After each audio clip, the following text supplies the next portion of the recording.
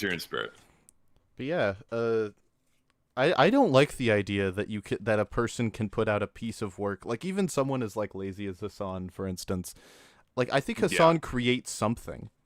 Whether or not what he creates is good is irrelevant, but he creates something. He adds like the smallest modicum of fuck. I always do this. He adds the like smallest modicum of information, creative insight through his fucking camera being in the bottom right corner. Like you can't say he doesn't Yeah. create anything. You can say what he creates is bad. And that video just refuses to say that. It refuses to say like, "Oh, no, what these people create is bad." It just wants to skirt around it and be like, "No, all of the people in this genre are just all of the creators who make things in this genre are lazy. None of them are able to make quality content." Ugh, it makes my blood boil. Also, hi Alan. There he is. And hi Weezy. And there's been Banana Man. What's up, gamers? Hello. And also hello Alan. Hello. Glad you guys could make it. Not a gamer. Not a gamer, no. Had to clarify, not a gamer. Hello, hello, gamers, and Alan, not a gamer. and Alan, very separate. Yeah. Alan, what do you think on what do you think about video essays? We're not doing that now, right? That's a No, next. it's next No. week. It's just Okay. No, it's- I think they're easy for the record. I Just, think you know, yeah, you very just easy to make and no effort at all, really. Oh yeah, I saw that on your Twitter, the Fudj video, right? It's the so blue or pink fucking- dog guy. yes, it's so bad. Yeah, that's in my recommended. I haven't watched it yet. We're covering it next week because it made me genuinely angry. Okay, I'm down. It made You me want to invite me? I would I'll I go. would love to have you cuz Zesty can't be there, so we have to find like 3 people to pull his weight. Sure. But I don't think I have that much power here. I can do all 3. It's fine. nice. But no, like it's a genuinely horror. It's one of the worst videos I've ever seen on YouTube. It's Oh, it's- okay. You're it- really hyping Oh wait, it up. worse than the text-to-speech Overwatch Oh, video? oh no, it's way worse. Like it's so ironic that he criticizes people for having a lazy format and not putting effort into their videos, and the whole video is him talking over random gameplay footage of things. Like there's that, and then there's also everything that he says, which He speaks from experience. he says so many times. He's like, "Oh, I do this too. Oh, I do this too." Yeah, But you know they're when easy for him. when It's a self-report. it's like, "Oh, I do the same exact format too." But don't worry, guys, because when I do it, it's because I have to. When everyone else does it, that it's so bad that ooh man. We'll remember- get into it next week. We'll Though. get to it next Yeah, week. I got introduced to him by like that Smash Ultimate video he made like 4 years ago, and then he just like quit to go work on another channel that died, and then he came back. That's my understanding. Yeah, and oh, sorry, chat. I know the chat's not moving. I'm smart. He advertises that other channel in it's also a magazine for the record, but he advertises that other channel in that video to be like, "Yeah, I'm trying to do something actually creative, but I can't do it because I have to conform to the algorithm, and the algorithm likes video essays." It's like I think that's just a bunch of cope ass bullshit. It's That so is cope. stupid. It means you're making Anyone. bad content. Like if no one's watching Yeah. your content, there is some fault on the system, but also a lot of fault on you. And well, no, because I think sorry, you go. Well, I think most of the time you blame the YouTube algorithm. I would say like 98% of the time it's bullshit. I agree. Almost every time. I will always stand by that good and/or engaging content on YouTube succeeds. Bad content doesn't. Bad or unengaging content does not succeed. If you are not succeeding what on I've- YouTube, it is because you are bad or unengaging. I think like I've always said that the algorithm is human psychology transcended into a digital marketplace. And I feel like for a lot of people, they just don't understand that the exact same principles that apply to any other market also apply to YouTube. Just like basic supply demand shit, have a good product, market it properly. I mean, that's what a thumbnail is. It's like the welcome sign outside your store. And I feel like for a lot of people, not as much in the TF2 community, but if I see someone making like Minecraft videos and they're like, "Oh, and the algorithm's biased against me," that is the equivalent of opening, like there's a street with 71 Taco Bells on it. You're number 72. You have a shitty fucking yard sign that doesn't even work. and you know, you're just bitching, oh, I'm not getting any patrons. Well, no fucking shit. There are 71 other competitors that are doing all the same shit but better. Yeah. So Yeah. I don't know. I think everyone is just a fucking moron when it comes to understanding YouTube. This is coming from someone who's been in the game for like 2 years, so it might be Dunning-Kruger, but I think everyone's dumb. No, I think you have a point. It's not the Wild West of 10 years ago where everyone had the shitty Taco Bell and there were only like 3 of them. Yeah. Yeah, no, it's really it's just this cringe wincing of like why can't we let people enjoy things? Like why can't we why does everyone have to be critical of things? It's like maybe things are bad. Maybe things are sometimes good. And maybe we should talk about when things are bad and when things are good so we can get more good things and less bad things. And it's like, no, we should respect the creator. You know, no one talks about the creators enough. It's like, man, he says in Well, that honestly, I mean, sorry. it really just sounds like he wants to be famous without putting in the work. I would Like if that's his genuine argument, like no one talks about the creators enough. Oh, I just don't watch my videos. It really just him, you know, wanting him to be famous. People need to learn. They need to learn really quick that the audience owes you nothing. Literally nothing. They can have the shittiest taste in the world. It doesn't matter. Like no one is entitled to watch anything. And here's the funny thing about YouTube. You're not just watching a video in a vacuum. You are competing with someone else's time, not just against every other YouTuber, but every other thing on the planet you could be doing. Yes. And you have the gall to bitch about how not as many people want to watch you over doing everything else on the planet. And not just that, it's like it's peak entitlement, and I fucking hate it. not just that, like I said, we'll go over it next week. But in the video, he calls like video essayists across the board lazy and not creative at all. Like there is no creative element that goes into making a video essay, which is just fucking ridiculous. It's so Again, I want to have him sit down and do what I've been doing for the past fucking week. While and he tell just, me that to my face. While he just talks over gameplay. It's like a self-parody. It's like it can't be real. Lack of self-awareness. You're doing the thing. You're doing the thing. You didn't put any effort. You just wrote a script and then recorded it and put it over gameplay. Like me and you are not the same. We are not the same, dude. We are not the same. I want to show him like a 30-second, like one of my animated intros and be like, you know how long this took me? This like 15 seconds took me 3 hours. Like, oh, by the way, your stream title still says Q&A. What? Oh yeah, we're doing Deep Rock Galactic. No, wait, what? It still says Q&A DRG. Wait, what the fuck? That's what we're here for. What the fuck? Why? Oh gosh, I'll fix it. Sorry. I don't know. I've always felt like if you just want to make very like average content with not all that high editing, I mean that's what I do. That's fine. But just don't have the self-righteousness about it. That's what I hate. Okay? Just make your content, get your views and shut the fuck up as like any other business owner would do. Don't act like you're making high art and then, you know, you're drawing a Jackson Pollock painting, except it's not actually Jackson Pollock, it's your cum. Also, the watch together link is broken. It is. I'm so good at my I didn't even job. click that. I'll fix it. I'm sorry. I'm such a great host. Yeah.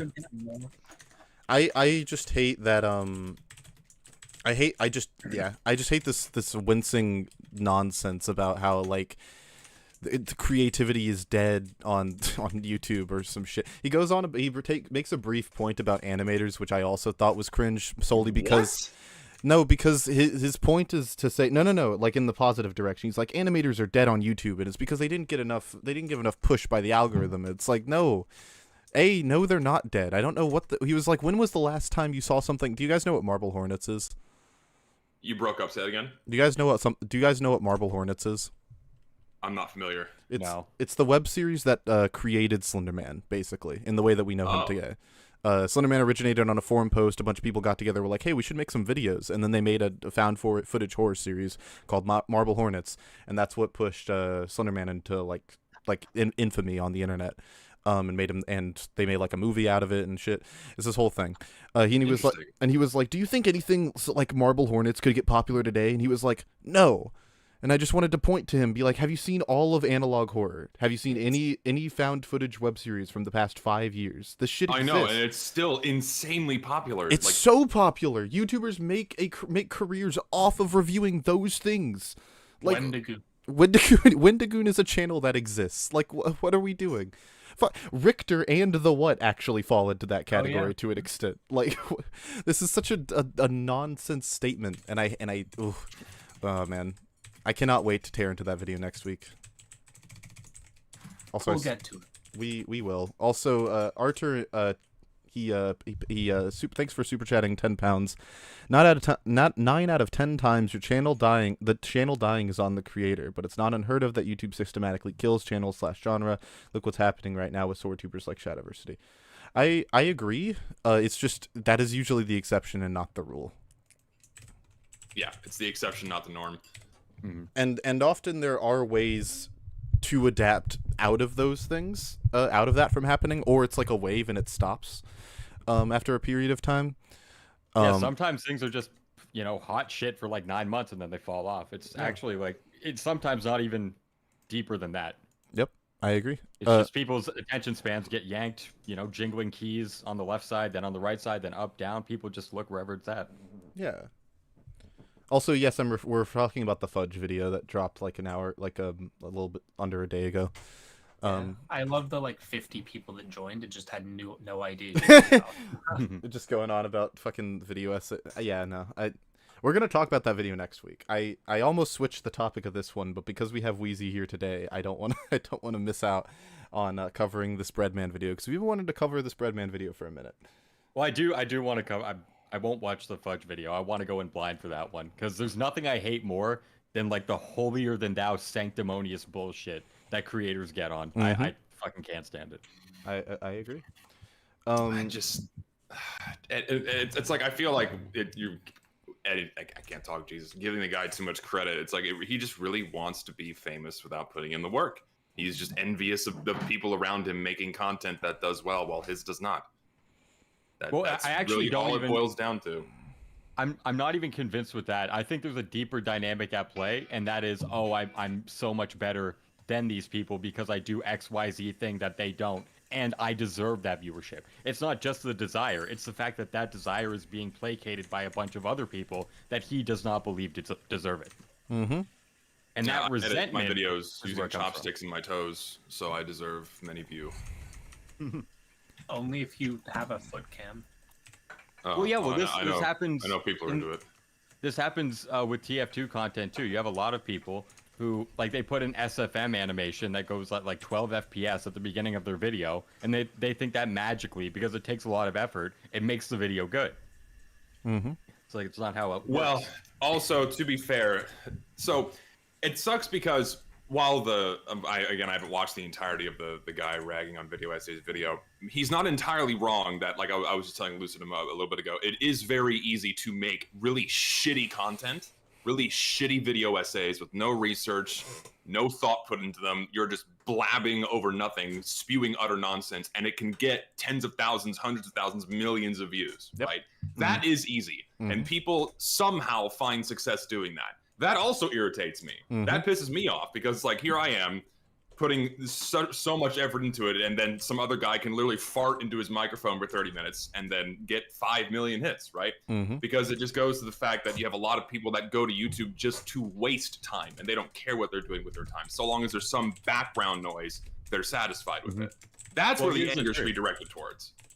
Well, that's the question. Well, that idea, sure, but who facilitates that idea? At the end of the day, it's the audience. The audience can choose, this, they could recognize in that content what you see and then not watch it. But a sufficient amount of people do not recognize that. So, I mean, you're just, at that point, you're placating to the minority, and it's not a viable strategy, unfortunately. Indeed. Yeah, no, be mad at people. Don't be mad at the creators, and especially don't be mad at I think I can be mad at creators for making videos with just explicit misinformation. Oh, okay, sure. I can be mad at bad content. Let me be mad at bad content. Yeah, sure. Okay, if it's explicit misinformation, then yeah, go for it. Let me be angry at bad videos. I take direct enjoyment in being angry at things. Sure. I mean, that's your whole personality, isn't it? Yes, it is. That's why you're here, right? I'm here to be angry. I don't know actually. What do you think your opinions? Have you watched this video by the way? Because I watched it at 2x speed while taking a shit. So No, I have don't not remember seen it. this video. I've not seen this video. I have also not seen. I'm curious to see what the problem with man versus machine is. What is the problem? The only problem that comes to my mind is that Valve doesn't update it anymore.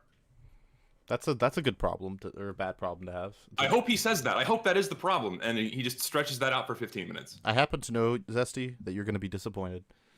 Okay, well, I can't wait to be wrong and be angry. Yeah. Oh, and also, just to throw this out there to cap off the Fudj conversation, before we kind of preface the next week's coverage of that video, there's a section of that video where he's like, oh yeah, but if you have like a specialized interest in something, then it makes sense that you would want to criticize it. And then he puts up a video of Anthony Fantano, and I wanted to throw something. The video is just anti-me. It just hates me. The video was made specifically to make me mad. But anyways, we're gonna get into Does it. Anthony Fantano still make videos? Oh yes, of course. How could he not? Does he still talk about music, or does he do other things now? No, Kinda. no, he talks about music. I don't think I've seen one of his videos in like a decade. Oh, you aren't missing out. Least favorite content creator. It's hard to beat Hassan, but he's my least favorite content creator. Content, quote unquote, creator, quote unquote. Anyways, yeah, we can get started. Me think. Yeah, let's do it. Let's see what the problem with man versus man with one N. Nice. I noticed that too. That makes me mad. One N. One N. We don't. It's fine. Got it wrong. Anyways. What if someone clicks on it and they think it's like a discussion about like life philosophy? And like iRobot. Or like robots replacing human jobs or something. Right. It's about AI. AI, yeah. He shouldn't have put the TF2 tag at the beginning. It should have made it ambiguous. That'd been a big brain maneuver. Would have been a. And then you have a bunch of random people like, "What am I watching? Now I have to finish it." Well, it's kind of true. I read some comments that said, because I was on break while this came out, and they're like, I thought Wheezy came back. I'm like, nah. No. He just skipped the formatting, which, by the way, I'm cool with. It works. Anyways. Since the dawn of time, gamers have only wanted one thing. A fabled golden warthog. The golden Mario Kart car. Gold Overwatch guns. And the expensive... And e-girls. And yes. Can't forget e-girls. Yes. Gamers have wanted a variety of things. Balance patches. Less balance patches. No. A working competitive they've only system. wanted one thing. No balance patches. Some balance patches. It is a funny, facetious argument to lead with, I guess. I'm all about the gold guns. Yeah, same. I'm not a huge fan of golden guns. I want the e-girls. Can we get that? The Call of Duty fucking... Oh yeah, we need the call. The cat gun? No, the one with the borderline hentai on the screen. Yeah, so there's the cat gun, and then there's the fucking porn gun. Yeah, oh, the porn gun. Honestly, I'm with this guy so far. I'm a slut for gold. I think they're the best weapons. I'm a slut for gold. Yeah. Oh, you mean Australium? Yeah, Australium. The sure. Australian The only Aussies I like, just to get this, the only Aussies I like are the Blutsauger and the Frontier Justice and the Islander. The rest suck. Really? The rocket launcher? No, wait. You just said the worst ones in my opinion. I think No, I like those. No, I think the Islander looks like a dude like he took a golden sword and then like fucking wiped his ass and then like cut a little bit too deep. That's where the blood splatter is. No, yeah, I like that. I like the fact that there's other colors that balance out the gold. Otherwise, it just looks like a giant stick of butter. But it's shit. It's shit. It looks like shit. It looks like it has shit on the fucking sword. It's gross. I don't like it. I like the pristine, clean ass. Like, you need to justify the $100 price tag, right? The rocket launcher looks No, great. you don't. It looks like an you do. untextured, shiny plastic toy. And that's why we love it. No, I think they're fucking hideous. I think they're beautiful. And you're when wrong. When you kill someone with it, you get to show everyone how much better you are than them. Because Look how big my dick is! I have the golden gun! That's right. Of course. Why do you think we play this shitty fucking game mode? I want to be better than people. You want to be better than fucking the computer. Shit. That's right. 100%. This is tangentially related. When I was growing up, I'd play like the Lego Star Wars games, and they'd have like the golden bricks, and I always thought they looked like popcorn butter from like They microwave do. popcorn, and that's like my only like positive experience with gold in video games. Can we get a Lego golden brick in the bottom left No, corner? no, we're not doing this again. Fucking Babu Frick is the only exception. We're not with Babu Frick. I tried. Australium weapon. It's just a shame that I hate Australiums and they single-handedly ruined the MVM play experience for literally everyone. Hi. A really strong statement to lead with. They ruined it for everyone. And so Surely the not rewards- everyone. So this is what the video's about, is the rewards of MVM ruined MVM. Yeah, probably. Yeah, I think so. What? No, so Well, so hang on. Okay, he's doing a dramatic lead-in to hook the viewer. Okay, let's let him explain the argument. but I want to start just by just throwing out there, it doesn't ruin the experience for people who don't like buy passes, right? Like it can't, like tangibly, like there's no way it could, right? Well, I think I don't know if he gets into this in the video, but there is an argument you can make that all the people who are good at the game mode, they go into man up because that's where all the rewards are, and all the shitty two-tour billies stay in boot camp forever. And because it's all comprised of these shitty dog shit players who don't know how to play the game, then that innately creates a negative experience in the unpaid version that doesn't have any Australians. I'm not sure if he makes the argument, but that's a point you could take. I think I disagree with that. I but would it's an also argument to be had. I think that because that's just like the free to play, pay to play thing, right? Where it's like if you have hats, you're good at the game. If you don't have hats, you're not good at the game. That sort of thing. Well, I think that it's more tangible because in the same way that hats kind of represent experience, in that if you take 100 players, 50 of them have like decked out loadouts, and then 50 of them have gibbuses, it's possible that some of the gibbous players are better, but generally speaking, no. In the same way that the pay to play versus non-pay to play models for MVM, like if you see someone in man up, 50 man up players, 50 boot camp players, on average the man up player is going to be significantly better.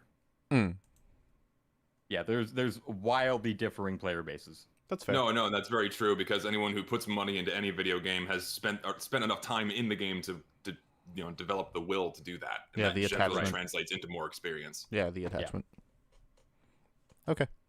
Welcome back to the Bread Bowl, the hottest and jazziest live commentary spot on YouTube, where I'm drinking a nice homemade drip coffee while wondering what it is that you chose to drink today. I'm drinking an Americano. I bought beans from the local one of the local coffee shops I live nearby. I went there today and got. I'm drinking a Red Monster. I went there to. That's so sad. I went there today and I got Hey, a. fuck Got you. a. I went there today. I got a custard latte. It was really fucking good. Custard latte. Yeah, That sounds it's disgusting. no. You guys don't understand. Custard's really common in Japan. I think more so than in the States. Not more than Europe though. Anyways, they like heat up and steam the custard like they would milk, and they just replace the milk with custard, and it's actually really That fucking good. actually sounds kind of good. Yeah, it's all melted and it's like sugary, but not too sugary because they didn't add any sugar to it. That's just the way custard is. And it was cinnamon too, and oh man, it was so good. Maybe tempted. I'm having shitty drip decaf. Nice. I have water. Yeah, you and we should switch the order of this so I can sit next to Zesty and you guys can be over in your corner with your Monster and water. Where did you buy your Red Monster energy drink, Wheezy? Did you go to I the ordered Red... it off Amazon. I buy them in bulk because I don't have a Costco membership. You should get a Costco membership. No, I should. You're But completely Get this the is an weekly endorsement. palette of UFR Wheezy energy endorses drinks. Costco. It's true. All I drink is Red Monster. That's it. And some. How are you alive? Water? Water? Fucking water? Are you joking? Are I'm you- gonna drink some water. Man, fuck off, dude. What am I, gay? He's hydrated purely on Monster. That's right. I got Red Monster and Mango Loco. Those are flowing through my veins right now. They're the best two. Easily. Is red your favorite flavor of Monster? Second favorite. I like Mango Loco more, but I ran out because I drank it all. They don't have red Monster in Japan, but they do have mango. Mango's the best. Yeah, I like the white one. I don't drink Monster anymore if I can help it, unless it's like a desperate situation. I only drink water before recording videos. That's literally it. That's so fucking horrible. Wow. That's such a Dude, horrible your thing. fucking piss has to come out like molasses.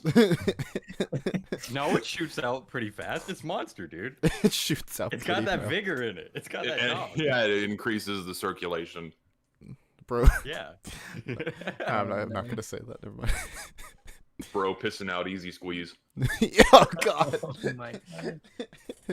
Oh shit. Anyways. Goes to drink And tea. yeah. Over on the community board, we've got more drama surrounding this puppy, and I simply cannot wait to see where the story goes next. But I assume no one knows what this is. No, see, like I've already now wanted to click off this video. Sorry, Yeah. I have a short attention span. I'm no longer interested in your video because you state the premise and then immediately dive into random stuff about your community. Generally speaking, don't do this for your videos. Stay on topic. Don't like unless this is like a video specifically for the people that surround you. Then that's fine, but not like this. I mean, I like the intro with the like, here's what I'm drinking. That's cute, but like, then end this it there. stuff should be at the end, if anywhere. Yeah, end it there. Then move on. Keep the audience oriented stuff at the end. He's got his email on there. This is like a whole thing. He's doxing That's a himself. mistake. Don't have your email public. Yeah. I agree with everything that was said. If I had to guess, this is like a website he has, or maybe actually no, this is probably all just stuff his community made. Probably. That's what I would guess. let's talk more about MvM. Rewards ruined man versus machine, an opinion that's been brewing in the back of my brain for a little while now, and I've been looking for an excuse to talk about, so let's dive right in. To start us off, in a very shocking turn of events, I, a Team Fortress 2 player, believe that Man vs. Machine is one of the greatest PvE game modes to ever exist in gaming. Yeah, I agree. I think it's cool. Okay, Weezy. Ever? I think it's really. I think it benefits from having a really good game as the base already, and it just works. Like, but yeah, I think as a supplement, like not as a pure single player experience, but as a supplement to something greater, I think it does a pretty good job. as a supplement, yeah. But I'm wondering if he would constitute this for like games that are PvE games, like Left 4 Dead 2. That's where I would disagree. Yeah, that's where I would disagree. I Well, would. because if imagine they removed everything about TF2 except for Man vs. Machine, and not only that, you don't get rewards. Okay, let's play off his premise. How many people would it get? Like just based on the pure ecstasy of the gameplay, I'd have like 2,000 active players probably. Yeah, no, it's not much. Yeah, especially if there were no rewards, it would be low. I think 'cause the best part I about think it- you could also make the argument that if MvM had been tailored as its own standalone game from the start, then it would be a very popular PvE. But because it was this offshoot and not fully fleshed out as its own full game, then yeah, if it was its own standalone thing, it would not be that popular. Yeah. Well, I think in some aspects it actually benefits from that greatly, because if you play the PvP game mode, you're learning rocket jumping, you're learning how to shoot, you know how all the classes work, and that knowledge base translates over to the PvE game mode, and that makes the learning curve less steep. So I actually think it plays off that pretty well. No, yeah, that was my point on why I'm saying it has a really good base game to jump off of, and that's why it works so well, because a lot of the knowledge of the base game translates over into it, and it just makes for a fun experience for any person that's been playing for any decent amount of time. Yeah. I guess I was just curious if he would mean like as a supplement of game mode, because if so, then I would agree. But if he means as a like in compared to every PvE game ever, I would highly disagree. Because same. I would we have like DRG, Left 4 Dead 2. People are putting COD Zombies. I think MvM is probably better than COD Zombies if I had to guess. I don't know. COD Zombies is pretty good. I've played COD Zombies. I've actually played COD Zombies more than I have MvM, which is to say that I've never played MvM and I've played some zombies before. I think that just the mechanics of TF2 are better though, so I might be biased. But yeah. Anyways, just a thought. That might be a little bit of a stretch, but it's at least very good. I think it's a whole lot of fun. I just don't want anyone getting confused saying that I don't like MvM or I think it's a bad game mode. No, I think it's a good game mode, and I even like the fact there are rewards for playing. I just think that the rewards kind of ruin the experience as a whole for a lot of different reasons. The first one being that nobody seems to want to play MVM unless they're getting a reward. Is this true? I would think say yes it's at kinda this true. stage. I would say yeah. Like in the early days, no. In the early days, people were engaging with it because it was new, because it was fresh, and it was a new experience, and you could dive in, have a good time with your friends. It was fun for that reason. It was novel. But now that it hasn't been updated in over a decade with no new content, the only reason why you're going to be going into MVM and playing the same tour for the upteenth time is to get the reward. Yeah, I think that's mostly true. Although I do think they massively underestimate how many people play boot camp. I was gonna say Like it's way more than people think, actually. Do you have an Shocked me. exact number? I don't. I really don't. I can just go off of I'm queuing at 3 a.m. I need footage, and I can't get anyone in man up, but I can in boot camp. It's nothing concrete. I understand that. So if someone wants to prove me wrong, go ahead. But yeah, I think I would queue and I'd be like, there's no way this is gonna fucking work. But fuck it, I can't get any groups in man up, and then I try it instantly, like every time. Yeah. It might secretly have a higher player base. Who knows? I wonder. I don't know. I wonder. I'm curious if there's statistics on this. I wonder if I only would because of like the fact that it is free, and I know a lot of the people who play TF2, like most of the people I know personally who aren't YouTubers and play TF2 are free to play, and if they have like hats and stuff, it's because they were gifted them by someone else, and they play boot camp. So. And well, that's the thing is people wildly underestimate that section of the TF2 player base as a whole. And if there's any group that's going to translate down to the free-to-play version of the game mode, it would be that demographic. Yeah, yeah. Weezy, you probably know this way more than I do because I just don't know. Is there a lot of botting activity in MvM bootcamp or just in general? Boot camp, no, like none. I've never seen it. Man up, Interesting. it's like 1 in every 20 games you'll get like a 2 or 3 stack cheater lobby. They're not even Interesting. bots; they're just cheaters. Yeah, cheaters I've come across. I'm just curious if people send bots in that direction. No, boot camp, to my understanding, nothing at all. Well, yeah, there's no benefit there. Yeah, exactly. Which is weird to me because if you Also, people who say the video's at a low volume, that's just the video. That's not me. The video's just kind of quiet. ask pretty much any Team Fortress 2 player that's ever even bothered to play MVM, then you know that most of them, just like I did myself, will say the MVM is one of the greatest game modes in gaming. It's wonderful, it's fun, never seen a better PvE game mode ever. But they don't play it to have fun, they play it so they can get a reward. You know, maybe... I disagree. Of course you're going to play it because it's fun, but you also want to play to get the reward. Some people just do grind for Aussies, right? That's known. But I still play MvM because it's fun just to chill with friends and chat while we kind of mindlessly shoot robots. Yeah, I was pretty strong. It's a very strong generalization to make. I was gonna say I don't think everyone plays MvM. I can't think of any. I know there are people, like I said, there are people who exist. I don't know anyone who plays MvM solely because of rewards. Also, like, this is not a problem with the game necessarily. Like the fact that there is a reward for getting something, for completing a mission, is not a problem. You need to be more specific, and maybe he will be. I'm just gonna preemptively say that is not an issue. I think he does. Okay.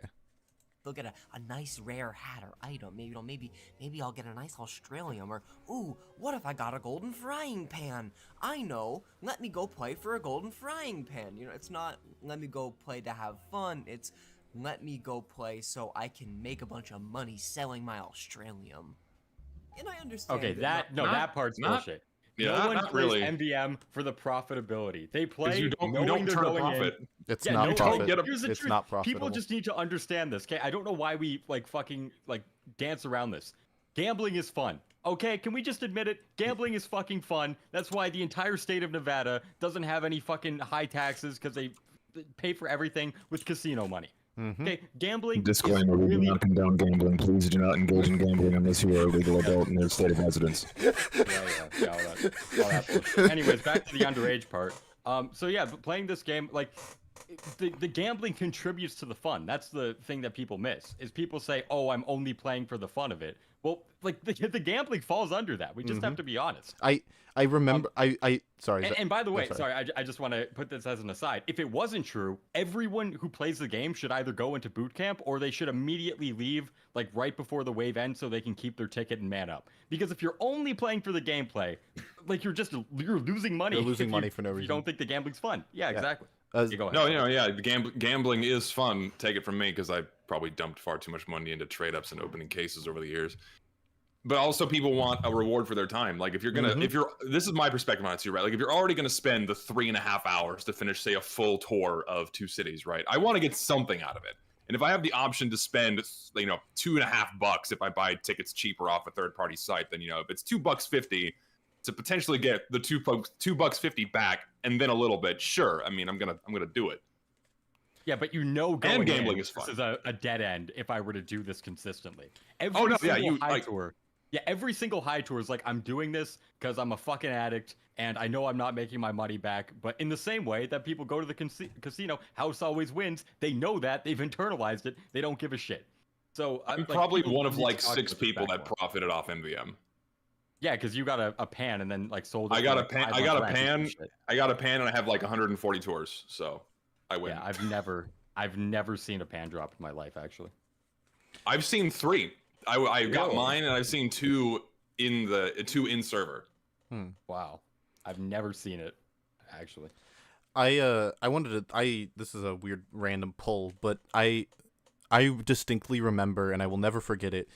Back when like Matt made like actually educational content, he made a video about why mobile gaming is so successful, and he explained incremental like dopamine boosts and how how mobile games will give you like a quick rush of dopamine and then they'll starve you for a bit and then they'll give you another rush of dopamine.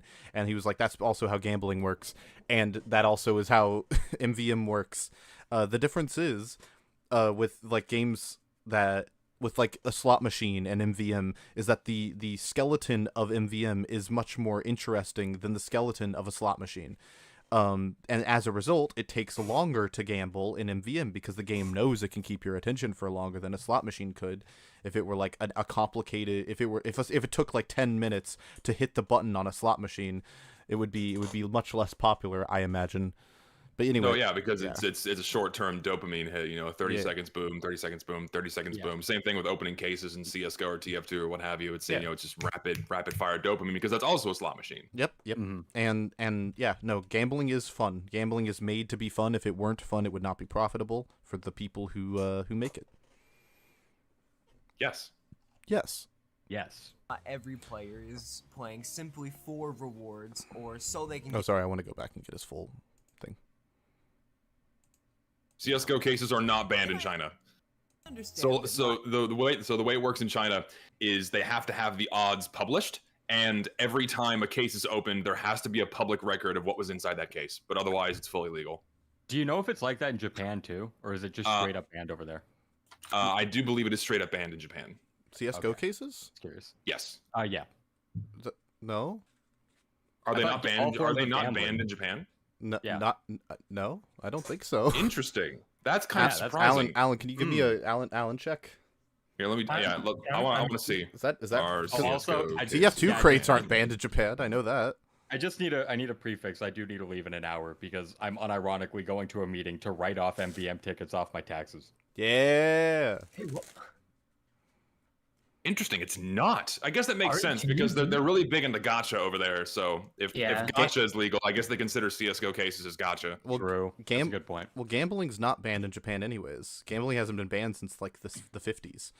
I thought really? it was. I thought. I know pachinko's big, but I don't know about other forms of gambling. I know even gaming tournaments, they can't have cash prizes because it like goes under gambling laws. Well, yeah, because you have to get like a license for it, not because it's illegal to gamble. Mm-hmm. Most forms are generally banned, although there are exceptions for like horse racing and of course pachinko. Like playing fucking pachinko machines. Like I when I was in Japan, like I was in a restaurant. I went to a restaurant.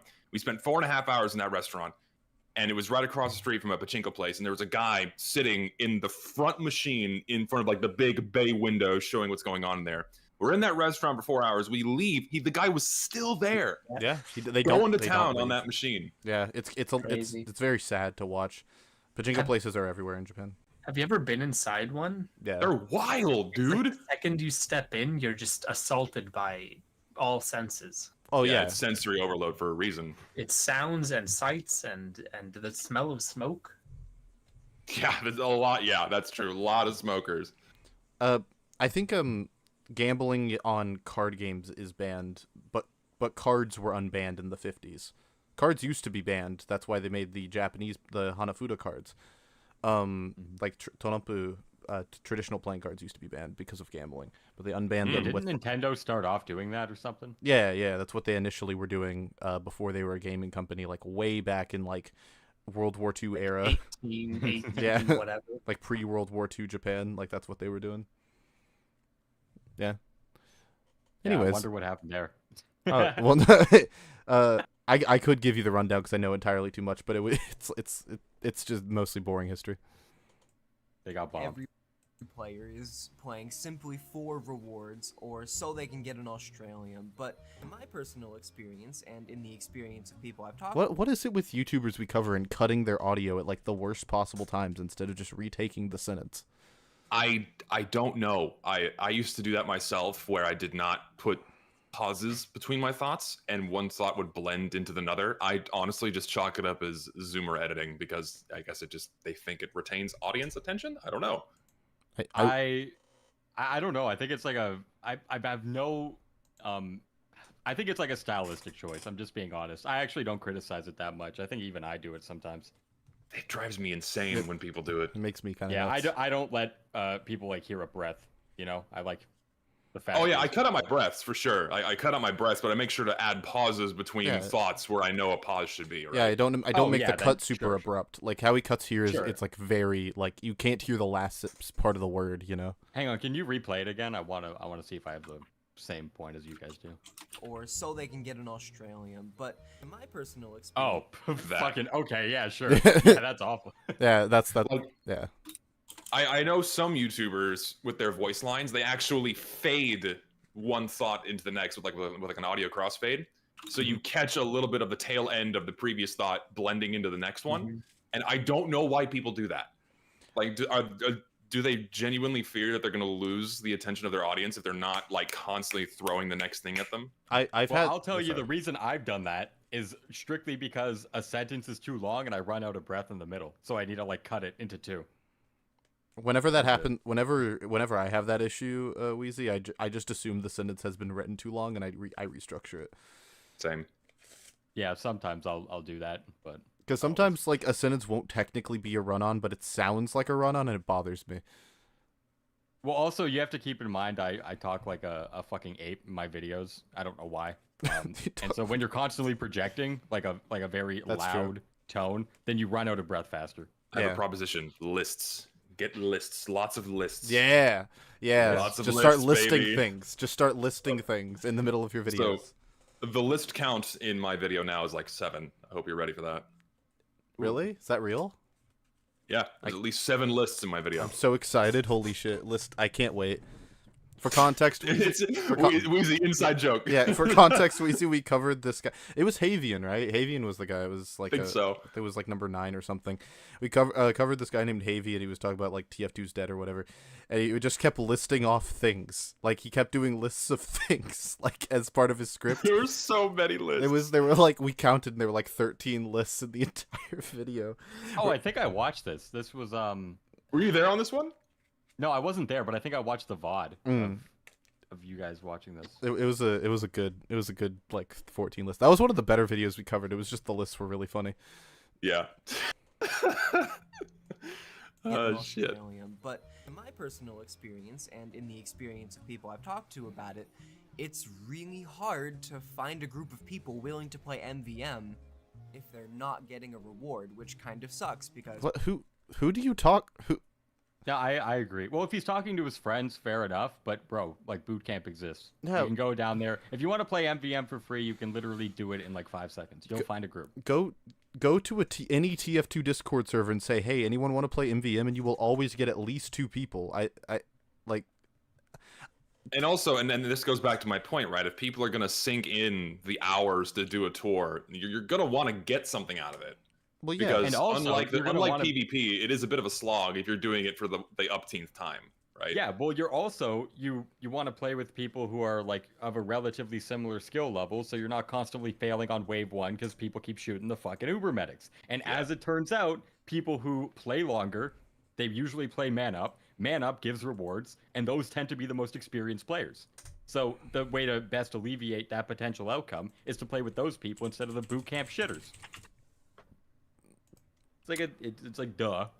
Yeah. No, I mean, and I think also, I still think that the biggest factor is, just the time sink. You got to get something out of it, right? Because like for me, it's already too much. Also, 2 questions for this guy. I'm curious: when did he start playing, and how old is he, and how old are his friends? Because if they're older, then you're just gonna have less time to dedicate to like a gaming session, right? And so if you're gonna sit down for a few hours to play a game, then you're gonna want to get something out of it, right? Well, I think the argument is that you may have been conditioned to be that way because there's no other PvE game on the planet where you say I want a monetary reward at the end after a 3-hour play session. Well, yeah. Because here's the thing, right? When you go into other games like, say, DRG, your average game, your average mission is much, much shorter than a full MvM tour, right? And you get your experience, you get your rewards at the end of, a 10 to 15 minute game, or a little bit longer depending on the mission type, right? And that is a lot of fun because it's not like you're not having to sit down and dedicate a huge chunk of time. It's a very jump in, jump out experience. Same thing with something like Helldivers, where your average mission is much, much shorter than a full MvM tour. Mm-hmm. So I think that's why, and also they're much more engaging in different games, and that's why people are far more willing to play those PvEs without some heavily incentivized monetary reward. Yeah. Sure, I think that's a better argument. And then there's that just like the other ones are way more engaging.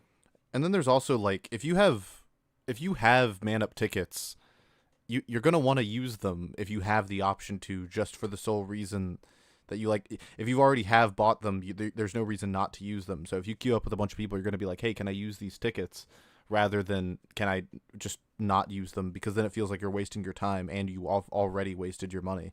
So yeah. No, yeah, exactly. And also fucking and depending on the type of MvM tour you're doing, the missions can take 20 minutes, which is great, or like 45 minutes. And that's a big chunk of time. Yep.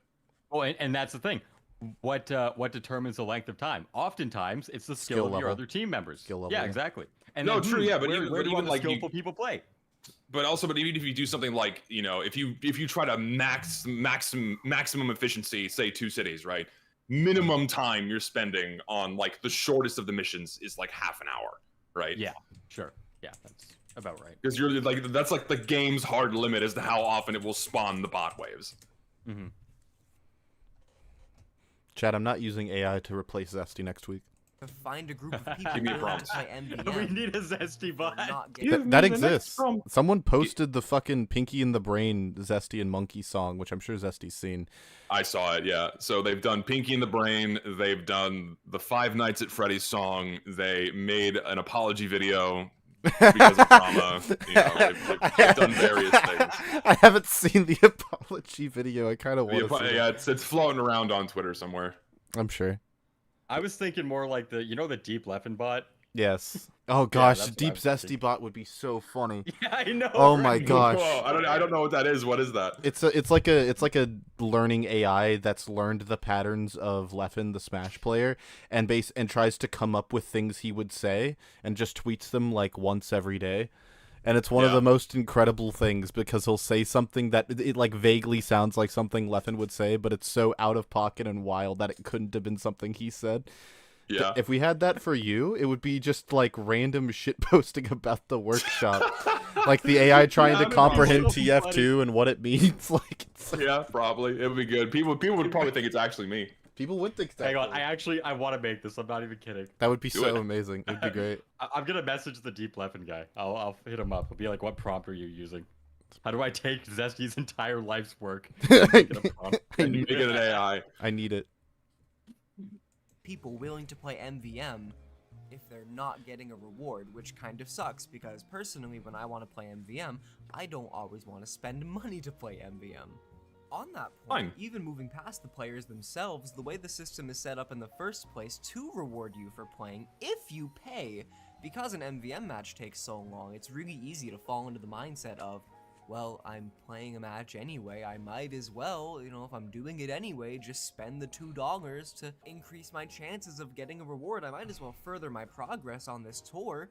I mean, exactly. Yeah, that's the point. If you're doing the time sink, you're gonna want to get something out of it. Yeah, but he says increase. I forget, he said increase something. In reality, it's increasing fun because gambling is fun. Okay, this is what I mean when I say people always dance around it. The unboxing crates is fun. Getting fucking Australian rolls is fun. It's all fun. Just accept it. Okay, gambling's like a dirty word now because, you know, it kind of ruins lives and makes people kill themselves. But it kind of ruins lives and it's very addictive. And, you know, usually if you're addicted, it's not good. Well, I'm not going to lie. I'm a bit thankful I got into, like, CSGO trading sites at age 13 because that, like, drained me clear of my backpack 3 separate times to where I'm never going to a casino in my life. I've made that vow since, like, age 15 and I've held true to it.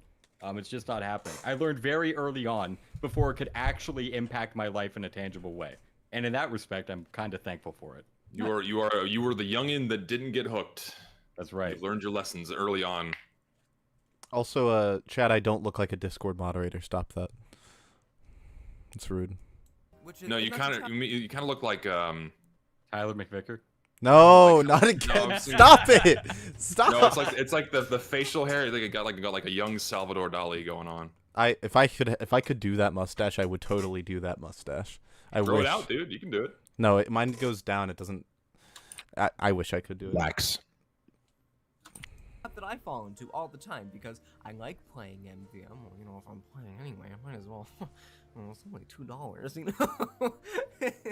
It's only $2. That's real though. You might as well gamble. Yeah, it's not like you can choose not to gamble. Like you're like waiving your right to choose. You don't have to do that. You could just not gamble. Like this isn't a problem with MvM. This is like a self-report about you. You could just not do it. Yeah, and the level of entry is so cheap. Again, why wouldn't you? Yeah, like just yeah. This is an argument for MvM being well designed as a game mode, not for why it's been ruined. Yeah, I'm curious as to how he's gonna bring that around to why it's ruining the game mode. We'll see. And that just sucks because sometimes I just want to play a good classic no stakes game of man versus machine, and it just kind of seems impossible to do that because there's so many people that just sit there and say, well, if I'm not getting a reward, then what's the point? Get better friends. Get better friends. How does that impose stakes? Well, that was actually, yeah, thank you for reminding me. That was the other thing I was going to say. Rewards are good because they make you more invested in the gameplay. Like, that's a fundamental piece of game design. If you're getting something for the thing you're doing, you're going to be invested in making sure you complete it to the peak efficiency. Yeah, but that has you know, positives and negatives, generally speaking. No, because the negative side being you have the guys that want to finish the tour as quickly as possible, right? But then also you can play with people that pay in, but also don't want to grind it so quickly so they can move on to the next one. You can still have fun and gamble at the end of it. This sounds like additionally, it's like it doesn't matter how well you do, the gamba is going to be the same at the end. It doesn't improve your odds. There's no stakes. Like the better you do, the higher chances of getting an Aussie you're going to be. No, it's the same no matter how good or bad you do.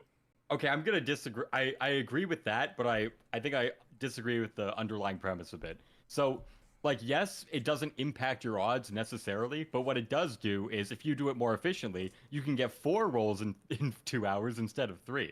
And Correct. for a gambling addict, that's what they want. They want, you know, they're the fucking mouse on the wheel in the Skinner box. And well, then don't play with the gambling addicts. Yeah, but that's the issue. All the high tours who can carry you through the mission are gambling addicts, and all the low tours suck shit, and you fail wave 1 and leave. So it's like, you know, it's a pick your poison. Sounds like it needs to get some friends to play with. Yeah, so that's and just knuckle up and spend, like you said, spend the $2 and just do man up anyways. That's what I was gonna say. This just sounds like an issue with the people he is playing with specifically. It has nothing to do with like. Yeah, but I think if there's like an underlying culture that like it mixes oil and water for people who have 2 different priorities, I think that's kind of a problem.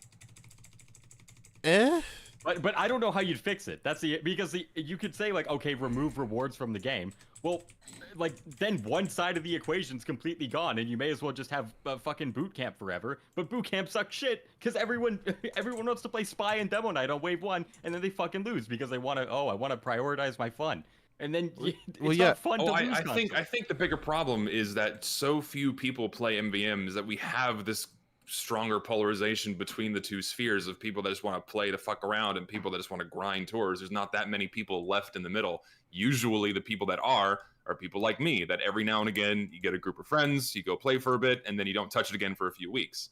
You don't have as many dedicated MVM people as you did, say, 8 years ago. Back then, this problem wouldn't exist because there would be a lot more people that you could just hop in and play with that were not paying to play. Yeah. And okay, I'll challenge that a bit because I actually think that you had a lot more people playing casually 8 years ago, let's say. But now you have two groups of people. You have dudes coming in right now because they get killed by 8 bots and Uncle Topia is a fucking sweatfest. So they're like, fuck it, I'll try PvE. And then you have the people who have been going since 2012 and have never stopped. These are the two demographics of people right now. And they do not mesh. Yeah, that's my point. And they don't mesh. That's why you have that greater polarization between these two spheres. Oh yeah, sure, okay. It's like a late stage MVM problem, but it's not a problem with MVM like inherently. We're eroding the middle class of MVM. Yeah, the middle ground of people who want to play for awards but don't want to be like huge sweats about it. That doesn't really exist anymore. Is basically. That's right. But that is not a problem with the game though. That has nothing to do with the game. Like if the idea that there should be no rewards in MVM because the people grind for them and that's like the majority of the people who play the game mode is not a problem with MVM. That's a problem with the people who play the game mode. Well, I think the argument he's making is that, if you remove the rewards, then high tours won't be all bitch-faced all the time and they'll start playing for fun. In reality, yeah, exactly. High tours wouldn't exist. That's the point. Like that, he thinks like, it'll shift their mindset. No, they just won't fucking play the game, and then you'll get the exact same situation you're getting in Man Up as you are in boot camp. That being fucking shit. Yeah, it's not fun. I agree. They'll just open cases instead, or do some other form of gambling. With their addiction. Yeah. Not enough people do trade ups. I feel bad. I feel like I'm one of the few trade up addicts in this game. Well, haven't you cashed out? Because I did. Yeah, I did. I sold most of everything. Like no regrets. Don't. I'm happy about it. Well, I think did Richter do it first and then convince you? Is that what I heard? Not quite. It was mostly fueled by the video I'm working on. That's what he. Yeah, I know that. That's what Richter would say if he were here. For certain. I wish I can, it's like I can still hear him, you know. He's still in my thoughts. Also, hold on, Chad. I'm getting a Babu Frick image just for you guys. I'm sorry. Oh boy, here we go. Hell yeah. It'll only take a moment. Can we give him a golden Lego brick? No, it's a pop. I'm gonna grab some coffee. Be right back. This is way too big. Hold on. I gotta get the Popo font. The fucking. What are these things called? Popo Funk. It's not. No, you can't do this to me. They're not called that.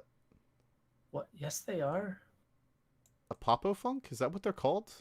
No. You fucking dickhead! I hate you. You had me. You successfully gaslighted me. Funko Pop. I'm an idiot. Fuck. Yeah. Ah, my brain. Yeah.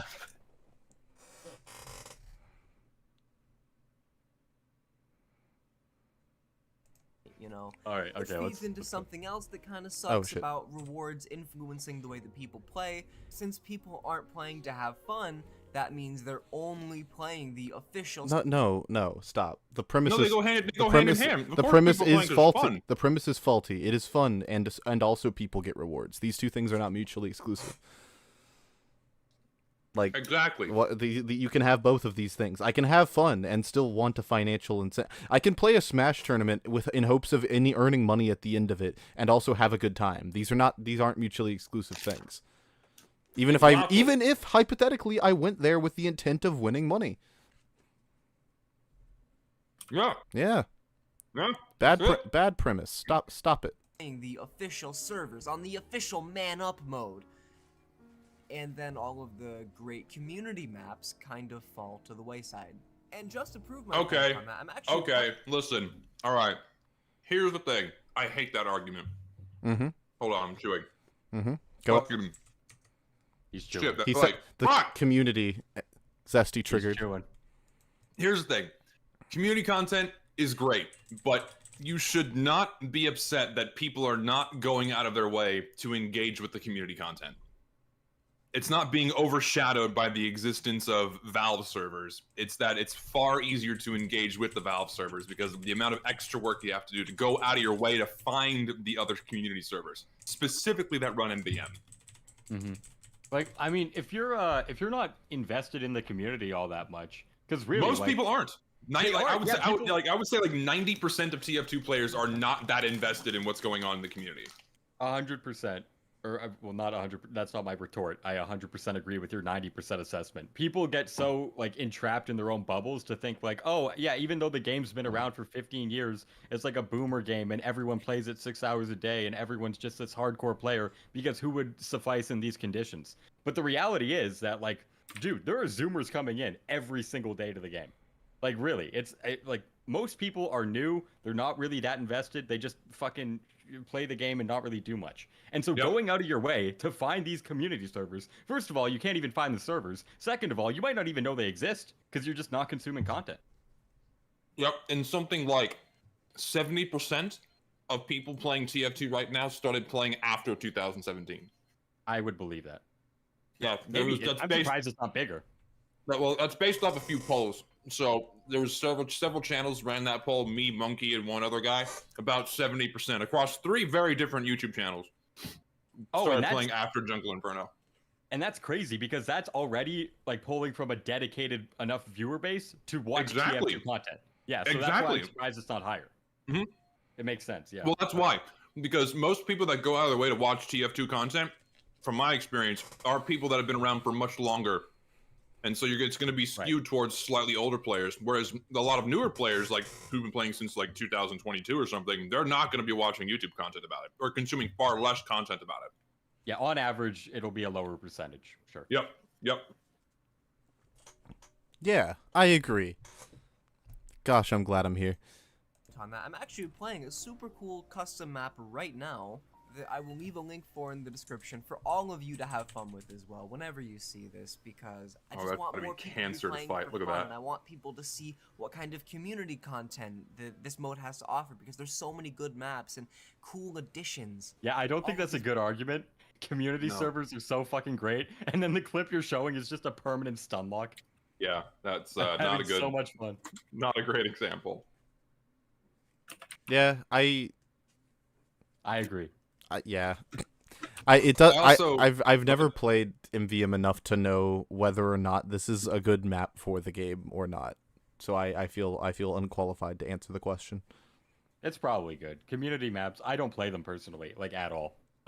But from what I've heard, the map design's generally better. Nice. I've played a couple. They are fun. They're pretty engaging. You say better, you mean like better than like the base game or better than the base maps in MvM? Definitely better than the original like Cold Town Decoy, like, you know, the linear maps of the early day. Yeah, like map design wise, they're way more interesting and more engaging. And also gameplay wise, they're also more interesting because they have a much greater variety of different bots. Yeah, for sure. Also, like, this just sounds like the solution to all of these problems that he's proposing is just like find 3 people who want to play MvM but don't really care about the rewards. They exist. We can find them. We can help BreadMann. Okay, we can find 3 whole people who want to play MvM. I'm sure of it. We can do it. Maps Press 1 in chat if you want to play MvM. For something unique and completely different. They're adding new robots to fight in, and it's just, these are all things that you just wouldn't see if you were only playing Weezy put 2. Fuck you, Weezy. So I can get a reward. Official man up mode, so I can get a reward. And I think that's a really important point, specifically as a member of the community of the game that quite literally relies on community content to continue existing in the first No. I hate that argument so much that it's not why the game is still around. The game is still around because it is free and it is fun. That's the only reason. Yeah, I don't like the argument that the community keeps TF2 around either. That's not. Yeah. No, the game I is mean- free. The game is fun. Therefore, people will always keep playing it. That is the main reason. And if it really was community content keeping the game alive, what the fuck happened from 2019 to 2021, or through the end of 2022, where we had some of the worst content ever put in the game? That's what was keeping people around? Bullshit. No, it's a free fun game. I think Hang on, is that the argument he made though? Did he say that the game is reliant on community? I didn't. Yeah, he said that the game is still kept alive because of community made content. let's run it back. Let's make sure. Community of the game that quite literally relies on community. Wait, sorry, I wanna. Sorry, yeah, he said it relies on community made content. Important point, specifically as a member of the community of the game that quite literally relies on community content. Yeah, he said it relies on community the game that he. Well, hang on. He said he as is a member. as a of it, member of the it community. relies- As a member So of the maybe that's community. No, he said as a member of the community of the game that relies on community content. Oh yeah, okay, you're right. Actually, Yeah. yeah, that's what he said. You're right. So yes, he's referring to TF2 relies on community content, which is wrong. That's true. I wanted to give him the benefit of the doubt for a moment. It's okay. Someone has to. So I think that there are two games I can think of that rely on community content, and are also, I mean, one of them arguably isn't a game, but we'll count it anyways. Gary's mod. Yeah, Gary's mod and and Minecraft. I think both games would be dead if not for community-made content, but that is I think because Minecraft's debatable. I think Gary's mod, yes. Minecraft's definitely. Yeah, debatable. Minecraft's very debatable. No. You guys don't understand. Imagine playing Minecraft, but you cannot create anything. Okay, God, Lucid. After the stream, I'm gonna show you what the fuck I do in Minecraft. You have no. Do you build things? Because that's what I'm talking No, about. I do the opposite. I take a full terrain and I flatten it. If there's a mountain, I dig through the mountain and I make it flat. If there's a river, I fill it up and and it's just a giant super flat world. And I do this Why? because I'm autistic as fuck and I need something to do while I'm listening to podcasts. And when I wasn't working on videos for like the past 3 months, I was doing this 12 hours a day. Digging through mountains. I swear to God, I put a fucking beacon and I get a enchanted Power 5 pickaxe. Stream it. I'm You're like, if you're the guy the streamer stuff is like the world flattener, you get like 10,000 views I've guaranteed. debated it. I will show you this after stream. Do it. It is the most autistic shit I do. And I say this, I don't know if I'm autistic, but that's like the #1 indication. No one else plays Minecraft the way I do. I just dig through shit. And by the way, I've also made a 20,000 this is all survival mode, by the way, a 20,000 block tunnel from my house to the nearest end portal underground. And I just dug it. It's just a big straight line. That's yeah. Amazing. I did the same thing in my the world I had on my Switch, except it was at like Y level 11 where diamonds are, and I just dug like a 4-block tall, like a gaping square in the middle of the map, and it went on for like 500 blocks in all directions. Imagine a 3x3 for 22,000 blocks. Holy shit. Jeez. What? In survival. So that, for the record, that does still count as community made content. No, it doesn't. I'm playing on like the 1.8 version of the game. That you So, still like, still made it. Hang on, I'll put this in chat. Hang on, look at this. Dude. Yeah, stream this shit. Stream it. Hold Easy. on. Just stream this. This is the image, chat. By the way, that whole mountain, it's gone now. Yeah, it looks like this it. is how the world ends right here. This is how the world ends. Is like this is like the 4 horsemen. This is- you show up and just start annihilating the planet's This is terrain. what New York City would look like if we gave Wheezy an efficiency 4 shovel. You are literally the Balrog of Minecraft. Your sole purpose is to flatten the island and nothing else. This is amazing. I swear to God, currently, I've been working on this world for like a year. You can run in one direction for 3 minutes straight, and it's all flat, nothing in sight, max render distance. You can't see shit. It's No all flat. way. And by the way, when I hit the coastline, you know what I do? I You add fill it. more terrain and I make it flat. You fill it. Can someone in chat, because I know there are people out there who would do this, can someone in chat make fan art of Zesty sitting in like an empty barren abyss and going, "What have I done?" Like, because that's all I picture when he says like I flatten the world, and when the world is not flat, I flatten it more. It's just he gets to the end. Not me. Sorry, yeah, sorry, yeah. Wheezy's sitting in like the flattest abyss, and it's just endless in all directions, and he just wonders where someone in chat says play on super flat. No, that's the point. Okay, that's the easy way out. Yeah, that's the easy way.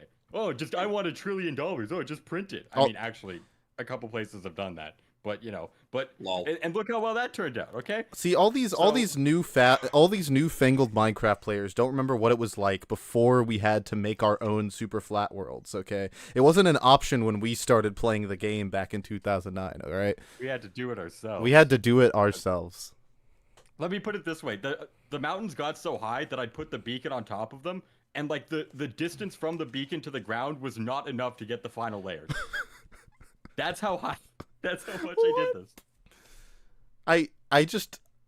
What are you? I don't know. He is an enigma. Are you? I'm mentally ill. Oh wait, what'd you say, Zesty? An enigma. Oh, yeah, an enigma. Right, yeah. That's what it was. Yeah. That's amazing. I want to play Minecraft with you so we can dig out the entire mountain together, Weezy. I'm down. To continue existing in the first place. And by place. the way, I keep every single block of cobblestone that I have. Which is as you should, justifiably. Where? Where? Where? I have multiple different shacks with like 400 chests, and they're just all filled with cobblestone. That's also amazing. It's like your horde, your dragon's horde of cobblestone. In fairness, I need it so I can fill the holes at the fucking coast. True. I just can't get over it. Just picturing you after you flatten the mountain. Like, what do I do? It's all flat. I flattened another one. I find a new mountain. I'm like, we're not done yet. No. You're like what's that? You're like Galacticus going from planet to planet. Yeah, yes. You're like Galactus killing all of the planets, harvesting them for their life force, their cobblestone. Yeah, I'm worried. Like, what happens if I'm just like out of mountains? You know, like what else? There's nothing left to do. Alan, if you ever get to see this from your editing bay in the future, please just take everything that just happened from now until like when we started talking about Minecraft and just like make that a video, please. Thank you. That's a good clip. Yeah.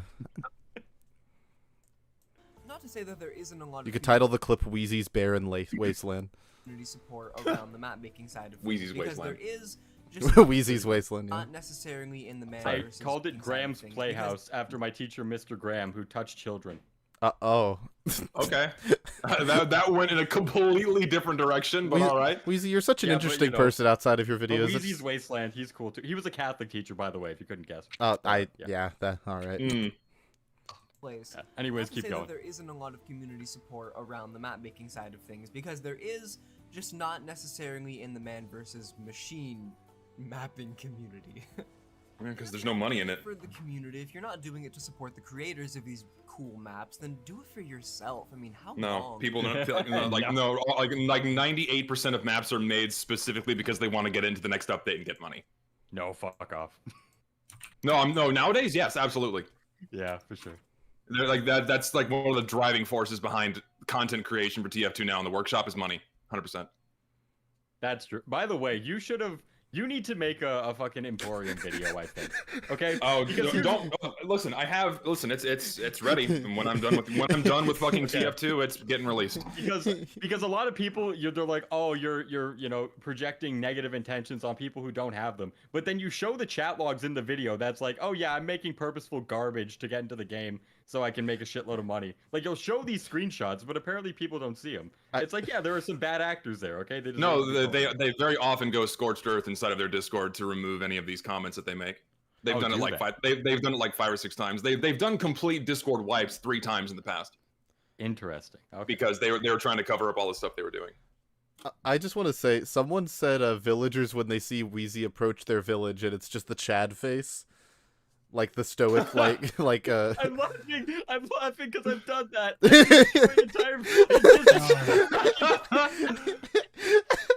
so funny. They're just like it's just a big bit. Do you have the banana icon? Is that? Do you have a banana skin for your Minecraft skin? No, I don't. I think I use default still. Oh man, just picturing like the banana face just approaching the village. The fuck? He's default skinning it, flattening the world, keeping all of the blocks. He's so funny. He's such a fucking creature, dude. He's built different. Named it after his fucking teacher. Also, someone donated $10 to say that you're a Minecraft noob. Thank you, Star. Very cool. Well, gee, sorry, Star. I don't play the game every fucking day. I play like once a year. Why do both of your names have to be 5 letters and end with Y? So now my brain can't parse which one it is. Just call me Jesus. No, You no. know, like, they do the cringe shit. They do the cringe shit where they like, they'll censor a person's name they don't like on Twitter. Like, what if someone's accidentally talking about you, but they misinterpreted for me? See, you're a brand risk for me right now, Zesty. The only letter that's the same place is an E and a Y. Yeah, and it really fucks with me because I just read it. Yeah, but they'll put the stars and shit. You know, they'll blur it out. You'd have to blur out all of them except the letter Y. That's what happens. Like whenever someone's blurring a slur, they keep in the last letter to know exactly what slur you're using. So you I can. thought they would keep the first letter. I think that makes more sense. Like Actually, if they have, it's so weird too because it's like oh I had no idea that they weren't talking about me. It's like well no, it doesn't hide anything. Well no, the reason is so that when you look up your name, you don't see that. That's why. Ooh. But then I still see these things anyways. Like it still comes across my desk. Well, yeah, but they don't. No. So you got to understand, right? They don't think that A, you know how like the codes work, and also B, they don't think that like you just they don't think that people they don't have the perspective of the creator who gets sent these things, and they don't know how it affects them like mentally or anything. Like they don't think about that side of it really. So yeah, that's why. Like it's no mystery who you're talking about. It's not that hard to find if I wanted to. Well, that's why who's a Z person. That's why the what called you the unmentionable one. That's why he was calling you that. Yeah, the unmentionable. The unmentionable. No one can dare utter my name unless I wring my wrath upon you. Also, believe it or not, Chad, I'm not calling Zesty Jesus because I Christian it would feel wrong. Well, yeah, that's true. That's real. I can't just be like, hey, Jesus. That would be blaspheming because I'm Catholic, so it's blaspheming for me, so I can't do that. That's just. Oh, I'm sorry for making fun of your religion earlier. I don't care. No, yeah, no, it's all right. No, I'm used to it. It's fine. You're not all child molesters, just most of you. You guys are the two good ones. Yes! I'm high-fiving Zesty. That's what it sounds like. There we go. What? I high-fived you for being one of. Oh, okay. Being one of them. Yeah, being one of what? Being the two good ones. We're the two good ones. We're the two good ones. Okay. Yeah. Then do it for yourself. I'm so glad how much we've talked about MvM in this MvM video. I know, right? This has been great so far. I agree. Yeah, we're 5 minutes in. I have like 15 minutes left. I mean, how long have you been playing the Two Cities tour? How many times have you played the Two Cities tour? In the comment section right now, I want you to type in the comment section. Well, 140. I have 445 tours of Two Cities. I think I can check my inventory. I have 0. I also have 0. I've never paid for MVM. I've never played MvM. 142 tours. Fucking amateur.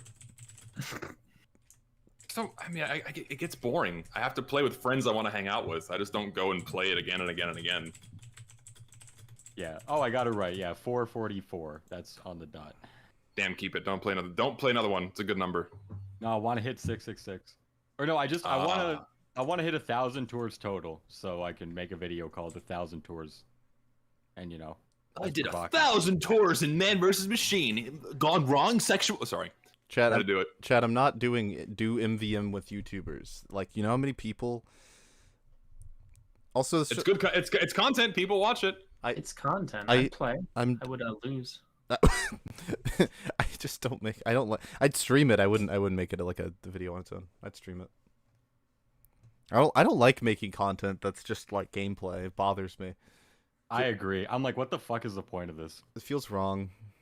Like if I'm not if think if it's I fine can't if you have a point. if I can't make it like super ultra hyper entertaining somehow, I don't even I don't even know. I think if you can make like a cute gimmick, right? Like Muselk had Try Hard Tuesdays. I think that was, or sorry, Tuesdays. I think it was a good. I think that was a Tuesday. good series. Yeah, because there's like a point to it, you know. But just like, Mm. whoa, I'm gonna play TF2 and see what wacky things happen. Oh my God, was that a random crit? What?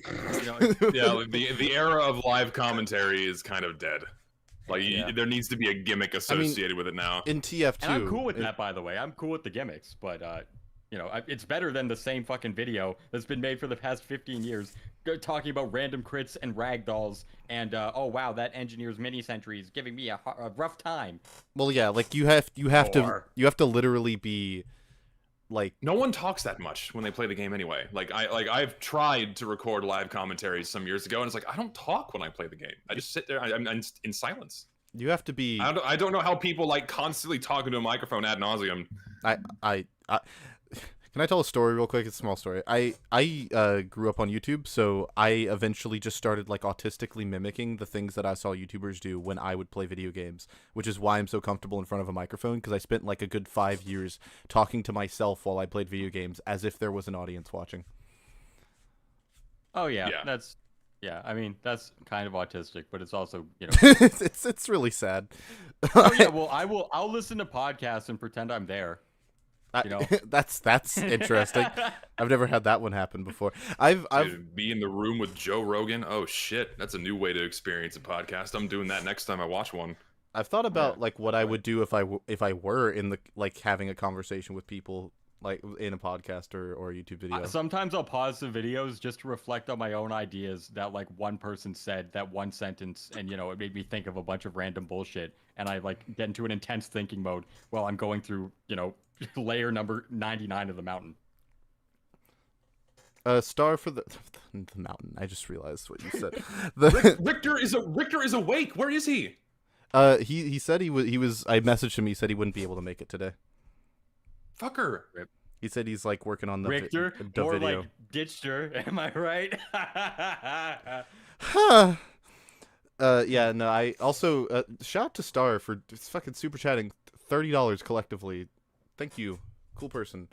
They said MVM is good if you always keep your Steam wallet topped off with a couple bucks. Playing for fun and enjoyment should be the goal. Playing for rewards will always be a losing game. I just don't know. Man, I know there are people who play exclusively for the rewards, but I just like there's got to be people just play for the balance, you know? Well, I play it because it's fun, and then like the little bit of gamba at the end is like the cherry on the cake. Like I don't play specifically for the reward. I think if you're I think there's a difference between playing for the role and playing for the rewards, if that makes sense. So the role was fun, but the rewards will usually be dog shit. So if you're playing for the latter, he's right. It's always a losing game. Yeah, like I just don't know if you're doing anything solely for the financial incentive, you're not going. It's not a strong enough investment for like the vast majority of people. There has to be something else. Like that's a very flimsy motivation because it will have you chasing several things. Like once people realize MVM's not profitable, they're like, why would they do it over other things that are more profitable or actually profitable at all? You know, like it just makes no sense. Well, I think it's actually the most profitable form of gambling in TF2, actually, when we really think about it. No, opening case 103 is the most profitable.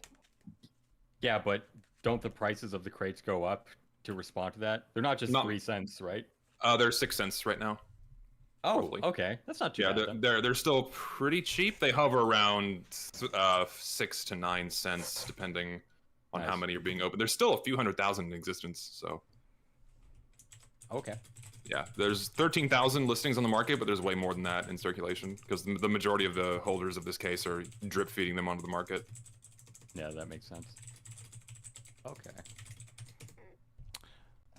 Nice MVM. Is that the one with the strange crits creek?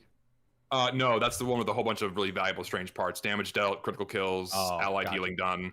Also, strange sandwich with decent odds. A couple of the strange weapons in here are not terrible. Iron bombers, semi-valuable.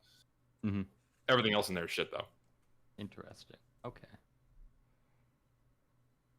Star is a Minecraft noob. I've read the donation. Thank you so much, Harry Baxter. Appreciate it. How how many Two Cities tours have you completed? Because I bet it's more than any other tour, probably by a substantial amount if you're a frequent MVM player. Isn't that the best map? Yeah, it's true. Yeah, but it's also, it is. yeah, it's the best map, but it's also like the most rewarding from a financial perspective. Well, yeah, I know that part. I was just saying, like, it is also the map that's widely regarded as the best one. So Yeah, like let me put it this way: not if you go to boot camp, Two Cities is also the most played. yeah, Yeah, because they're the most fun. They're the most fun missions. They're the most engaging maps easily. The rest are pretty mediocre in my opinion. yeah, that's what I've heard. So it's like a weird it's like, point it's to like make. people forget that the dynamic of a map being good or bad also translates into MVM. For example, no one's queuing up to play fucking Brew in casual right now because it's a terrible map. People are gonna always play on the good maps. Same thing for MVM. It's also like it's got like the staying power, because if you have been playing on it for a while because you wanted the rewards, but then you stop wanting the rewards, you're probably still going to gravitate to that one because it's the one you know the best. That is also true. But also, if they were to release another good map, it would become insanely popular with the same rewards. For example, if you have like the map Phoenix, people love Phoenix. That's another brand new map that's now instantly populated inside of casual mode, and it's only been around for what, half a year now, but people love it. So yeah, you don't need there is that mode of like, yeah, you're comfortable playing the same thing over and over again because you know where everything is, you know how to move around on it without thinking too much. But if it's good, then people are going to go towards it. Yeah. He is right though, and I think the point he's trying to make is the reason people play Two Cities is for the rewards, and I agree with them that if you took all the Two Cities rewards and put it into like Gear Grinder or Mecha or any of the other tours, then they'd become the most popular overnight. I think that's what They'd go because they're way faster. They're way faster to do. Like, for example, you can do the fucking the NG one. What's that one called? Mecha Engine. That's Yeah, the one. the other one that gives you Aussies that isn't Two Cities. Well, there are two. You There's, can, yeah. There's Gear Grinder and Mecha Engine. They do, and so does Skill Trap, but that's 6 tickets instead of 4 or 3. Yeah, the one that's just 3 tickets you can grind way faster than any of the others for Aussies, and a lot of people do that. Yeah, well, that is true. That's the current meta, where about 80% of all tours completed are Two Cities. Then it's about 10% Mecha and then 10% Gear Grinder, because even though they don't give the robot parts or kill streak kits, you spin the wheel faster for the Australian. So if that's all you care about, it's better. But again, 80% of people play Two Cities, and those numbers get way are more out of it. Yeah, it's not a guess. Those have been calculated. Yeah, you just get way more out of it. Nice. Onwards. It's more than any other tour, probably by a substantial amount if you're a frequent MVM player. I mean, there's only 5 official man-up tours. How much fun can you have on the same 5 tours for? Be surprised. It's been over 10 years. People have been playing Upward for over a decade too. They keep going High back Tower, to it. 2 Fort, Dust Bowl, Bad Water. Like, come on, that's not an argument. If it's fun, people are gonna keep playing it. I agree. 10. Also, I think Wheezy is out, right? It's 1:30. I can do another 5 to 10. Nice. Okay. Years on the same maps, on the same 5 maps for 10 years. Are you kidding me? It's a marvel. Oh, see, and that makes me wonder, how long has this guy been playing? That's a good point. Not that long. Because most TF2 players have been around for at least more than a year, I would assume. They've been playing on the same maps ad nauseum because it's fun. And if it's fun, people are going to keep doing it. He's probably like under 20, if I were to guess. I have no idea. I can probably y'all can continue. I'm gonna do some sleuthing. I'm gonna see if I can find his Steam account. You could just ask the dude. He's in my Discord. Oh, he is? Oh, well, shoot, there we go. Yeah. Like I'm going to find it. 90,000 subs, hitting up a hey, are you over 18?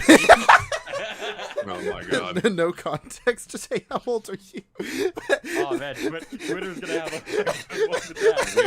What's his name? It's BreadMann MvM. I love the idea. I fucking love the idea. These messages. ASL.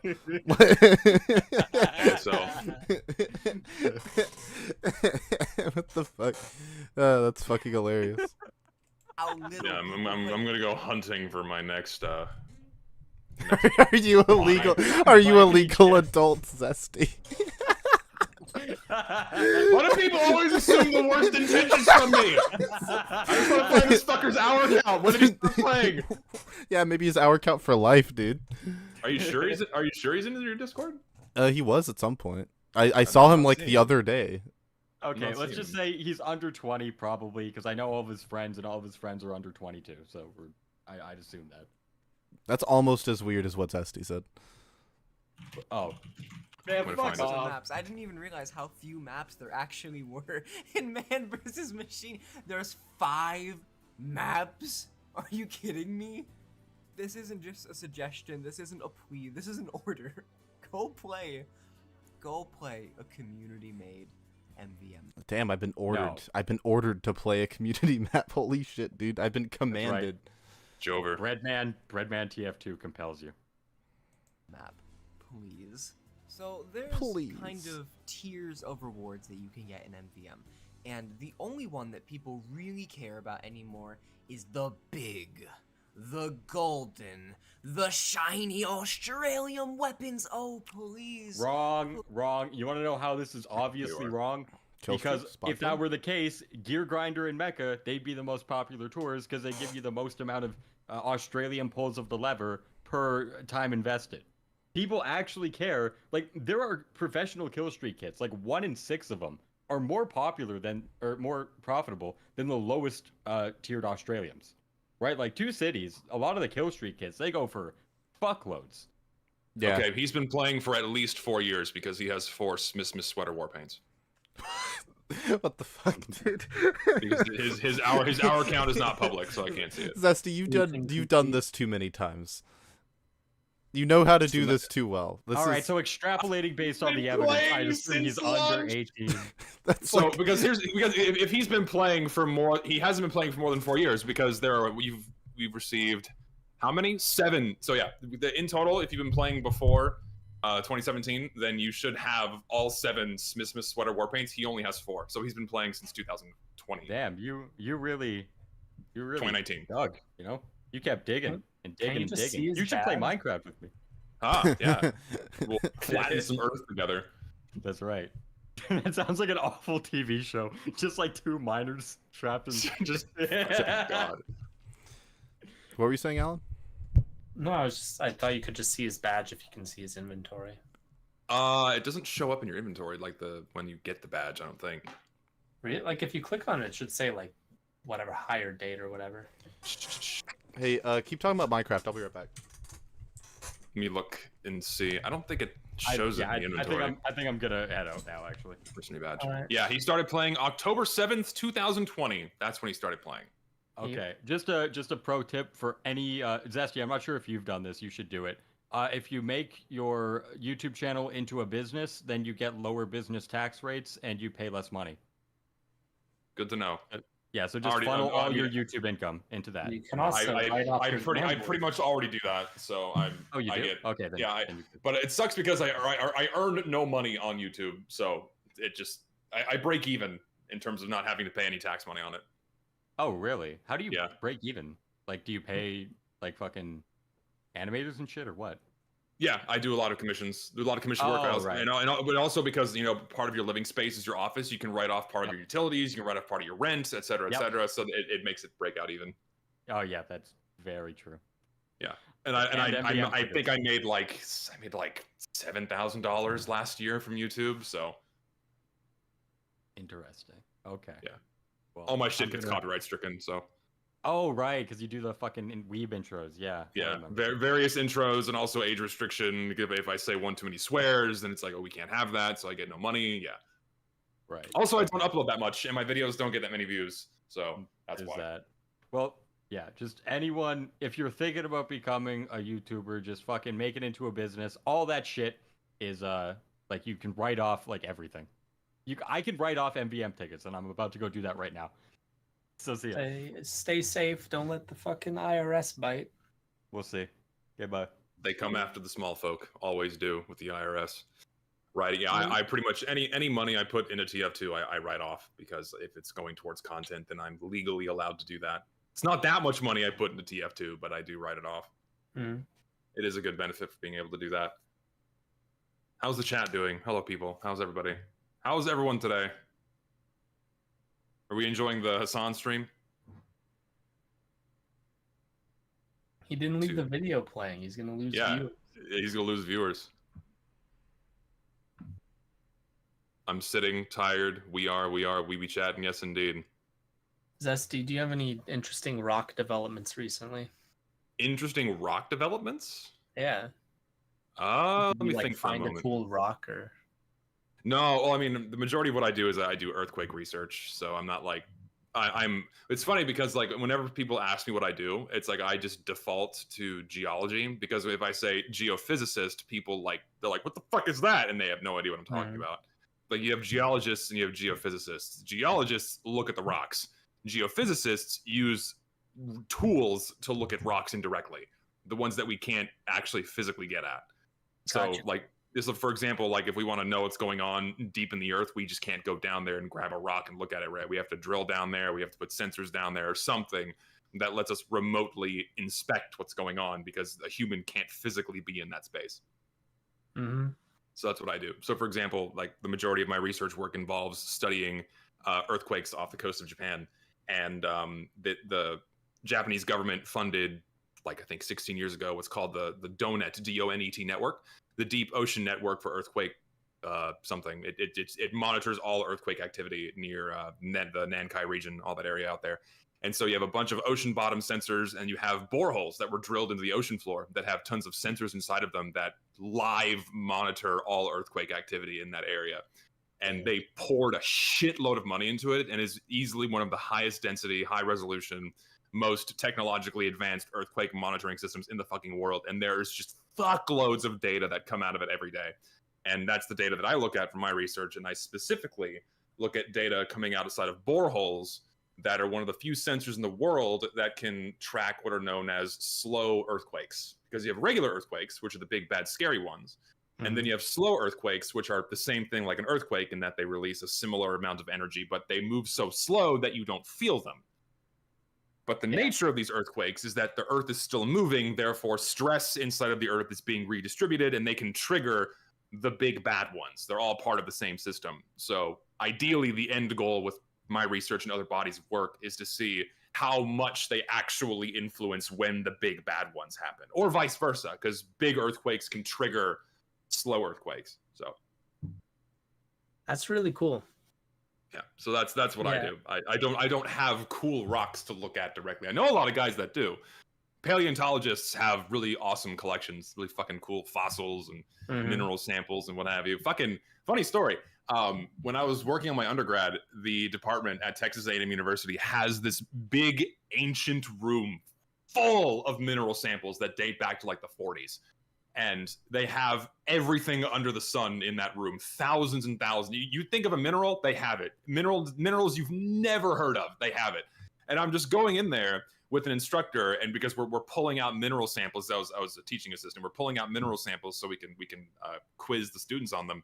And I pick up this plastic bag. I'm like, what is this? I've never seen this before. He's like, oh yeah, that's asbestos. Cool. With a bag of fucking asbestos in my hand, just in a plastic bag.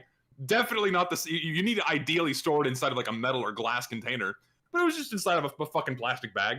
It's like, great. It's like, technically you're not supposed to have that, but you know, it's good. It's good for research purposes. So we have samples of real asbestos. Yeah. So It's for like those, asbestos is actually a rock, right? Yeah, asbestos is a naturally occurring phyllosilicate mineral. So it's like clay, basically. It's similar to clay minerals in that. So clay minerals at the microscale, microscopically, have very thin, platy grains. You can kind of envision them like little sheets of paper. The thing about asbestos is that they are very, very sharp. They're like needles at the microscale. So if you inhale them, you're literally inhaling tons of microscopic blades that get in your lungs. And they're so small that they can embed themselves in inside of your individual cells and can cause cancer. Gives you mesothelioma. Exactly, yeah. So that's why asbestos is extremely dangerous. And it's a naturally occurring mineral, and much like other minerals and what have you, they're very naturally good insulators because they don't conduct heat. So they're very good at repelling heat and making things not get hot. It's so a magic material. It doesn't even catch fire. Exactly. So back in the 40s and 50s, it was mostly mined in California, actually, out in the West Coast. They would just mine asbestos in mass, and then you would have it. My house here that I'm staying in right now, and my parents' house has asbestos panels on the sides because it was built in the 50s. It's great stuff as long as you're not breathing it in. No, exactly. Yeah, it's very good. And like as soon as it gets like aerated, like if it breaks into a powder, you're fucked. But if it stays in like the form of like a plate or something, it's not broken up. You're not breathing the dust. Then you're fine. Mm-hmm. Yeah. And so like if we wanted to remove the asbestos siding on this house, we would have to call a special company. They'd have to put like a giant sheet over the house. It would be a whole affair. So we just don't. Probably cheaper to just tear it all down and then rebuild. Well, even if they wanted to tear the house down, they would have to take the same precautions. They would have to remove the asbestos siding first, using the proper safety regulations, and then they could tear the rest of the house down. Mm-hmm. Yeah. So there's what a wild thing to walk in on. Yeah, we started talking about rocks. Clearly, that's very. I never get to quiz Zesty on his job that much, so. It sounds like it was a good time. I take it. Weezy had to go. Yeah. He did. I'm sorry, I had something important to attend to. He gave you a good tip. You have to set up your YouTube channel as a business so that you can write off your a portion of your electricity as a tax. Yeah, so I don't know how it works in Japan, but if you use at least in America, if you use your living space as partially like an office, you can write off part of your rent, you can write off part of your utilities, what have you. Also, so for example, you buy DRG, that's a business expense. Yeah, like fucking, for example, so I remember causing a big stink about this on Twitter, where El Maxo was trying to write off a strange collector's flog that he bought for a YouTube video, and this is like a $600 TF2 item, something like that, or more at this stage. And technically, because it was going towards his business, it was a tax write-off, even though the video itself wasn't about the strange collector's flog. He was using it in his video, so tax write-off. Yeah, interesting. We'll see what the IRS thinks, but. Well, he's Australian, so he doesn't have to worry about that. Oh, well, they have their own. They have their own fun tax services. So. Also, this is specifically for Star in chat because not so that he not for the purpose of donating to me, but just so he's aware because I think it's funny. Blair, the top donator, has donated 60 times. This is over the course of my streaming career. And he has donated a combined $810.78, which is a ridiculous amount. If anyone, no one do that. Keep your money, spend it on yourself. Okay, Blair's an insane person and needs to be locked away. He would hate to have money, by the way. That would be terrible. I would hate it. I don't. It is a-okay. It like part of that is because he donated $200 at one point, but yeah, no, it's yeah, Blair is not my cousin. Blair is an Australian who met me through the internet. He's some random dude, and he's the reason why I was able to eat through half of college. So shout out to Blair. There you go. Hell yeah. Anyways, let's get back to MVM. See what else has to be said. We're only a third. Damn. I hope I could pick up another guest like halfway through this. I'm not enough. I can't keep the ball rolling. No, you can keep the ball. If no one else comes, Zesty, it'll be fine. Okay. Okay, I'll carry. Yeah, no, you'll be. I just haven't played MVM in like actually 7 years, so. I'm sure you have detailed and strong opinions on the game mode. I think the diaper teleporter is one of the better features. I don't know if you can still do that or not. Oh, of course you can. But that's a classic. That's like half of my MVM playtime. But I never played the pay to play one. So. Which, if I'm not mistaken, most people believe that you can only win by playing the Two Cities tour, which brings people to I don't. You can only win by playing the two. What? Yeah, all the other ones you get to the end and it's like no. You just lose. Even though you finish the missions, you just lose. It's like a big you lose game over appears on your screen. Yeah. I win. Bye bye. You lose. You get nothing. You get Good nothing. day, sir.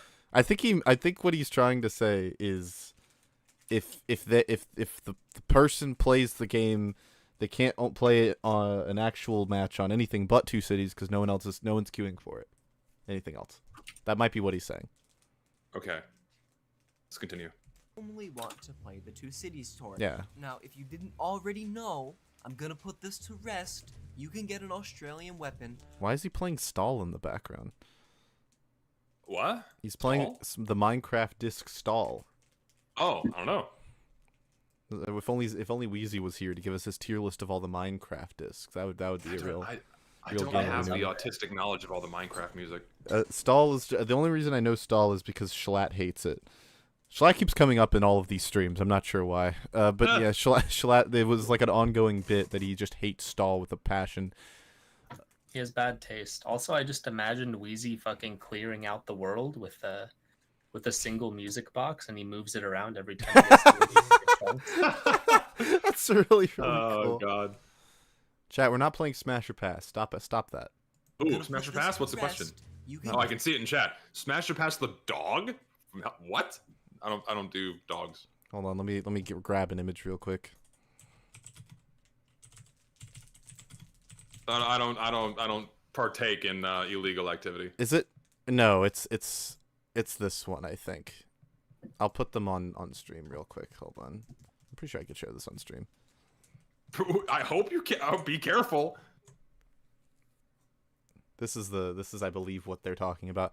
There's also an actual dog called Queef, but I don't think that's what they're referring to.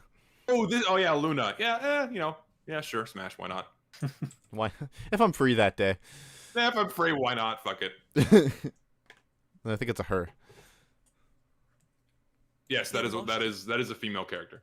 No, he didn't get the. It's fine. It was a dumb joke, anyways. Rest. You can get an Australian weapon on any tour that's advanced. Someone in chat said she's such a bad bitch though. Such a bad bitch though. I love that fucking clip of the guy playing FNAF 2. He sees Tochika, he's like, oh, she's such a bad bitch though. That's so fucking funny. Shit. Oh gosh, that's one of my favorite clips of anything. It's so great. I know nothing about Hell of a Boss, by the way. I've never seen it. I know nothing about the show. She's the only character I'm familiar with. So I don't know context or history or anything. I just like the character design. Or expert, which is 5 out of the 6 of them. And I get it. It's okay. I have a confession to make. Two Cities is my most played tour because I myself thought you could only get Australian weapons on the Two Cities tour. So aren't you part of your own problem that you're talking about? Like, if you also yourself only play Two Cities for the Aussies, then why are you also complaining about it? It's like the Fudj thing. This is becoming like a plague on video essays. I've seen it twice today, and that means it's everywhere. It's just people making a video about a thing that happens that they don't like, but then being like, I do the thing too. But here's the reason why me doing the bad thing is also good. But everyone else doing the bad thing is bad. But I'm, like they really want to have their cake and eat it too. It's weirdly common. No, yeah. I mean, it is coincidence. If I had a nickel for every time this happened, I'd have 2 nickels, which is the Fudj video is which isn't a lot, but it's funny that it happened twice. It's just the Fudj video, dude. It's just like. Yeah. I make video essays, but my video essays, but your video nah. That's the whole thing. You know what we could do? Do you just want to go watch that video now and do it now? Yeah, fuck. Why not? Yeah, like do we need to keep watching? We already know what the argument is in this video. Like I don't think we need to finish it. I think you and I can be very angry at this other video. I agree. I think we can do a UFR first and dip out of a video early to watch a different one. I agree. What do I change the title? I probably changed the title. Yeah, you probably should because I think we've already picked apart this video. Like, the problem is that MvM has been around for so long. There's been no new content. Initially, there was a lot of people engaging with it, which this guy was obviously not here for. He started playing in 2020. He wasn't around when MvM was in its heyday, when it had way more people playing it for the fun and the novelty of it, and when it was still being regularly updated for a couple of years. That was when it was really fun and super engaging. Mm-hmm. But then naturally over time, as Valve stopped updating it, people lost interest and people went back to the normal game. Therefore, you're just going to have fewer people, and that's going to fuel the extreme the polarizing spheres. The dichotomy, I think, is the word I'm looking for. It fuels the dichotomy between the people that are grinding for the Aussies and then just brand new people that have no idea what they're doing. And also, the majority of people are going to be funneled into the official game mode hosted by Valve. Most people are not going to go out of their way to play on community servers. Gambling is fun. People are more than willing to pay the very low level of entry of a couple of bucks to have a slight chance of getting a cool item at the end of it, because it's the time investment. But it's not this polarizing thing where people are only doing it for the gacha or only doing it for the fun. People, they both go hand in hand. They're not mutually exclusive. That's it. Video done. Hooray! Video done. And this is not a problem with MvM. This is just a problem of the fact it's a problem with the game being old. Like, and man versus machine is fine. Rewards are fine. Like we said, gambling is fun. It's part of it. It's part of the whole system. The problem is that no one fucking plays MvM. Will you bequeath me the opportunity to make a thumbnail for this stream real quick, with the oh yeah, go for it. You guys can like talk about anything while I set everything back up. No, yeah, it's actually a good opportunity. I'm gonna take a quick restroom break because I drank too much coffee. Give me a sec. It's just me and you, Alan. My only concern with switching videos is this other one is I thought it was 30 minutes. No, it will be fine. Okay, It's 20. We're gonna be up till like 6 a.m., dude. We'll be fine. Maybe we'll watch it and we'll save it. You know, maybe that'll happen. Who knows? Who knows what could happen? Maybe. Who knows what could happen, Alan? We could. Who knows? You know, who knows what could happen? Anything could happen right now. Yeah. We could get anyone. We could just throw the guy. We could get BreadMann on to talk about this other video. We could just message. Just message BreadMann. Say, Yeah. Hey, you wanna? Hey, your video was like not offensively bad, and this one is. You wanna like, you wanna like. Yeah. We could just I could just message Markiplier actually. I have him on speed dial. I could just message Markiplier real quick and be like, hey. Get him in here. Yeah, get Wendigoon and also Jacksepticeye. Those two people. That's a good collection of people. All of neither of which are relevant to each other. Call them the Colored Hair Gang plus Wendigoon. Colored Hair I'm Gang also plus Wendigoon. I'm back. I'm also speed running a sandwich in the toaster. What does that mean? I have not eat. I'm gonna speed run making it because I've not eaten anything today. Flavor are we going for today? Atomic Tim, you can't join and start talking about TF2 modding when we're watching a video about fucking video essays. What? About why everyone is a video essayist now. Why is everyone a video essayist now? Hold on, I'm actively botching this thumbnail real quick. Oh, you're good. I'm not botching it. It's a great thumbnail. I'm sure of it. I watched the first like minute and a half of this. It made me very angry. So this is going to be a fun video to go through.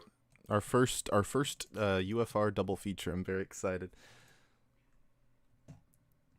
You write political essays for a living? How do you make money off that? Journalism? Question mark. People still make money being journalists. That's such a good point. In this economy? In this economy, I feel like everyone just makes YouTube videos now. Everyone. And that because it's easy. Everyone's an essayist. That's so true. Actually, everyone makes video essays because yeah, so true. One thing that's kind of interesting recently is if you know the website Medium, it's made like a really easy way for people to kind of self-publish their own like columns and stuff, or like their opinion pieces, or like basically any kind of text-based stuff that previously would have had to go through a newspaper. It's kind of like the YouTube of text posting. It's like valuable text posting.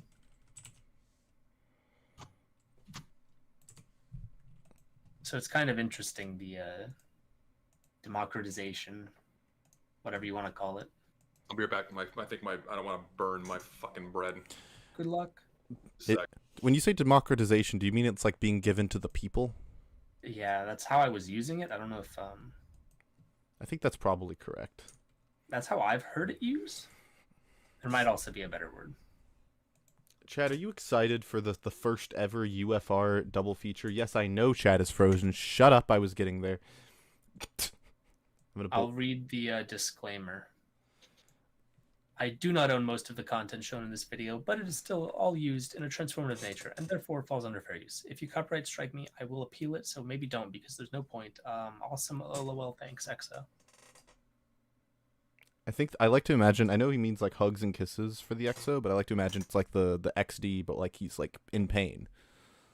Is the which one's which for X and O? Which one's hug? Which one's kiss? Kiss is X because it's like the thing your mouth does. What is O then? O is just there. No, O is hug, because like. I don't know what the rationale is for O, but I know X is kiss. Yeah, Jaunty Webb in chat can back me up here. Maybe O is hug because it's like two guys, like you're looking from above. It's like two guys that are like holding out their hands to each other. That's kind of a hug. Person in chat who said that they're making a video essay on Armored Core 6, stop it. You should stop doing that because it's lazy. Doesn't matter how much time. This video is really bad, chat. This video's I'm poisoning the well for you. This video's really awful. This is the if we get through this whole video, it'll be the worst video we've covered on stream. And we're starting it at 2 a.m, which means holy shit.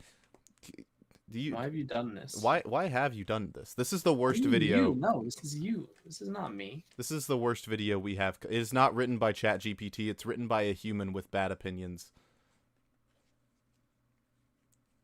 Oh no, it's worse than Big Citrus. No. This is the first chat. This is the first video that I've seen on YouTube in a very long time. That's made me genuinely angry. If I could get Space Guy in here, I would. I just don't think he's just gonna join on a whim because I asked him to. If I had to guess, Should ping the Discord and say, anyone want to talk about video essays? I did already do that. No, but that was a different one. I'm not going to just keep pinging the Discord over and over again. Like, please, can a YouTuber please talk to me about video essays? Please. I'll do it. Okay, I'm here. Are you ready, Zesty? Are you excited? I'm fucking ready. I'm excited. We are starting this. It is 2 a.m. Me and Alan's time. I'm so ready. Are you ready? Are you sure you want to do this? It's really late for y'all. We're fucked. We're so ready. We're so ready. I'm locked in. Let's go. Okay, we're doing it. Let her rip. Is it easy? There it is. There's the core of the video. You can click off now. A lot of people. Okay, Okay, cool. bye. Good night. All right, cool. That's it. See ya. Yeah, that was it. Yep, okay, cool. Never do that in a video, by the way. Never do that. You've given people no incentive to keep watching. You've told them to leave, and people will leave. Yeah. What a terrible That's just a bad intro. Well, I guess it's supposed to go off of shock value, right? Yeah. It wasn't even shocking. Like, if our video essays are bad, bye. It's like, okay, later, dude. Yeah. I did watch the whole thing. It got me. Video essays are easy. There it is. There's the core of the video. You can click off now. A lot of people do that in the first 30 seconds. TikTok attention span, baby. I don't say Someone's bitter. Someone's bitter. Holy shit! What a strong opening. Someone's bitter. Hey guys, I bet you guys are about to click off right now because you have a TikTok rot attention span brain. What an opening. We cut it off early. Yes. We cut the other video off early. Ah! Spiteful or judgmental, but I say this because in 2024 I have an immense amount of sympathy for actual creative. Actual creatives, guys. Not like those fake ones. Not the fake creatives. Okay, you. We'll get. I feel like the well's been poisoned. I'm gonna try and give him more of a benefit of the doubt. Yeah, that's true. That's true. Okay, Let's okay. not go into this. Yeah, sure. Attention span, baby. I don't say this to be spiteful or judgmental, but I say this because in 2024 I have an immense amount of sympathy for actual creatives. People trying to make something new from the ground up, something that requires an attention span and patience from the viewer, which is in increasingly short supply. It feels like don't insult your audience. Like, that's just YouTube 101. Don't insult your audience. Also, don't insult your audience. Also, fuck you. Content on YouTube that requires patience and an attention span is not in short supply. What are you talking about? Are you okay? Where on YouTube are you watching like exclusively like the Fortnite YouTubers who have like incredibly Playtime TikToks or something? Yeah, like what are you watching? Because I've seen my recommended page and it's full of just good long form content. Not just long form, short form content about things that are relatively unengaging to the average person. Maybe you should just like watch better videos or something. I don't like where this is going. This is a bad start. Bad premise. Okay. Very, very bad start. And also within the first 30 seconds, insult your audience. Hooray. Requires an attention span and patience from the viewer, which is in increasingly short supply. It feels like a truly unfair time to be a creative. There's more people talking about things other people have made than there are people actually making things. God forbid you make one slight... I don't think that's true. I think there's a lot of people still doing their own thing. There is indeed an increased market of, I call it drama tubers, people just constantly talking about each other ad nauseum. But I think there's a much greater proportion of people making their own content and doing their own thing than people are talking about it. I think the ones that talk about other people just rise to the top because it's popular and people like, it's like the Roman Colosseum. People enjoy watching people eat each other. Also, not to jump the gun too much, but he's gonna an issue this video has is that he refuses to name names. Like broke up. Say that again? An issue that this video has is that he refuses to be specific and name specific creators when it comes to the negative stuff. He'll name positive creators day in and day out, but when it comes to the negative stuff, he explicitly refuses to name people, which makes his argument worse and also makes him look incredibly cowardly.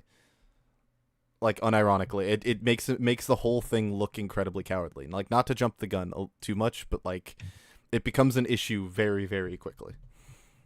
Because, like, if I knew who he was talking about, maybe what he just said would make more sense. But because I don't know what he's talking about, it comes off as a generalization of anyone of making everyone, video essay content. everyone, yeah. Yeah.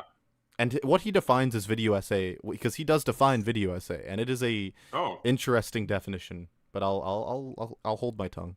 Good to have a definition. He does. God forbid you make one slightly mid-movie or game, because some white guy will have whipped up an 8-hour video essay on its shortcomings with... Why is the race matter? Yeah. Also, why does it matter if someone's talking about a movie? Like, is that a problem? Or a game? Is that a problem? People have been doing that since the dawn of time in magazines. What? People have been doing this since humans started being creatives. And it's just the form in which it arrives is different. It goes in the voice, then it was stone tablets, then it was newspapers, now it's YouTube videos. Yeah, when Oog made a rock, and then he like he took a chip out of the rock and said, "Look at how much better the rock is." And then Og went, I don't think that rock is very good. You've chipped something off of it." Grugno think your wall painting good. And then Fudj came over and was like, "How dare you talk about his rock like that? He's just being creative." Like what? That guy will have whipped up an 8-hour video essay on its shortcomings within... Also, this is might be projecting. This just sounds like a dig at Mauler specifically. Just a lot of people do this though. A lot of people do like these super long videos about a game or a movie. But when you say white guy talks about mid movie or game for 8 hours, I just think that covers a lot of channels. I guess I just think of Mauler because he's the one that most people are talking about when they describe that. Like even like when they usually explicitly say it. Nah, it's like that one time Nickelodeon tried to be creative by making iCarly, and then Quentin Reviews made an 8-hour. They could, essay. I was gonna say he could also be talking about Quentin Reviews. So it's so hard to be Nickelodeon. It's such an unfair creator market. So true. He actually says that it's fine to criticize corporations because they're corporations later. Right. Yeah. But, creators. Your game, because some white guy will have whipped up an 8-hour video essay on its shortcomings within 2 I love weeks, this GIF. and that will make infinitely more money and get infinitely more attention than your creation ever will. And No. Why? What are you talking about? Why? Why have we decided this? Like, how is the YouTube video one gonna pull more money and more viewership than say like some mainstream game or television show? Like if it's a YouTube video about another YouTube video, sure, but if it's about like a big piece of media, absolutely not. Yeah, like in what universe Like, in what who are you talking about? What 8-hour critique have you been watching where the Yeah, person now I made want more money? examples. Yeah, Give where me an the- example. Yeah, you're gonna be waiting, I think. for a while. That creation was flawed and it had its shortcomings, but making it was infinitely more impressive than just picking it apart on YouTube. Not necessarily. Well, no, yeah, okay. So if you're just like, this sucks, I didn't like this. That's completely different from like, here's why this part didn't work for me, or here's why this part is bad. Or hey, what if hypothetically you went through the movie and then you said this is what they could have done better, and then you write new content. Yeah. I feel like- honestly I hate this argument so much. It he hasn't even really started, dude. I feel like he's just bunching in like all video essays with like only the ones that are just purely critical and just like look at it on the surface level. Don't. Which I can't think of an It's like, should 8-hour we not be critique. critical? I can't think of an 8-hour critique that is just entirely surface level. I don't know how you can be surface level for this amount of time. Also, chat, I can try and turn it out louder. Hold on, I'll turn like everything louder. Do you want to get Tony Allen in here? I can get Tony Allen in here. Bring Tony to this. Hold on, let me add him real quick. I feel like he can Chat, you can see my select- contribute. Oh, definitely.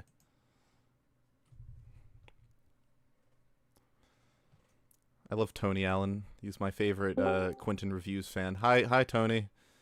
Hey guys. Are you What's ready? up? Are you ready to talk about some video essays? What have I missed so far? So 8-hour white guy talks or sorry, 8-hour white guy.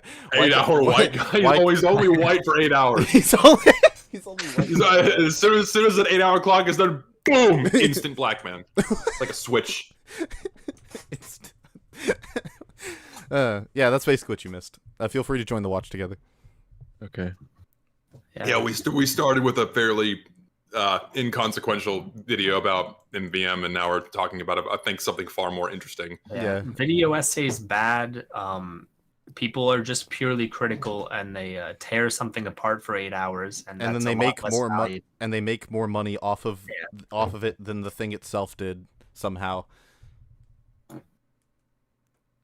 Okay. You'll see. So, Also, I agree. You'll see. I agree with Lucas in chat. I highly doubt he's making fun of Quentin Reviews specifically just because of who I know this YouTuber to be, but I don't want to project because who knows. I'm just throwing that, but I agree with that sentiment in chat. Creation ever will. And sure, that creation was flawed. Also, and it had its also this guy kind of looks like Quentin, which doesn't help. shortcomings, but making it was infinitely more impressive than just picking it apart on YouTube. Here's a question: how many new movies have you watched in the past year? Maybe 10? Probably around that number for me too. I'm assuming he doesn't mean new as in they came out in that year, right? He just means like movies that are new to you. No, I think he might be talking about new movies that like came out within the last year. Oh, well, I'm a bad person to ask. I don't have access to like traditional movie theaters that aren't Japanese, so. Yeah. So for me, in terms of like new movies that have come out within the last year, probably about 10. What about you, Tony? like 2. I saw The Marvels, and I saw this like PG-13 horror movie with my younger siblings called Imaginary. Why'd you see the Marvels? Big Captain Marvel fan. I'm glad to hear it. How No, many I'm just new kidding. video games No, I'm holding that against you. you played? How many new How many new video games have you guys played from the past year? Only Lethal Company. Enshrouded.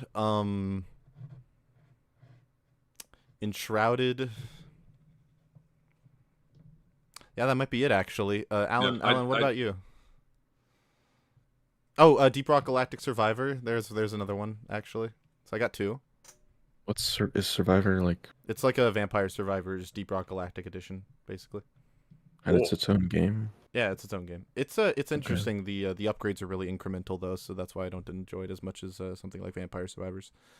I guess Alan is gone. I would imagine he doesn't. I own Power World, but I've not played it. Yeah, I Like- don't play new games really. Yeah, I only play old games because new games just don't interest me really. Also, he's about to ask about albums. How many new albums have you guys listened to in their entirety recently? Quite a few. I listen to a lot more new music because I follow a lot of artists that I enjoy, and they just keep making music I like. So quite a bit. I also do. I'd say probably 10. I would say probably 30 albums in the last year I've listened to, new ones. New ones. If it were like ones that were new to me, it would be like 30. But if it were ones that have come out in the past year, it's probably be like 10. Yeah, definitely agree. Like probably just if I take into account all albums I've never heard, probably pushing 100 over the last year. Damn. I did that for a challenge one time in sophomore year of high school to see like if I could get 100 in a year. I think I got to like 70 something. I put on a lot of background music. Like I listen to a lot of weird shit like deep house and like old liquid D&B, just like good background stuff to listen to while I'm working. So it just amasses into shitloads of albums. One of my favorite albums is by the Jazz Assins. If a really good D&B album, they only did like one. It's the same music they use in Radstins to get fucking phenomenal. Yeah, I know who they are. Yeah, good shit. What albums have you listened to? In comparison, how many video essays do you think you've watched? Well, okay. First of all, that's different. That's time investment plus payment equals less things. Mm-hmm. The cheating. If you said, could you imagine if you said songs instead of albums? Because then your argument wouldn't work. Because I've certainly consumed more new songs this year than I have video essays. Exactly, and when it comes to video essays, it's much easier to access. Again, from the paywall standpoint, you don't have to go to a different location to watch it. Yeah. You come to your home. It's on your phone. It's on your laptop. Whatever you want. You can throw it on when you're working out. You can throw it on when you're in the shower, or just whatever. Right? Yeah. It's background noise as you do chores in the house. Yeah. Well, maybe that's why everyone's a video essayist now. I don't. Yeah. That's not the point he's making, for the record. Although that would actually be a better point than what he ends up saying. Consumed is the word we use a lot now. I'm old. I want to go back a little bit. How many video essays do you think you've watched? Or consumed is the word we use a lot now. I'm old enough to remember when media consumption was hardly even a concept people talked about because you didn't have to consciously think about what you did or didn't watch. There wasn't such a never-ending stream of choices and content out. I mean, you never had to consciously think about what you were consuming. You do this. I was doing this all the time before the internet was this widespread accessible thing. What the fuck are you on? It's like, of course I'm going to choose what books to read. If I don't like the book, I'm going to choose one that I enjoy more and put it down and pick up the new one. Bro, wouldn't the argument be that you have more choice now, but also you're being fed more things because there are so many choices? Like, you actually had to think there were like a finite amount of choices back when music wasn't gone through streaming and you had to go to the CD store. There was like a very finite amount of choices. Now you have infinite access to all music from any era at the tips of your fingers. It's like that's what I would say. Oh yeah, too. Like I remember going to like the video game store or like going to buy a CD and I had like $20. Okay, I can only buy one album right now. And so I had to be very selective of what I was going to buy and listen to. And I could only sample one or two songs on it, right? So like, okay, I just have to, pick one. So you had to be way more careful back then. So, I feel like where he's coming from with this is like when he was younger, he had more free time. So it didn't matter. He had time to do more of the things. And also he had a less discerning eye for what is quality. So it's like, okay, well, I'll watch this, and it was good. It was fine. Perhaps, and that makes sense, yeah, because when you're younger, you have a lot more open time, so you don't have to be as selective with what you consume because it doesn't matter. You have more time. And if he was young nowadays, if he was an iPad kid, he'd probably be watching fucking Skibbity Toilet, and Lord knows what else. It's so good. Yeah, I don't know. I don't. Let's see where he goes. Think about what you did or didn't watch. There wasn't such a never-ending stream of choices and content out there that you weren't paralyzed over what to and what not to engage with. You just watched the thing you like and felt satisfied about. Sounds like a you problem. In 2000, you're paralyzed. I watch the things I like and I'm happy that I watch them. Now what? That really is just like a you problem. If you're paralyzed for choice, then that's not my problem. I know what I like. I just pick something and watch it. But Zesty, he's about to cite a TED Talk. Aren't you excited? Is he? Well, let's do what the TED Five, Talk says. American psychologist Barry Schwartz did this TED Talk on the paradox of choice that has aged like a fine wine. In it, he talks about the experience of going into a clothes shop to buy some new jeans and being This feels like self-parody. Like, you know how in like in every video essay where they cite another dude that's like smart or a professor or some shit to make their argument seem better, and you know what I mean? Yeah. It's like self-parody, but it's not, because it's entirely genuine. And you're like, what? In a video about why video essays are bad, it's like, completely blindsided by how many new choices they had. He told the guy his size and was asked if he wanted slim fit, relaxed fit, easy fit, button fly or zipper fly, boot cut or tapered, and so on. And Schwartz says he spent hours trying on new jeans, feeling increasingly paralyzed by the amount of choice. Eventually, this would be a good time to just show the clip of the dude saying it so you don't have to say it. Because I'm sure And also, I think when it comes to being spoiled for choice and choice paralysis, that comes from a lack of experience. And it eventually goes away once you find out what you like. For me, like when I didn't know how to shop for my own clothes, of course I had no idea what cut of jean I prefer. And the first time I was trying on jeans, it took me a while to figure out, okay, I like this cut. Now when I need a new pair of jeans, I go straight to the rack, get the jeans in my size, buy them, and leave. Also, have you seen this TED Talk? Because I have, if I remember correctly. I've not seen it.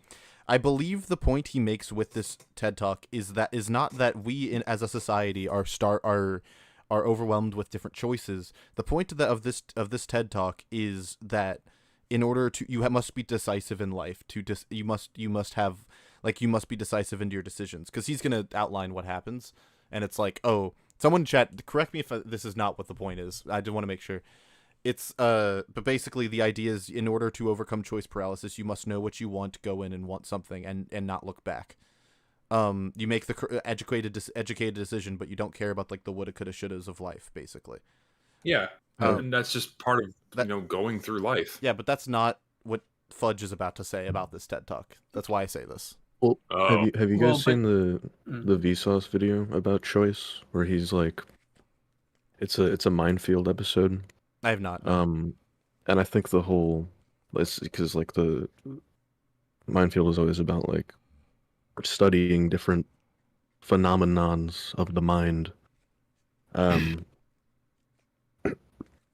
in this specific one, it's basically like people are just happier when they have less choices. And then when they have a shit ton of choices, they like feel less satisfied with whatever choice they pick, because they feel like they could have chosen something better. They're missing out on something. Yeah, that's what this TED Talk's also about. And that does exist for some things, right? I think the argument of the jeans is a poor one, because if it fits you and it's comfortable and it looks good, then you're fine, right? But when it comes to like, I don't know, you go into like a cake shop and it's like, okay, you can only pick one type of cake and there's 50 fucking cakes to choose from. It's like, fuck, I could have had that one, I could have had that one. But it's so, yeah, it does arise in a situation like that, but you can always just go back and buy more cake. You and your fucking food analogies, dude. It's easy. Food analogies are always easy to go to. Why do people give me shit about it? Trying on new jeans, feeling increasingly paralyzed by the amount of choice. Eventually, he walked out with a pair of jeans he describes as amazing, says they were some of the best he'd ever had, and he still wasn't satisfied, because he couldn't stop thinking about all the other choices. How many of them would have been better? As he says, with that much choice, one of them should have been perfect. I don't know how this applies to videos on YouTube, by the way, because you would just you don't buy videos on YouTube. You can watch as many as you would like. Yeah, and you watch it, and you can easily, and it's not like you've bought the video. It's like you watch it, you don't like it, you move on to the next thing. Yeah, like how we did. You're with spending time. You are spending a resource. Well, no, yes, of course, but you don't. Like when you go into, if you go into the YouTube store and you're like, what video do I want? I'm paralyzed for choice. If you watch a video and you're like, wow, I really like this video. Have any of you ever felt like, man, I could have spent that time watching a different video, that even though I really liked this one? Has anyone? Very rarely have I, like maybe once in my life, I've had that thought. Like when you're satisfied with the video, because I've never had that thought if I was satisfied with the video. Exactly. Like if I'm satisfied, like maybe once in my life have I thought to myself, man, that was a good video, but I probably should have been finishing this anime I started like a month ago, right? I maybe have had that thought once in my life. Yeah, but that's not even analog here, because that's like you finished an anime, you started that already. You know what I mean? Like this thought process must rarely happen. I cannot imagine this happens with YouTube videos. And because the difference between, like, say, buying a piece of cake that you didn't really like, and you eat it and you go, it was okay, it wasn't great, in a YouTube video is that you immediately cut your losses and move on to the next thing. And there's not like as much of a lost investment, right? Because you can't like regurgitate the cake and go buy a new slice. It's like you're already full of the mediocre cake. You can't go. You can eat a second slice, look at sick to your stomach, right? But it's not like a YouTube video. Yeah.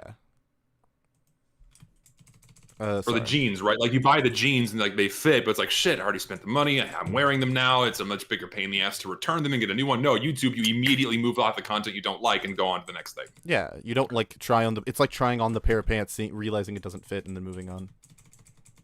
Yeah, and with YouTube videos, it's immediate. Like, am I going to watch this? No, I'm going to move on to the next thing. Or yes, I'm going to stick around. Yeah, there's not even the strain of putting on the pants or taking them off. Yeah. I don't know if this is the case for you guys, but like YouTube is very good at showing me what I want to watch. Like when I just open up the homepage, and so I'll open up the homepage and see like 3 or 4 different videos that I want to watch all of them, and so I'll just like middle click all of them, and then I just like never run out of stuff to watch. Yeah. And so, and you know. Yeah. Occasionally I'll find a video that's like boring and I'll not finish it. Yeah. I cannot remember the last time I like searched a keyword to find interesting content. That's the difference between Minecraft videos, YouTube recommendations, where it's like, here are 4 things that are probably pretty good for you, versus the hypothetically infinite selection of jeans at this jean store where Minecraft role it's not play these are 4 videos. good options for jeans. It's the first thing I find. What is this? I agree, Alan. I should not. What am I looking at? I should not have searched this. Show us the Minecraft roleplay. There's so much. Oh my god. Apparently they had a baby in the game. No, I'm hitting play. And the ones he got were good. That might be the only thing worse than this video, Zesty. Come on. One of them should have been perfect. And the ones he got were good, but they weren't perfect. That is the paradox of choice. Okay. So I want to get back to my question about new movies, new video games, new albums. Why do I emphasize the new part? Because I want you to think about how many new things you've engaged with in the age of the video essay. Since you could just absorb the plots and beats or... He never comes back to the paradox of choice again, by the way. That's it. So he just introduces it and leaves it. Yep. Cool. Did he connect it and I just missed it, or nope? No, he not said really. he just said that's why I want to get back to this question I asked. Why was it there then? Who knows? It's almost like it's a self-parody, but it's not. But I know it's not, because this is either that or this is an incredibly late April Fool's upload, and I've been fooled because holy shit. I love these text walls, by the way. They always end with like an XO or an LOL. Yeah, there's a few of those in this, and the ones later are really interesting. This one's not. If you're putting text on the screen, that much text, just say it. You want to have something on the screen that isn't crucial to your argument being shown. If people want to pause it and read it for extra details, fine. Oh yeah, this is the one. This is the one. Sorry, this is the one where he says, "Oh, I don't want to show footage of specific people, even if they're good examples, because that might imply I think they're bad and I don't respect them." When that isn't necessarily the case. But aren't you talking about that? Okay, fuck. See what I mean? Like if you just it's like hyper conflict avoidance. I don't get it. I don't like ice cream, but I'm not going to give examples because I want to make it seem as though I don't dislike this ice cream. Guys, pistachio. I think this video is bad and I don't respect it. Just throwing that out there, just so we're explicit about that. This video is awful. Yeah. This video makes me sad. We're not even 3 minutes in. Yeah, no, this is the best part. Unironically, this is the best the video is. About how many new things you've engaged with in the age of the video essay. Since you could just absorb the plots and beats or general consensus of these things in much less time than it takes to actually experience them yourself. If you're an enthusiast. Wasn't he just saying that, like, oh yeah, the video essay is 8 hours for this thing that, like, he flip-flops so fucking hard between what a video essay is, it drives me up a wall. By his logic, the 8-hour video essay is going to be much nicer and easier to consume than just watching the 2-hour movie. Yes. Apparently. This is a thing that... Oh, sorry. This is a thing that, like, Mahler gets all the time, where he's like, if you talk about the movie for longer than the movie, suddenly your video is bad. You need to shorten it. And he's like, okay, no. Why? Why? Also, how does this work for video games? This can't really be his argument. No. This is really his argument. I don't know. I feel like it can't be, but... Right. No, you got you sweet summer child. You have no idea. Actually experienced them yourself? If you're an enthusiast in one of these things, then sure, your answer is probably that you've engaged with more of these things than video essays about them, but Oh yeah, Man, I trust Anthony Fantano's opinion. I fucking love Anthony Fantano's opinion. He gives so great opinions, so well informed and well spoken on music. Yeah, and he's giving a lot of not great examples of like content to consume. The mediocre Killers of the Flower Moon movie was not great, and then he has NPR, and now he has Anthony Fantano. Like this is the good content. I'm going. Man, I just want. One of these days. Shawty in the back. One of these days. One of these days. That's Beyonce, I believe. One of these days, bro. I'm gonna lose my shit on. Whew, man. for a lot of you, hell. Wait, actually, so I did miss like the first like minute or something of the video. Does he like clarify it like what a like if he's talking about a specific kind of video? Oh no, Essay? we're getting there. He does do it eventually. Okay. All right. For the record, I'm the only person here who has seen the full video, and this is one of the worst videos I've ever seen. You've engaged with more of these things than video essays about them, but for a lot of you, hell, even for most of you, I'd be willing to bet that it's the other way around, because the paradox of choice keeps you paralyzed. Sure, you can... So what does that have to do with anything about me consuming more video essays about content than the content itself? Because he's saying that because you have so much content to choose from, you'd rather watch the thing that's shorter than the thing that's longer. But also 8-hour video essays exist, and people watch those. So that kind of defeats his point. No, this is worse than chat. Just trust me, okay? We're getting there. Trust me, chat. This is worse. Choice keeps you paralyzed. Sure, you could spend 80 hours playing... For the record, I forgot that he said that, which is why I said the thing. ...the new Yakuza game. Or you could just fire up some 90-minute YouTube video where a guy tells you what it's like and everything that happens in it. And sure, you miss out on all the intricacies and details, all the quiet little moments in between, all the important... Maybe someone doesn't know if they want to buy the game. Okay? And hypothetically. And also something else. When it comes to people watching content about other content, more often than not, they've already consumed the game or the movie or the music, and they want to hear other people's opinions about it. It's a much smaller minority of people that have never once engaged with the content, and they're watching a video about it. Yeah, and if that is the case, it's probably because they didn't want to watch it anyways, or they want to know if they want to watch it or not. Yeah, they're trying to vet whether or not they're going to actually put the time commitment towards it, and this is now apparently a bad thing. Like what? So like, so what's the problem with this? He's posing this as if though it were a problem. Because like, why is it bad that I watch the hour-long video instead of putting it before I buy the 80-hour game? If at all, why is that a problem? What were you saying, Tony? I was gonna say like there's a whole like video title format where it's like the best blank that you've never blanked. Mm-hmm. Mm-hmm.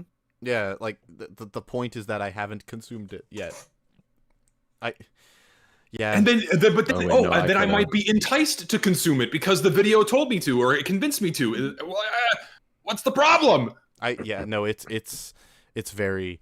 I don't understand why this is a bad thing either. I just don't get it. Especially because we haven't even gotten, like I said, we're not even to the part that's really bad yet. He's talking like vaguely about like problems with things that are also bad, but we haven't gotten to the part where he talks about creators and like the concept of creation yet. That's the quiet little moments in between, all the important emotions you go through by engaging with someone else's work, but now you're up to speed. You're not in the dark anymore. You can be part of the conversation. You can engage in discourse. Why would you play? Why? What? Who are you talking about? Who are you talking about? Simply because you come across uninformed people engaging in discourse about something that you're informed about.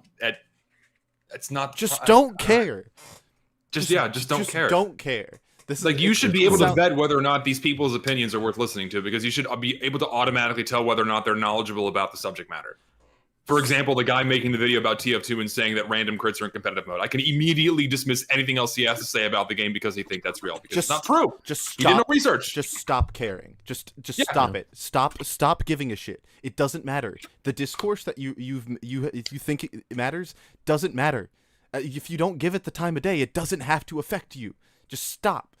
Exactly. Stop it. People like I enjoy XYZ thing, and do other people's opinions of XYZ thing impact my enjoyment? No, because I like the thing.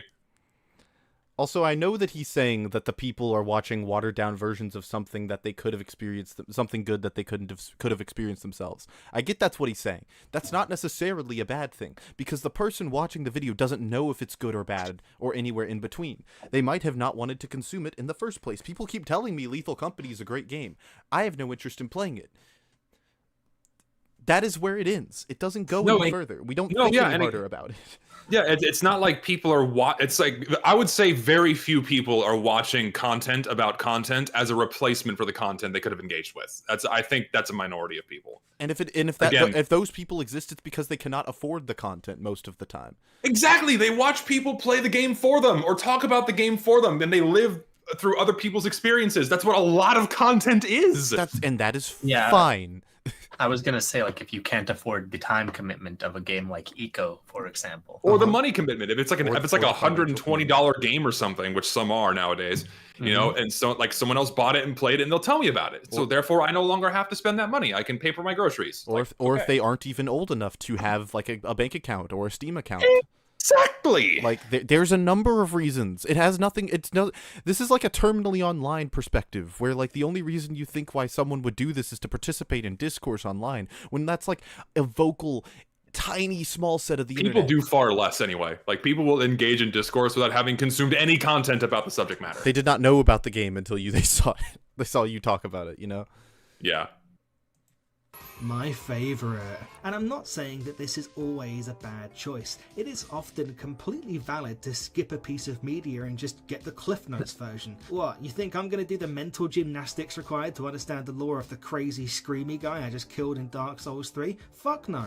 I'm going to let... But I thought that was the quiet moments in between. What the fuck? Yeah, is the point I just made? It's like there's perfectly valid criticisms for it, and actually I do the same thing. What the fuck? You've undermined everything you just said over the past like minute. Because people need to be doing this, but I'm not gonna do it. I'm gonna go watch the video anyway.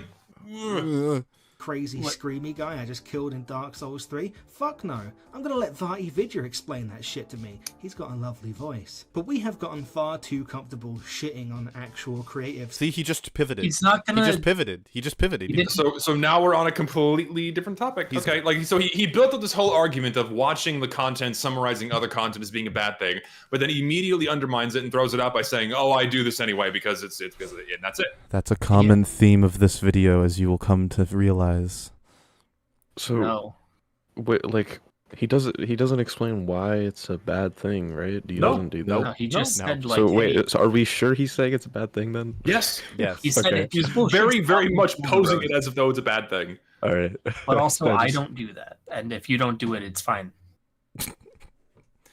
I'm gonna let Vidya explain that shit to me. He's got a lovely voice. But we have gotten far too comfortable shitting on actual creatives and lionizing the people who don't actually make anything, who instead just sit there and criticize their work. Criticism is creation. Criticism is creation. Okay, first of all, I don't know what do we think he means when he says lionize? Like, because I before I say what I think about that, what do we think he means?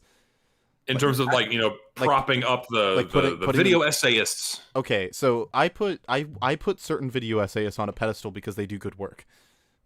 That's fine, for the record. Sometimes they do more work than the people that they are criticizing. Like in the sense that they like put more thought into the things that they write versus the people that they are criticizing. That is fine. There's nothing wrong with that. A. B. Criticism is creation. If I think of something and I say it, I created the sentence. I know that sounds like I'm being really condescending and I'm talking down to him, and I promise that's not the intention. It's just ridiculous because it's said that people who criticize things don't create, which is just wrong. That's just incorrect, fundamentally. No, for example, like I can use myself as an example. Because I actively criticize TF2 workshop content, and I have this library of videos where I give tips and pointers on how to make good content for TF2. And I've had multiple creators come to me saying that they actively reference my VODs as guides for how to make content for TF2. that is the creation of something useful for someone, and that is just my criticism and my feedback. Yes. I just don't understand how you could say something as blatant as creatives are people who make art, but people who criticize that art aren't creating anything. I just don't understand. It's such a wild thing to me because and not to mention you could make art that criticizes other art. Like you could make a painting that criticizes the government or another painter. Like that has happened in history all the time. Yeah, that's like because the term constructive criticism, construct is like it's creating and constructing. It's the same thing. Literally, but yeah, there are types of criticism that aren't creating anything. Such as just saying like this just is saying bad. something's bad, but then I guess like it's not. It doesn't. You can argue that it doesn't actually fall under the term criticism. I guess, and even if you said this is bad. Unless you I as soon as you go any deeper than that, I feel like you've created something. I actually might even argue you just created something by saying this is bad and writing it on a piece of paper for your script in a video where you say this is bad. Also, the very concept of diss tracks in hip hop is the idea that you are making art that criticizes someone else or someone else's art. Yeah, Tony. I like that is the whole thing. So no, you're wrong and stop it. Hit you with newspaper. Stop it right now. But we have gotten far too comfortable shitting on actual creatives and lionizing the people who don't actually make anything, who instead just sit there and He didn't even say, sorry, I just realized he didn't even say create. So he said make. They don't make anything, which is also just it's so wrong. It's so also if a creative is getting shit on, it's like the assumption here, or the implication rather, is that it's not deserved. Like the criticism isn't warranted. You put the art into the public forum. If you didn't want people to talk about it, don't put it into the public forum. Keep it to yourself. But you didn't. Because you wanted the gain of some kind. Even feedback, criticism. You wanted some sort of gain, so you put your art there. Criticize their work. Criticism is valid and important. It's also easy. It's not. No. Stop Giving constructive criticism is not easy. Stop it. Stop. Well, okay. Stop I think I'm hoping he's going to make a differentiation between like good and bad criticism. Oh. Because you can just say this is bad, and that's like low tier criticism, right? That's not. But you can say this is bad, and here's why, and here's how I think it could be better. That's high tier criticism. Yes. The latter is not. I would not consider the former criticism, personally. Okay. I don't know what he does for the record, but I would not consider the former criticism. The latter is criticism, but shitty criticism. That's also fine. I'm fine with both of those. I like Johnny in your chat. The first time Lucid's been madder than Zesty. I've already been through this whole song and dance talking about shitty TF2 items. So like I'm already like steeled myself against this kind of argument. It's because it just boils down to criticism bad. Yeah. But no, criticism good though, but like only the criticism that I like, which is what this eventually will come down to. Oh no. No. I'm so sorry, Alan. Video essays are easy. Source? Me. I fucking made it up. Source, I made it the fuck up. I made it the fuck up. Also, Source, hey guys, I'm lazy and I do easy essays. Are you guys ready for the argument of authority fallacy? Because I certainly am. Except it's so rare. It's happened so many times recently with the whole playtime thing. But like, it's so rare to hear someone pull an argument from authority on themselves. Like, my argument is correct because I have a thing and you don't. But this isn't even going to be like a good authority. It's going to be like, hey guys, look at me. I do this bad thing. See what he says. Source? Me. I have had quite a strange career trajectory in that I got my creative writing degree at university. He pulled the degree argument. Oh, it's so wonderful. Here we go. You guys thought I was joking. He has more hours in creative writing. He has more hours of creative writing. Fuck. university and then went straight into YouTube. To explain my reason. So just for thinking, like, obviously, if you have a degree, that shows that you put the time and the effort in order to grow and build a skill set. But there's a difference between educating yourself and knowledge and then application. Yes. Two very different things. And also, experience comes through application. Just because you have the degree does not make you automatically qualified to engage in a certain job. That's why lots of jobs ask for experience. Just because you are a good writer does not mean you are a good critic of that writing necessarily. Exactly. Degree at university and then went straight into YouTube. To explain my reasoning for this in full would be to make my own 40-minute Vidya style lore video on my own real life, which I'm not going to do. I'd instead suggest you work your way through my entire 5-year backlog of videos and piece together my personal history from those. But when I know he's joking. Let's I go do know that. he has to be joking, right? Who is this on the lower left screen? Who's that? entire 5-year backlog of Shut up. videos and piece together my personal history from those. Star has pointed out one of my huge criticisms with this video. Star points out, why do they always have the most boring gameplay in the world in the background? It's wild to criticize how lazy other people are being, and all you're doing is talking over gameplay footage. It's just random B-roll. It doesn't It even have hasn't anything to do. with what you're saying. The visual doesn't match what you're saying. That's like YouTube 101. It's not even like the video game that it's video of changes when he changes topics. It's just random. Hey, panel, how long do you think he's been making videos for? Because he's about to say it. He said 5 years. Fuck! But when I was Would you have guessed 5 years prior to this?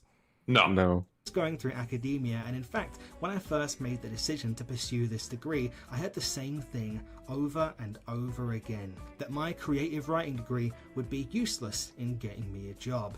And let me tell you, my creative So was it? Tell us. Did it get you a job? degree has felt far more useless on YouTube than anywhere else. Gee, I wonder why. Because you don't need a creative writing degree to be good at YouTube. Guys, my political science degree has felt more useless on YouTube than anywhere else. Dude, my degree in geophysics has been completely useless on YouTube. That's crazy, bro.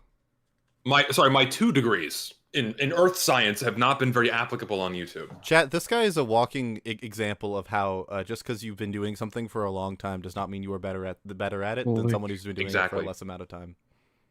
Does he mean like the degree itself, or the skills that he got while getting the degree? I would assume the latter. I would assume he's talking about the skills and not the piece of paper itself. Let's see what he. I would hope the latter, but then you'd think it would be the opposite, that it would be very useful in his YouTube career. No, exactly. No, you got.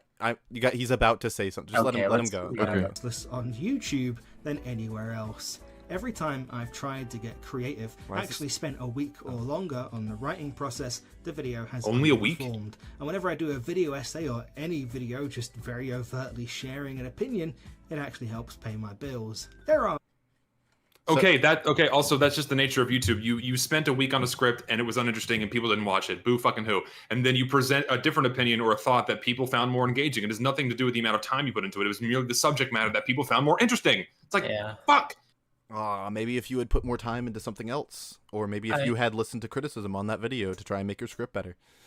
This is kind of a general thing, but people kind of think of like, okay, how much money or how much return am I getting on my per hour? But it's you don't get paid based on the effort you put in. You get based on the number of people that you affect, and that goes for like literally every job. Yes. Like in YouTube some capacity. especially so. YouTube especially so. Yes. Because it's entirely the amount of engagement that you harbor with your videos. The amount of time you put into a video means fucking nothing on YouTube, and people need to realize that. And that is, if your content is good and engaging, the time factor does not matter so long as you meet that bare minimum. And then your videos will do well. And for the record, that is fine. And that's fine. B, there's nothing you can do about it. Exactly. It's also not even to say that high quality stuff doesn't perform or it's never worth doing. It just has to. You have to. But here's the thing: a video can be like objectively high quality in terms of its editing, in terms of its sound design, but it can be an absolutely abysmal piece of subject matter, and people will not watch it because it is bad. Like Marcus Brownlee makes really high quality, like some of the best quality on YouTube tech videos, and he makes one every 2 weeks. And the reason why he does that is because he has a whole team working for him, to do all of like the graphic work and writing and stuff. And they work like a well-oiled machine. Interspersed between that, he puts out like he does a podcast once a week and does all of a bunch of other kind of content, right? By this guy's logic, that can't happen. That's impossible because he's putting work and getting return for it. That's not how YouTube works. Like, he just cannot comprehend that that's how some people make money. And maybe, just maybe, the reason why he's not making money that way is because his videos aren't good. Like, maybe that might have something to do with it. It's not even just they could be good, but it's just he's got the wrong mix of amount of time it took to create versus what it's actually going to do. Well, because I was going to say, wait, to clarify, I mean good for YouTube. Like good as good algorithm. Because here's the thing, right? It's entirely your fault, mostly, if your content is not doing well. So either the subject matter sucks, or you didn't do enough work to make the video of quality, what have you, right? And generally, the more time you put into a YouTube video, it does not translate into a greater return. Again, it's just the nature of having to create an experience people want to engage with, and oftentimes the amount of time you put into that video is fucking irrelevant. Mm-hmm. And people need to realize that. Diminishing returns very quickly. Or you're putting time into the wrong thing. That's also like I try and set a new goal for every time I make a new video of like something I want to improve on, and usually those goals are related to the algorithm, not necessarily the quality of my videos. Although they usually algorithmic success does correlate with quality in my experience, because the things that I suffer from are things that relate to like video, like watch retention. Making my video more engaging would make it better. No, yeah, and this goes back to making an engaging piece of content, which usually translates into it also being of quality. Yes. But also a lot of videos that are not, for example, fucking Moist Critical literally just speaks into a camera. That's all he does with barely any editing. But because he is an engaging personality, he succeeds incredibly. Yeah, like on the tier of creation of content, if we're talking like effort, like that's very low. But that doesn't mean the content itself. It's like you tried to hit a less high bar, but you hit it. Like you set an easier goal and succeeded. It's like a movie that doesn't try like a cheesy rom-com, but the plot's solid. Yeah. Like that's what I mean. Like that's a Moist Critical video. Whereas a video for like by Limino, which he's gonna reference in a bit, that's like a 10 out of 10. Like you tried to hit the highest bar possible and you nailed it. Like that's that sort of content. And both are acceptable because both try to achieve something and succeed in it. Yes. Anyways. Obviously. Oh, sorry. Wait, so I mean, this might be something that I'm missing, or something that he's like going to get to. But like, what is he getting at? Like, what does he think is required for success on YouTube? Oh, he'll get there. Don't worry. Okay. Has underperformed. And whenever I do a video essay or any video just very overtly sharing an opinion, it actually helps pay my bills. There are, obviously, video essayists who are very impressive in what they do, whose research and editing and presentation is clearly a cut above the rest, who actually have something to say and who display some level of creativity and, I don't know, skills, and some... Trump. There are some video essays that are good. There are some video essays that are bad. I will not elaborate. But I mean that's just the nature of all content. Some is good, some is bad. Like some of your videos are going to bomb. That's just the nature of it. And some are going to do good, completely regardless of the amount of effort you put into them. Also, don't add Trump. But like the qualifications, like being creative, having something to say, fit like most fucking. They fit like 90% of video essays on YouTube. Like you've set it cast a really big net for what supposedly is killing YouTube and content creation. Yeah. And some, I assume, are good people, but mostly all we do on... Not a video essayist. Commentary like person. The opposite of a video essayist. Literally entirely different. Reacting to a video essayist. YouTube now is react to things other people have made. Okay, he was not saying. He was not saying. Hold on. I want to get the full sentence because he says something very strange. I assume are good people, but mostly all we do on YouTube right now is react to things other people have made. All we do, because he says some essays are good, but and they are probably good people, but. Most of what we do on YouTube is react to things. That he is including, he is equating the two, directly equating video essays to this. It is reaction content. Yeah, So it's not the same thing. I have I don't know if this is the time to get into it, but I know, Lucid, that you are at least familiar with Dark Viper AU. Yeah. And are you familiar with what he says and his thoughts on reaction content? Yes, I am. And where do you align in that perspective? I'm of the opinion that reaction content should be transformative. I don't think it's as bad morally as what he says, which I won't repeat, because he says some very controversial things. But no, I think reaction content, I think it is stealing from the creator if you do not transform it. And by a certain metric, transforming it would be what we are doing right now, which is talking about something for much longer than the runtime of the video for an extended period of time. And that's also why Asmon tends to be popular, is because he offers a lot more commentary on the subject matter than the length of the subject matter. Someone like XQC does not. It does not. He is popular because he is a one-stop shop for content, at least his reaction stuff. He doesn't actually give an opinion. He's a complete milquetoast, bland personality for the most part. And that's why he is a bad reactor. Hassan is a bad reactor, while I would say we are all doing a great job comparatively at the same content. Yes. I don't think we are stealing. Ourselves on the back, boys. Come on, just get on my back. I don't think we're kind of also. I don't think we are stealing Fletcher's video. Listen, we're the greatest reaction YouTuber crew in the whole the best of the best ones, best reactors. He needed to put it in here somewhere. Yeah, it's good. Had to come in. Also, Alan, what were you saying? I forgot. I'm sorry. You're good. Both in the literal sense and in the figurative sense. Let's remember what a video essay is. Here we go. Are you guys ready? Oh boy. Are you guys All right, ready? let it hit it. Let it roll. It's just an opinion. What? Wait, what? No. Wait. Well, I mean, no, wait. There's got to be more. No. That's it. let it play. Let it sort of more. All right. You guys are gonna be disappointed. Are you ready for my video Just essay? an opinion. Ready. It's just my video essay is this HEB unsweetened sparkling water, strawberry flavored, is the best.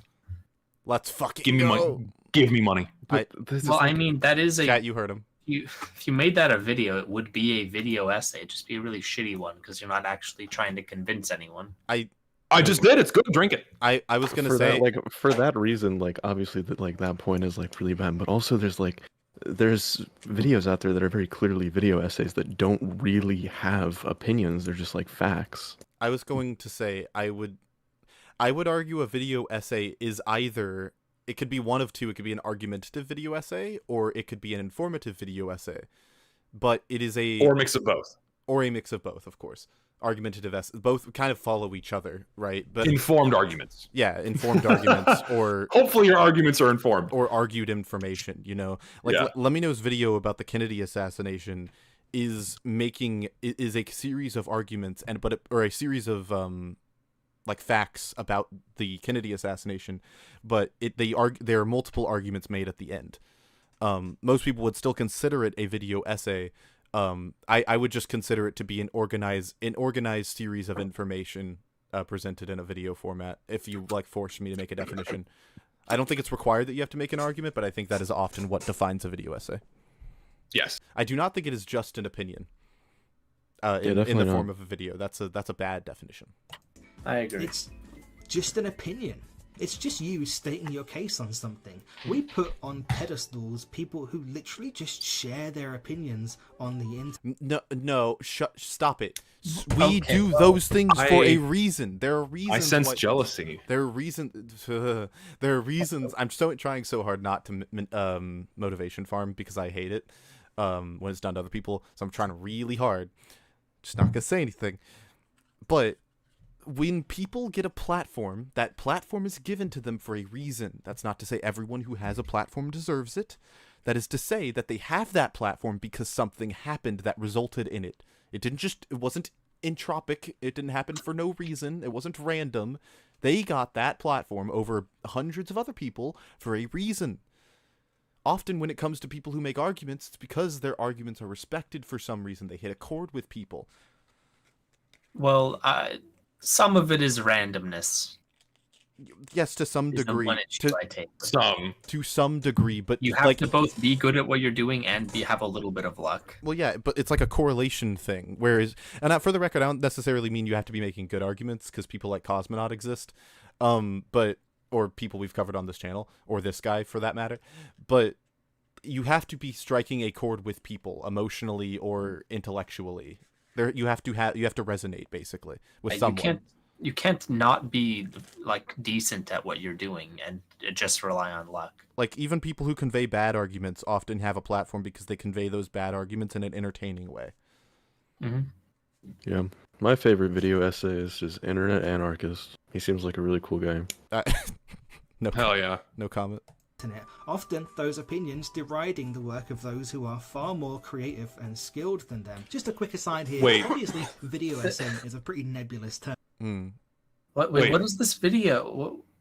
Why are we going from Kuala Lumpur to Beijing? No. That's Let Me Know. That's a Let Me Know video. Okay, obviously. It just yeah. You're supposed to understand that intuitively when it I thought we were like, I thought it had anything to do with what he was saying. Why are we going from Kuala Lumpur to Beijing? Yeah, no. Sorry, Zesty. What were you gonna say?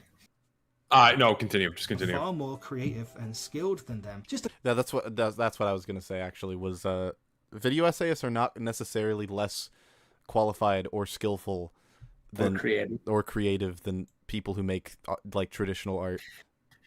I don't even know how you'd quantify it. And the video essay can be art, and I Again, think even this guy would probably agree that Lemino makes video essays and they are art. Well, we'll see. Let's see what he has to say. Far more creative and skilled than them. Just a quick aside here. Obviously, video essay is a pretty nebulous term. There are many that are just stories about or deep dives into history or real events. These ones require a lot of strenuous research. I wouldn't exactly call them creative, but they don't need to. What? What? How is the way that Lemino presents a story Alan, not creative?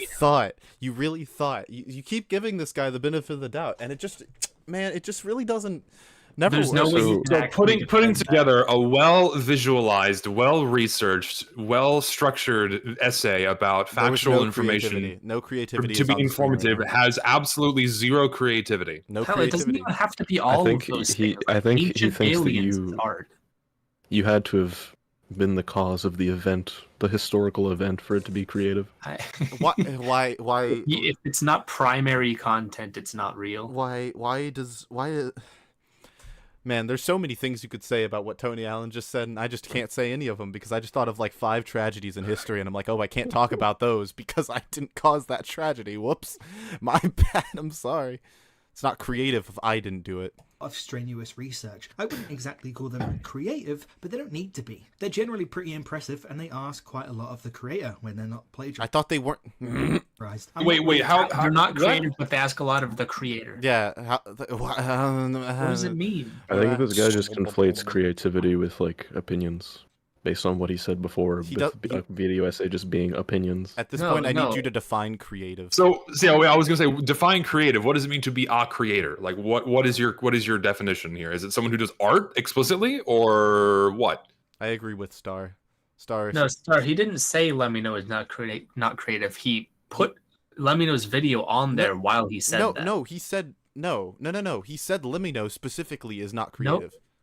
When? Listen to him. Listen to the whole thing. Far more creative and skilled than them. Just a quick aside here. Obviously, video essay is a pretty nebulous term. There are many that are just stories about or deep dives into history or real events. These ones require a lot of strenuous research. I wouldn't exactly call them creative. Give him a but they second. don't need to be. They're generally pretty impressive, and they ask quite a lot of the creator when they're not plagiarized. I'm not really talking about these kinds of videos. I'm talking about what Joker 2. Oh, okay, never mind. He doesn't say Lemino's name. No, he doesn't. He just heavily implies. Yeah, he just heavily. Yeah, he just says they're not really creative, which is bullshit. Yeah, which is just wrong. Yeah, I'm sorry. I was. Yeah. Don't tell me to let him cook. Fuck you. If Al keeps telling me to let him cook, we already have 2 people who are trying to give him the benefit of the doubt, and it just keeps not working. I don't know what to tell you. Need to be. They're generally pretty impressive, and they ask quite a lot of the creator when they're not plagiarized. I'm not really talking about these kinds of videos. I'm talking about what Joker 2 gets wrong about rooftops. You know the ones. What? That's not a real example. Give us a real example. I don't even know like what he's referencing. I mean, but that unironically that could be interesting. Also, yes. Once again, I that point to would be LED. I mean, like, I point to LED I just content, way. just like making videos about TF2 staircases. I don't know, like you. I just sense bitterness. I sense bitterness that he's upset that people are watching other content that isn't his. That's what I'm getting from this. It's really like he's upset that a video that he has no interest in watching is getting views while his is not. Yeah. That's what I'm picking up here. I couldn't even hope to know. I'm not really talking about these kinds of videos. I'm talking about what Joker 2 gets wrong about rooftops. You know the ones. I'm not saying we shouldn't criticize people's art just because they are art, because some of it is bad art, and criticism. What?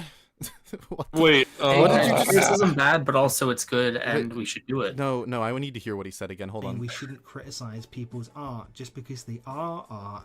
I'm not saying we shouldn't criticize people's art just because they are art. They are art, which is not English. Well, he's using art as a plural. And criticism makes things better. Because some art is bad art, but in criticism makes things okay. I think he had a stroke while writing the scripts and just vomited a bunch of shit onto the Google Doc. Zesty, before you say it, yes, he did. He shows his script at the end of the video. He shows his script? Yes. Like the whole thing? He shows enough of it to know that he wrote this. Okay. Well, just letting you know, I wanted to. If this guy has a creative writing degree, it's not showing right now. Correct. At all. But he would tell you that it can't show because that would mean that would mean that he's being creative. That would mean that this video would have gotten 10 million views. I've just realized something really ironic is that this video is probably going to perform better than his other videos, and it's just him giving his opinion. What is his most watched video? I'm gonna look at this. It's his Smash Ultimate critique. He made, like, he's a hypocrite because he made a video titled "How Autism Has Changed My Life." What? This is like he's displaying his experiences and his opinions about his life out there, and then he's like criticizing that type of content. This guy is Fudj by the chat. That's FUD. Hello guys. Is that Richter? Is that Richter overtime? Guys, what's going on? I didn't even notice he was in the chat. What is going on?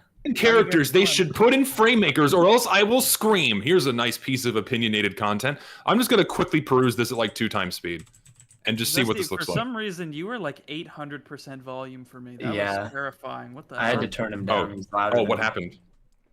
No, if you turn yourself up now, you'll be quiet. Am I okay? What happened? I just like all of a sudden it was like 800% volume. Zesty Jesus screaming in my ear. I don't know what happened. Richter, are you ready to watch the worst video we've covered on this show? Yeah, I guess. That's sure. Yeah. What the fuck is this about? Join the watch together. It's why everyone's a video essayist now. Let me go through my notes real quick. Basically, here's choice paralysis. I'm never going to talk about this again. The paradox of choice.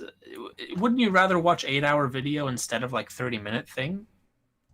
And actually, he's done it like 3 times. Here's a thing that like is bad, but also I do it and it's fine. Yeah, why I hate Pokemon Sun and Moon. 337,000 views. Half-hour-long video essay about why this game sucks. Therefore, this is bad content. What the hell is this video about? This is why is about everyone a video essays. Yeah. Yeah. It's because everybody's realizing how sweet of a job being a YouTuber is. Like being a YouTuber is like the #1 most wanted job in like America. And so everybody's just kind of chasing that, and it's getting easier. Like back in 2012. If you wanted to be a YouTuber, you had to get like a fucking capture card. You had to fucking pay for fraps. Now OBS is like free. Everybody knows how to use the internet. There's more people on the internet than ever. So it's just kind of it's kind of like YouTuber inflation. There's just more than ever. There's you don't need a fucking 20-minute video to explain that. It's no. It's not about that. It's not about that. It's not about that at all. It's about much worse things. Okay. Like what? It's about why being a video essayist is easy, and it's just not good content. And it can't be. It's none lazy. of it's creative. All of it's lazy. It's not creative. It's lazy. It's exploiting the work of the creatives to make your content. Also, he said that Let Me Know isn't art. Like Let Me Know isn't Let Me Know isn't creative. He didn't say that. He said that while he put a Let Me Know video in the background. Yes. He So also what does that mean? He Who also knows? is too much of a So word. this guy is He's too much of guy's a just Richter. taking like a broadly anti-video essay opinion. And he's Except for the saying ones it's he like, likes. Except for the ones he likes. You can't forget those, okay? He likes some of them. Which ones does he like? He won't say. Oh no, he says let me know he shows Let Me Know's video on screen, but doesn't say his name, and he will say like 2 other names before the end of this. Yeah, I feel like video essay is it's a broad term. Nobody was really calling things video essays until a couple years ago. We were just saying, oh, that's like a scripted video. So it's kind of weird to. I mean, it's like I don't know. I don't have a broadly refined fucking take on this. I got here, so I guess I should watch the video. He clarified. Anything. He clarified You'll that a catch video up. essay is just an opinion. So That was his definition, unironically. Oh yeah. Yeah, a video essay is merely an opinion. A video if you essay is just have- an opinion. if you have every opinion that you have is in its own right a video essay, and I you're thought wrong. we were gonna watch fucking MvM or something. What happened? Yeah, we got to the main conclusion of that video halfway through it, and it wasn't very Not even. insightful. Yeah. What did he say? I need to make a video for you guys to watch on here. I need to make It's Time to Give Up on TF2, and you guys can all review it together. Zesty, which Bionicle mask is good for Pyro Hat?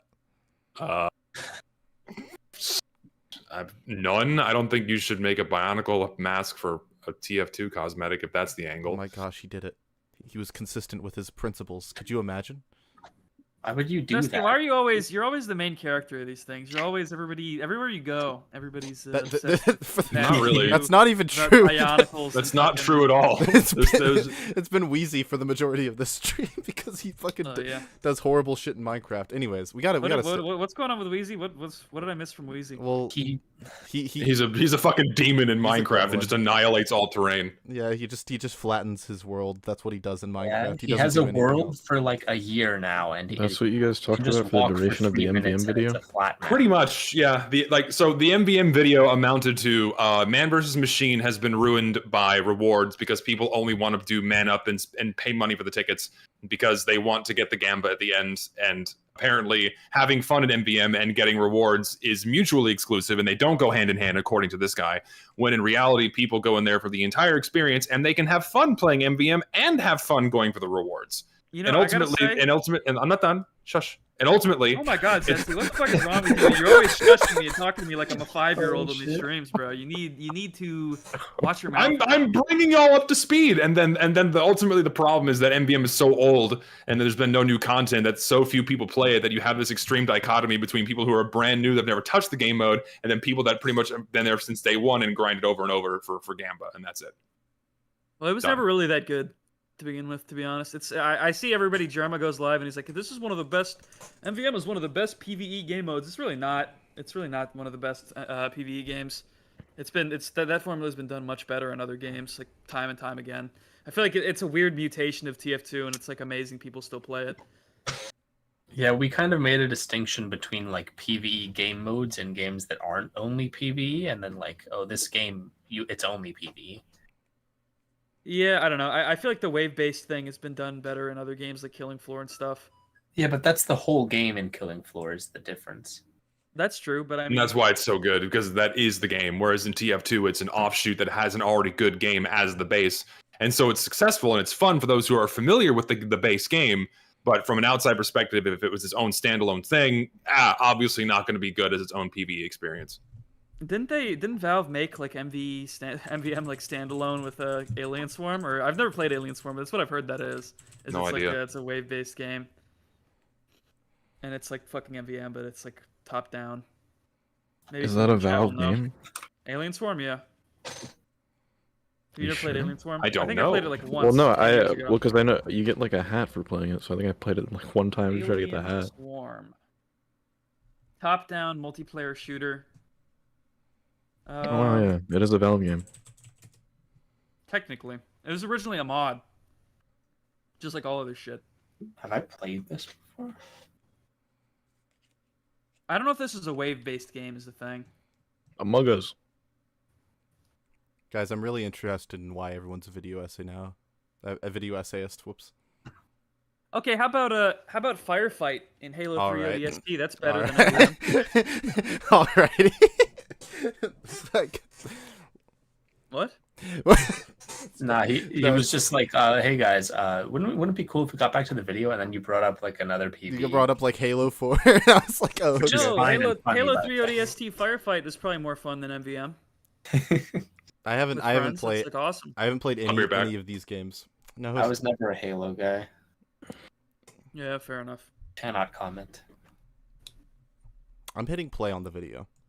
Go ahead. I'm not saying we shouldn't criticize people's art just because they are art, because some of it is bad art, and criticism makes things better. I'm saying we are giving these people so much attention and so much credit that media criticism is starting to feel like an industry unto itself. Yes, and where have you been? Always has been. Where have you? When has it ever not been? Where have you been? Literally, Og said, "Wow, that rock looks weird," and Oog said, "No, that rock looks good." And then someone thought See, Og's this opinions were more upsets me valuable because than he's Oog's. speaking to like a real phenomenon here, where it's actually a lot easier and more profitable to just be like a critic or like someone who analyzes stuff on like a meta level. It's a lot easier to do that and get easy recognition off of that than it is to actually create something original. But like, I don't know, did this need like a 20-minute like pompous video? Is that required to say that? Yes. No, this is a very pompous video. Yeah, Zesty, he said, since you've been gone, he said, video essay. It's almost like film criticism is becoming a thing, like an industry unto itself, and we all went, where have you been? Always has been. Yeah. Yeah, and also I don't even I don't think being a critic is easy. This is something he said earlier, and I don't agree. I don't think, at least being a good critic. Being a bad critic's easy, but being a bad anything is easy. Being a good critic is not easy. I think it is I feel probably easier than like creating something original. I feel like not every video essay is a critique either. Like, That's a also, lot of them aren't. That's also true. He Yeah. made. I mean, he kind I of- guess if you want to be broad, like I guess most of them are evaluating something, but that doesn't always mean it's a critique. Yeah. Like, most of my stuff wouldn't be even remotely considered a critique. It's just like an overview of information. Yeah. He would. I feel like that's a weird way to characterize all video essays. Yeah, you are lumped in here though, so don't worry. Oh yeah, what do you mean? No, by you're that? not like explicitly mentioned, but you do give your opinion on things, and that means, hate to break it to you. Oh man.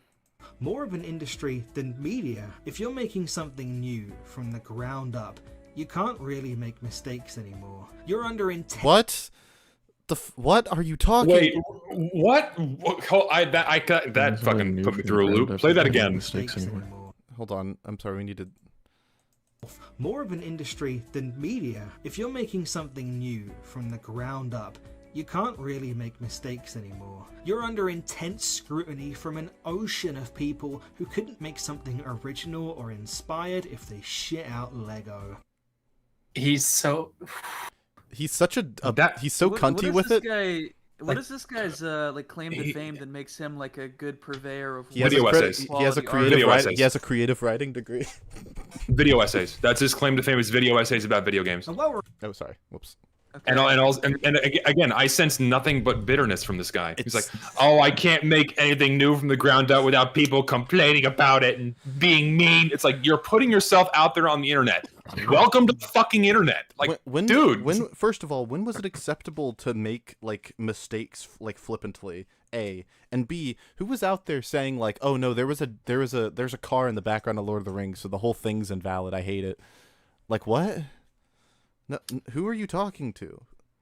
And also, where have you been? People have been critical of things since the dawn of time. This is so much bullshit. All of the bullshit. Did someone react to one of his videos and get more views than he did on that video? I don't know. Oh yeah, that's happening right now. And while we're That's not true. on the term essay, I wish, but that's not true. by the way, I speak as someone who went through the university system in a literary degree when I say that an essay is not just something you typically fart Oh, out every dude, week. you went through a university. No. University and a literary degree. Richter, you gotta let. This is one of the worst points he makes in this video. You just gotta let him talk. Okay. Okay, just let him go. An hear essay it. is not just something you typically fart out every week. It's something that whole modules and terms build up to, that you spend weeks immersing yourself in research and texts to prepare yourself. Let him cook. H-Bomber Guy, one of the video essayists who I think is actually smart and interesting and has things to say, recently put out a video, I'm sure you've seen it, where he exposes plagiarists. Notice how a lot of these plagiarists, Illuminati and the like, were the weekly video essay types. That's because a weekly video essay is bullshit. You write... This is... Work harder. I hated... This is where I had to stop twice. This was one of the times I had to stop. When I he need to said... hear his justification for this. I need to hear what he means. Before we go...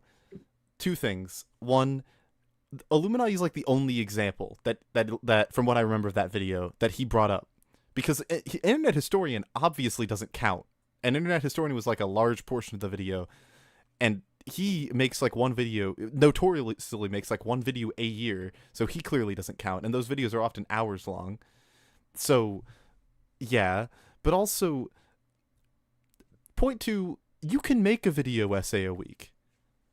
Like, and usually it's not a one-man show. You have the writer, you have the editor, you have XYZ, the camera guy. It's usually a team production if they're good.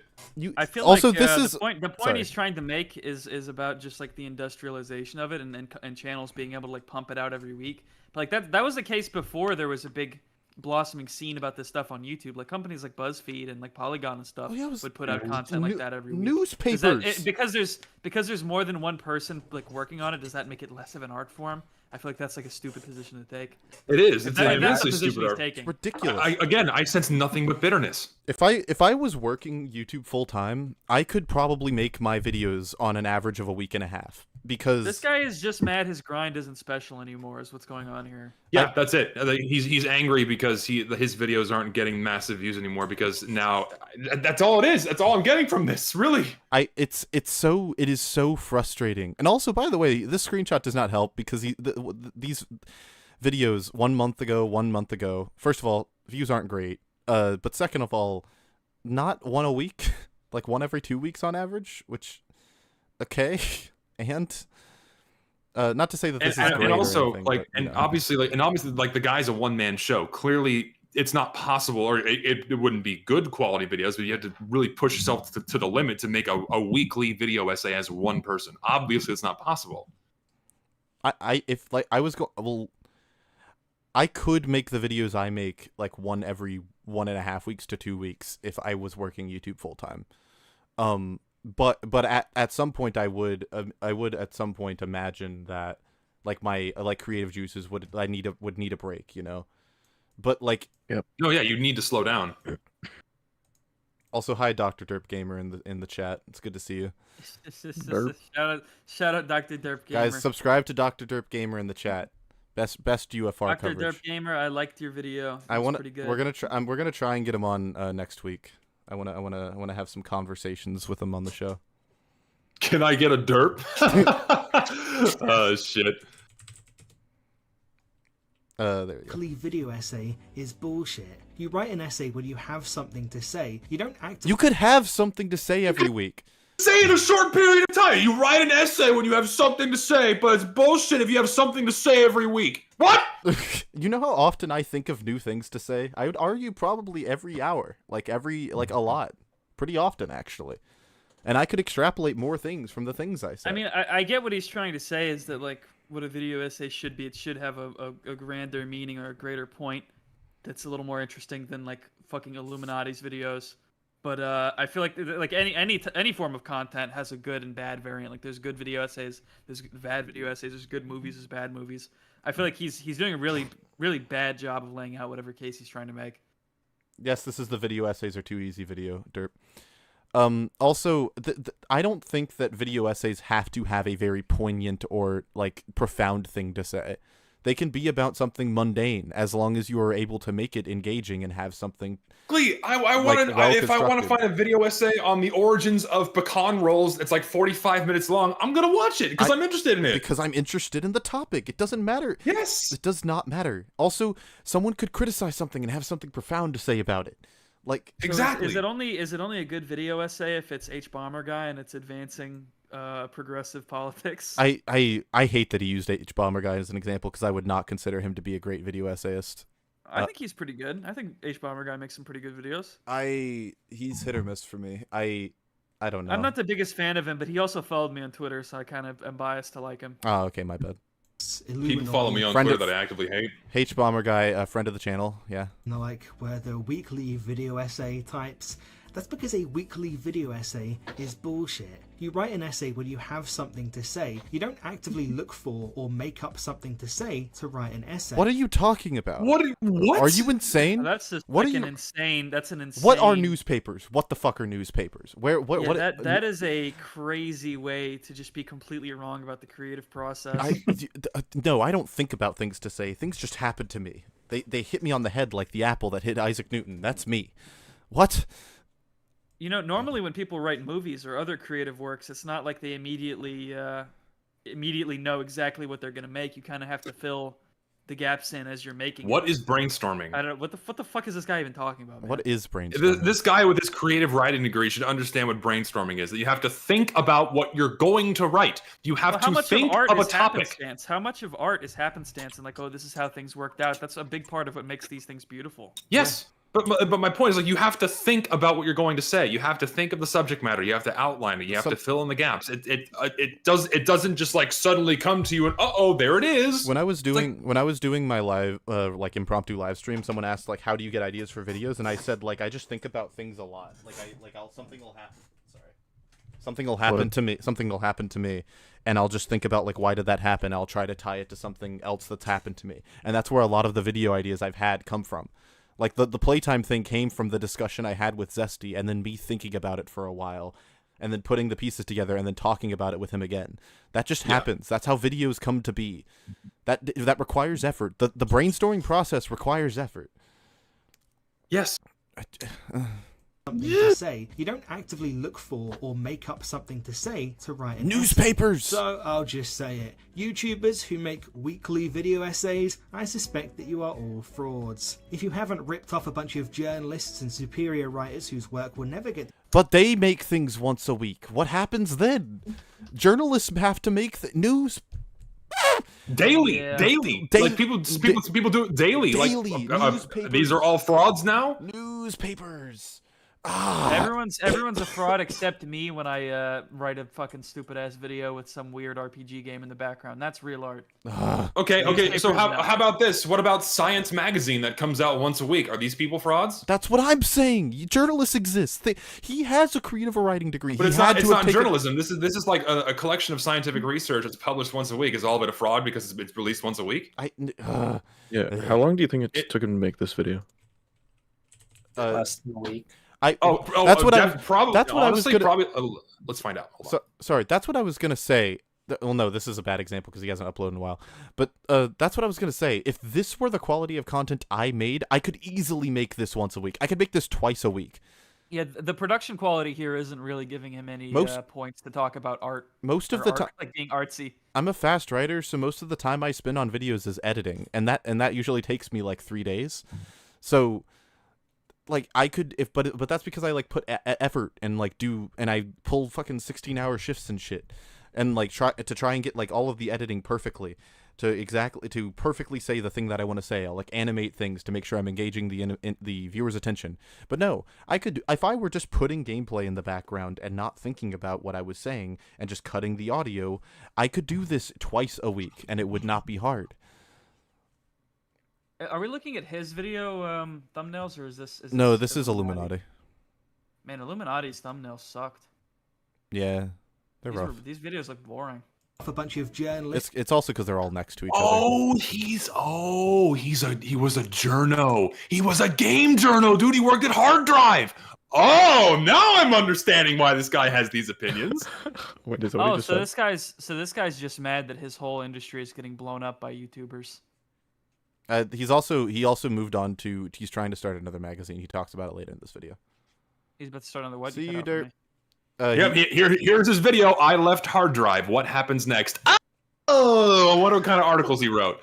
And hey, let's keep going. Let's keep going. And superior writers whose work will never get the attention and acclaim you leech off them, you are almost definitely full of shit in at least 5 of your videos. Also, if you leave in At least 5?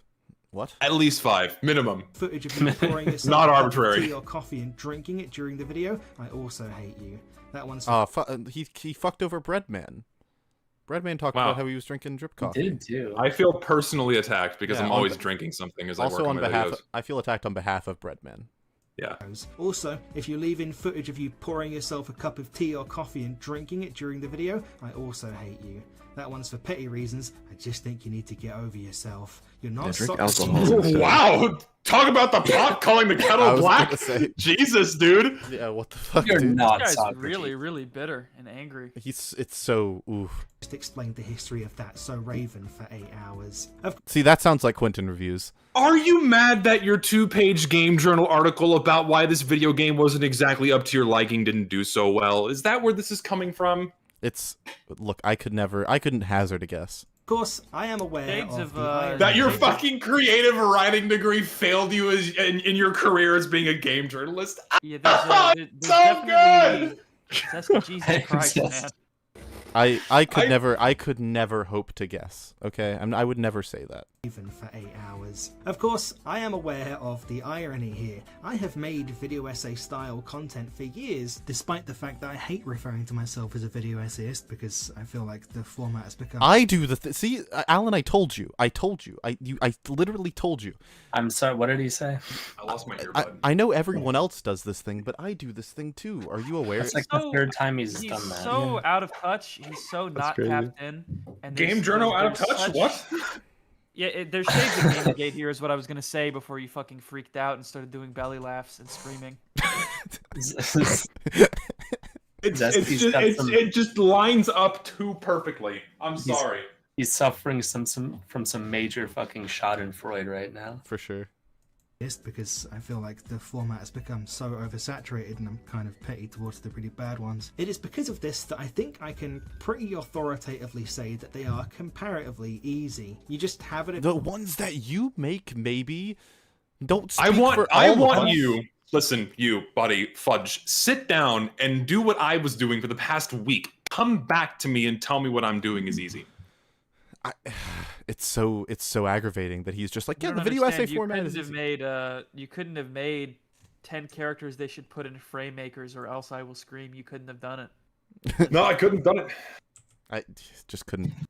Opinion and you make a video out of it. Most of the time that involves either using tons of footage from the thing you're talking about, which you can just drag and drop into your video editing. You are self-reporting. Self-report. This is the hardest Self-reporting on your lazy edits, dude. You and just are dragging lazy. over nonsense to your voice. You are lazy. That is you, dude. That is your fault. Not me. Not me, the video essayist who's watching this. I'm like, what? So glad. we Has watched there this actually today. been I'm like a? So glad. Has there been like a single like edit in this video, or is it just? No. I feel like it's been just background footage. The Yep. Illuminati stuff panned and then it stopped for like 10 seconds. Software. Also, I guess Yeah, the guy I thought the video froze. Honestly, I thought the video froze when it stopped panning. Or just being on camera yourself, which is also easy, especially if you're pretty, which I'll be honest, most of us are. So if I dislike... I look, Oh shit, when dude. when I told you guys this was the worst video we had seen, I was not joking. Okay, He's insecure about looking bad, and he thinks that's like No. unfair. He People no. who look good can make video essays. No. That's what makes their success. Richter, he said it the other way around. He was like, most of us look good, and he showed a picture of himself. Oh. Oh, okay. Which I'll be honest, most of us are. So if I dislike this quote-unquote What does that format mean? so Because he's saying it's easy to be in front of a camera and talk because especially if you're pretty, which most of us are, and then he showed Yeah, us but is he being ironic or Did he not? say most of us No, aren't? No, Or I don't not- think he's or being most of us ironic. are. No, I don't I think heard- I'm being I I heard ironic. most mean, of he's us got to be are. joking. He said R. He did not say aren't. He said R. If he's not being Rewind it, ironic, rewind it, then why rewind is it. he I'm pretty not sure he in said front of aren't. the camera? I'm pretty sure it's a which I'll self-deprecating be honest, gag. most of us are. So Oh. Yeah, I'll be no, honest, yeah, most of it's us aren't. it's the accent. Okay, so he is being self-deprecating. Okay, dude. Still, though, that's like, oh, yep, I'm ugly, guys. Great joke. It's bad either way, yeah. if I dislike this quote-unquote format so much, why have I used it so often? Well, That's number 4, Alan, if you're keeping track. Because it's the only thing any of you motherfuckers will watch. Now I get an excuse to plug something really quick. In case you missed it, myself Really and a bunch of awesome how he's so like hostile towards his audience for no reason. Yeah. Hey guys, I fucking hate you, but also I wonder if that has any reason to do with like the fact that these other like I wonder if that's why his channel's tanking is because clearly he doesn't respect his audience. I feel like that's most of the time that's what it is. Yep. The Hard Drive alumni who left late last year launched our own new thing, Palette Swap. We've got a site that's really cool and good. We've got socials that are really cool and good. Oh, by the way, and you motherfuckers suck and you watch garbage. Now here's my ad. Like, what the? You're a prick, bro. Now come see my real good quality writing that my degree earned me. Yeah. Oh my! It's just. God! From the ground up, more effort on the ad than the actual video. Also, yeah, I was gonna say this is the most effort he's put into anything. Therefore, cool and good. It's where all my videos are gonna be now. This one on the channel, and is it's a still one-off just like shitty, like 2014 looking editing. Yeah, because I don't really think it. No drop shadow on any of those pictures. Fit on the Palette Swap channel. Part of my strategy for getting us off the ground has been to use the video essay format. Of course, I play with it and get creative, and have churned out 2 big videos. Of course, my instance of the video essay. My video essays are good. My video essays are creative and interesting, but everyone else. Of course, everyone's favorite politics and games. I think he says it's satire, politics have just become unsightly, and if you see it anywhere, you just don't want to see it. I think he says it's satire. Yeah, that video is titled. Isn't it funny that he's shitting on video essays, saying they're easy and bad, but then he says, "Oh, I'm getting my new channel off the ground by making video essays." No, because he has to, because those are the only things people watch. He has to make bad content. You Zesty, you don't understand. He's a what's the word? He's the kind of artist. Starving artist? Yeah, he's a starving artist. Thank you. Creative, and have churned out 2 big videos so far that I'm really proud of, that you should go and watch and then subscribe to us. But this was, in my estimation, from my experience. Maybe we will have to watch the one on the left. Who knows? Hey guys, I'm doing video essays over here, and they're creative. Yeah. Yes. Yeah. These are creative and totally unlike all the other ones that are out there right now. These are the ones that are good. These also, are the good ones. fucking. Ooh. What? Nothing. Okay. From my experience, our only chance to hit the algorithm. We are 50% a comedy and satire site, but you can always tell, who's just totally bitter about YouTube and jaded, because they always love to talk about the algorithm. The algorithm. And talk about oh well, it's the algorithm. No, the algorithm. You should just say audience. I think Mr. Beast said that. Just say audience, because it's not. Mr. Beast. The YouTube algorithm is not. It's not like a dirty trick that pushes people away from good content. That's just a total cope. Yeah. If your shit is not sticking out, it's because you're not making the effort to make it appealing to people. So when you're like, oh, it's just the algorithm. Zesty, even you do this sometimes. Like, well, it just doesn't play well in the algorithm because it's not the ultimate flop. It's real. Like sorry, I'm fucking blasted on my mind right now. But it's real. You should be saying audience instead of algorithm. Algorithm is such like it implies a dissonance between the audience. You're basically telling the audience they don't know what they want, which is just very insulting. I agree that the key to YouTube success, Chad, is to shit on everyone else and then promote yourself. We are 50% a comedy and satire site, but any video solely based on comedy would not work or hit the algorithm, especially not any kind. This is not a statement on long-form content not working on YouTube or anything, lol. Obviously, that's quite the opposite, but long-form satirical/comedic content, hoo boy, good luck with that. What do you? That's like H-Bomber Guy's whole fucking channel. I was gonna say that's fairly. Yeah, what the fuck are you talking about? That's a fair description. I assume, unless you mean like a comedy show, in which case, there are entire specials on YouTube, so they're like hours long. Are you trying to make a comedy show? What the fuck are you talking about? What is it? What is this guy's? What kind of long-form satirical content is this guy trying to make that he doesn't think will make it anywhere? I don't know. Like satirical content has been on YouTube forever, and even like essays, satirical essays like Donkey. Donkey has been doing that shit for 10 years. Yep. So this video is just like baby cope rage. But are they long form, Richter? Donkey's not. Probably not 3 hours long like this guy wants to make. Yeah. But he needs this, like, oh, it won't do well on YouTube. You need to just say nobody wants to watch that, because that's the reality. I don't want to sit down and watch some pretentious journalist fucking babble about how know- this game is bad or something for 5 hours. I know It'd be unfunny. I know I've talked about this on UFR before, but you know the greatest achievement for me as a YouTuber is like someone being like, "Oh, I don't think that would be interesting," and making them think it's interesting by like presenting it the way I want to. That is the greatest achievement for me as a YouTuber, because anything can be interesting. You just have to put in the fucking effort, dude. Yes. Form thing. No matter how creative or inspired or well written a YouTube video, people will not watch unless they feel like they're actively getting something out of it. Also, yes, the dragon and the woman are having sex. Just What was Like- that editing? by the way? No shit. People are not gonna watch your content if they're not interested in it. It like that's common fucking sense. No, but Zesty, the problem is that he said no matter how good the writing or construction is, and then he showed a clip of his own video. There are two problems. One, that's not true, and two, you're showing your own video, which I just can't, based on this video, imagine is very well written. Also, he picked a part of the video where there's text on the screen that has nothing to do with what he was talking about. So my mind's Even better. reading it, and then I missed what he said. Yes, it's like Even though he it's edited such a that video self-report. and he has the source footage, he could just use it without the text. It's such a self-report. This is the fucking hardest self-report I've ever seen. He makes a bad video essay about why video essays are bad. It's maybe it works in that video essay, but it doesn't work in this one. No, it makes it look bad. In a YouTube video, people will not watch unless they feel like they're actively getting something out of it. In most cases, that is an opinion, an analysis, again, a chance to get in on delicious, yummy, scrummy discourse. Laughs and quality writing don't really cut it anymore. If it's not about... You're a fucking game journal and you're complaining about people engaging in discourse? We can't just call...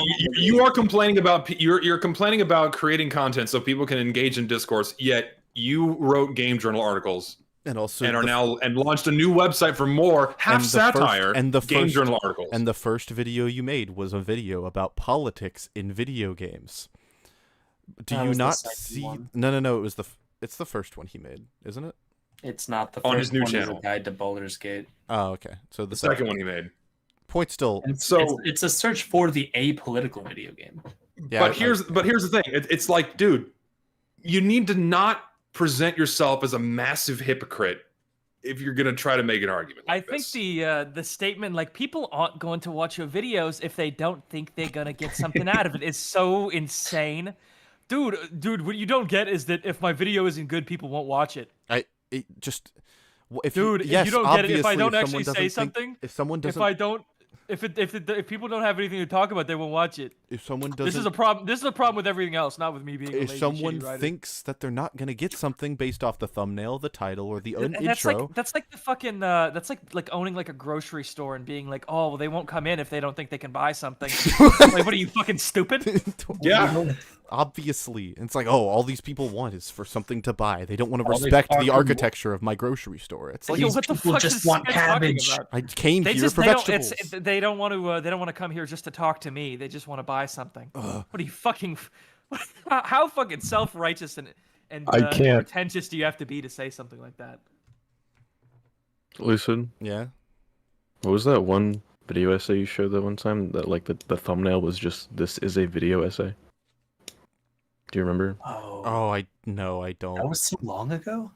Gosh, no, I don't remember. I'm sorry. You probably sent it in this. Yeah, you have to scroll up and find it. Okay.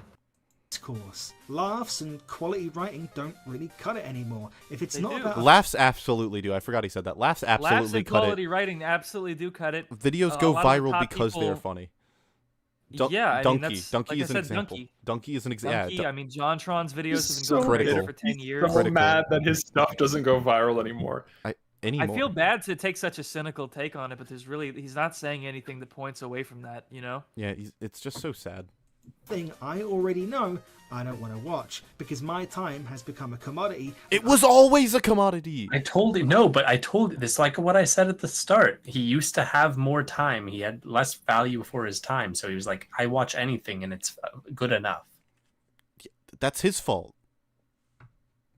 No, but now he's evolved. He has a refined taste. That's also his. That's okay. That doesn't make it a problem with everything else. I don't want to watch because my time time has become a commodity, and I don't want to take the risk of not spending it wisely. If I'm watching something about something I already know other people have an interest in, perhaps myself included, then even if the content of the video is bad and the person isn't really making any salient points... This is such irony, for the record. Just throwing that out there. Huge irony. Included, then even if the content of the video is bad and the person isn't really making any salient points, at least I still get to be involved in the discussion. At least I get to be immersed in the world. Who watches videos for this reason? I just want to meet that person who watches, like, the only person I can think of that I've watched ever, and this was when I was in high school, was Layat Omni. I watched Layat Omni videos so I could be informed on Smash Brothers discourse. That's the only... The point I think he's trying to make is that even if if the topic is hot enough, you don't have to actually be bringing that much to the table, because people will just click on the video to hear more thoughts about that topic, which is true. But he's also like, I'm making this point for him because he's making it wrong. I don't even... I don't understand, and also it's been that way for fucking 20 years. That's also not an issue with videos on YouTube, video essays, or videos on YouTube at all specifically. That has nothing to do with those. That's just true of anything. I thought this was... Yeah, and this is specifically... It's like he's... In the title, he's gesturing toward it. There's something that's changed in the last few years, and he's just describing the status quo on YouTube for like 17 years. Like, what the fuck? Yeah, he sounds like he should be describing people who went from being something to a video essayist. Which he does used to exist. be an editor for Hard Drive. He was one of the lead editors for Hard Drive's YouTube channel, and apparently they went through some weird epic drama where the CEO did some shit, and then he was removed, and then him being quit. a game journalist explains why he's got so many indie slop games on screen. That's like their favorite thing. In the You did not say that. You did not say that while Hollow Knight's on the screen. You're gonna ruffle some feathers, my guy. Can't be saying this shit. Oh, I don't know this game. Maybe this game's good, but they all look like indie games, and that's like obvious if it's a fucking game journalist. This game almost won Game of the Year when it came out. For whatever. Maybe it's good. Maybe it's good. I don't know. Hollow I take it Knight's back. Maybe good. this one is an indie slop, but the other games kind of look like indie slop. Of a piece of media I already know about that I feel comfortable in. I could just bathe in it. People who like things will watch things about the things they like. More at 11.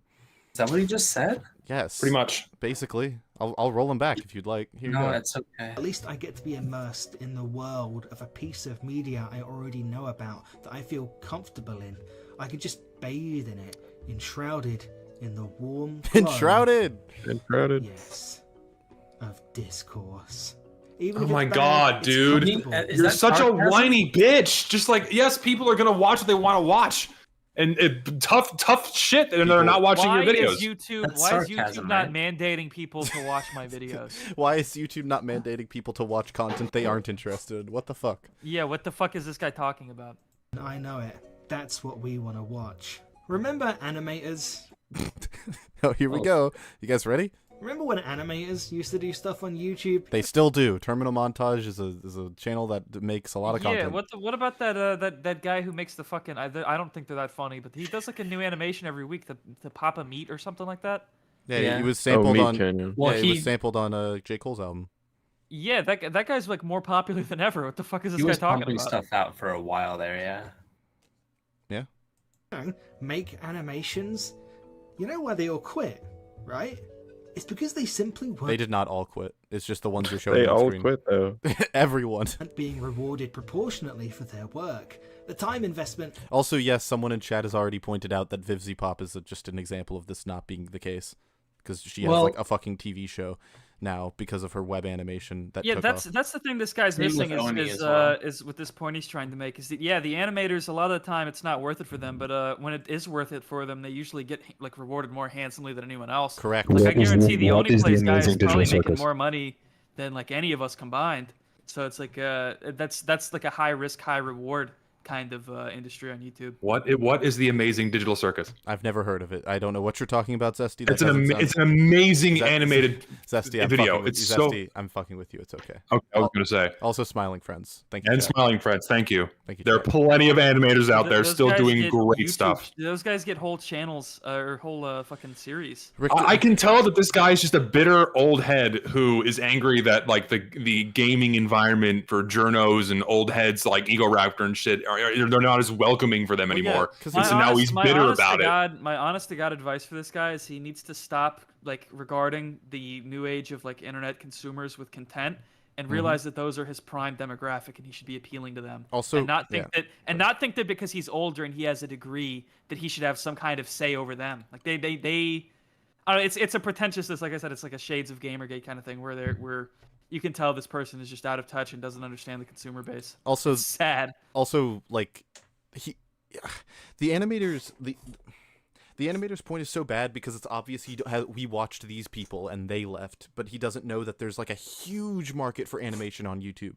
Yeah, when he says the animators, he's just like animators that I know personally, and like I can name a shitload of guys who do TF2 SFM stuff. Yeah, and they crank out content, man, and it gets shitloads of views and people love it. They do it. I forget his name, but the guy who made the All My Fellas SFM recently, like me and Alan went back to watch it again because it was so good. We were showing it to people because it's so fucking impressive, and that's what happens with content that's very obviously people put. Nemesis Blue, another example. Nemesis like, come on, like what? Yeah. Like, yeah.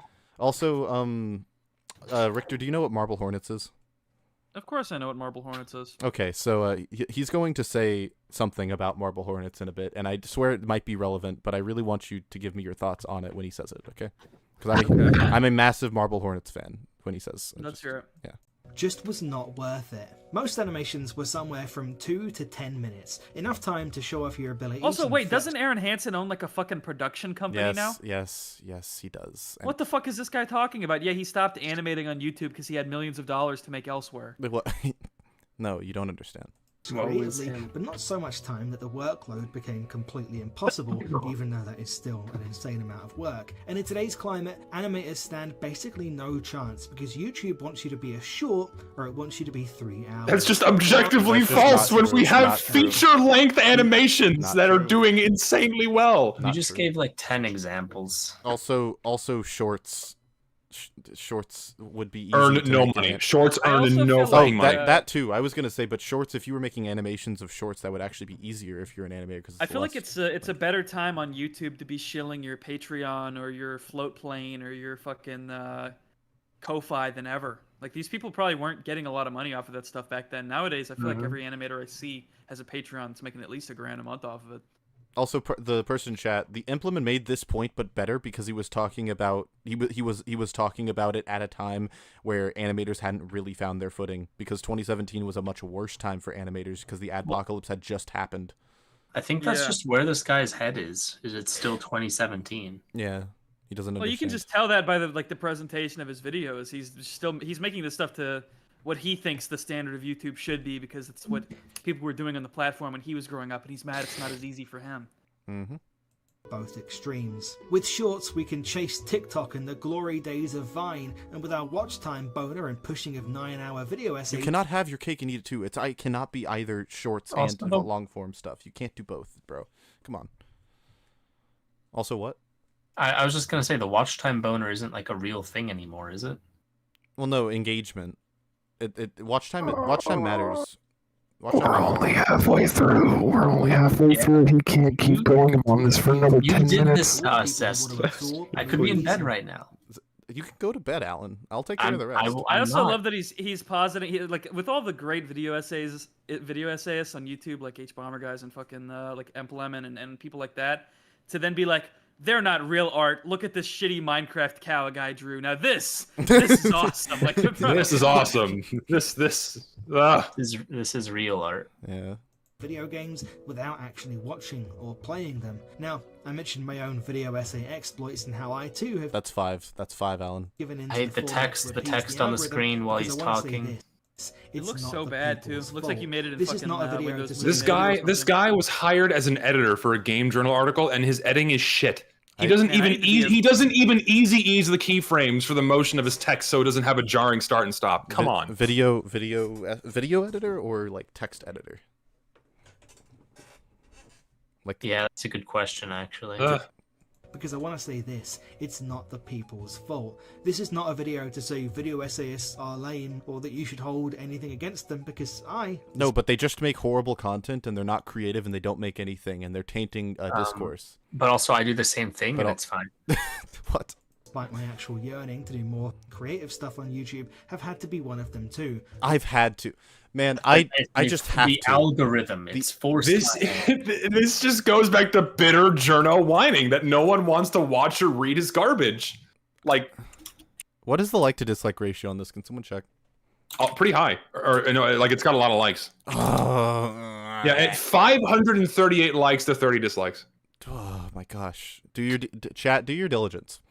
This is video again, really again, and this is so funny because this video essay just falls into the same camp of so many others, where people just want background noise and they're not paying attention to what you're saying. Because your video is not entertaining. Your video is not good. They have you on as noise in the background. Every now and again, they might pick up on a couple of words you said and go, oh, yeah, I agree with that, and then just keep fucking going. They're not actually listening to you because you are a bad writer. You are a bad... It's just... God, it's blowing my mind. Chat, when I say do your diligence, I mean if you do not like the video, please express that. That's what I mean. I'm not saying we should dislike bomb the dude because he's... I have to fucking piss again. I'm not saying we should dislike bomb him arbitrarily because he exists. I'm talking about this video is bad.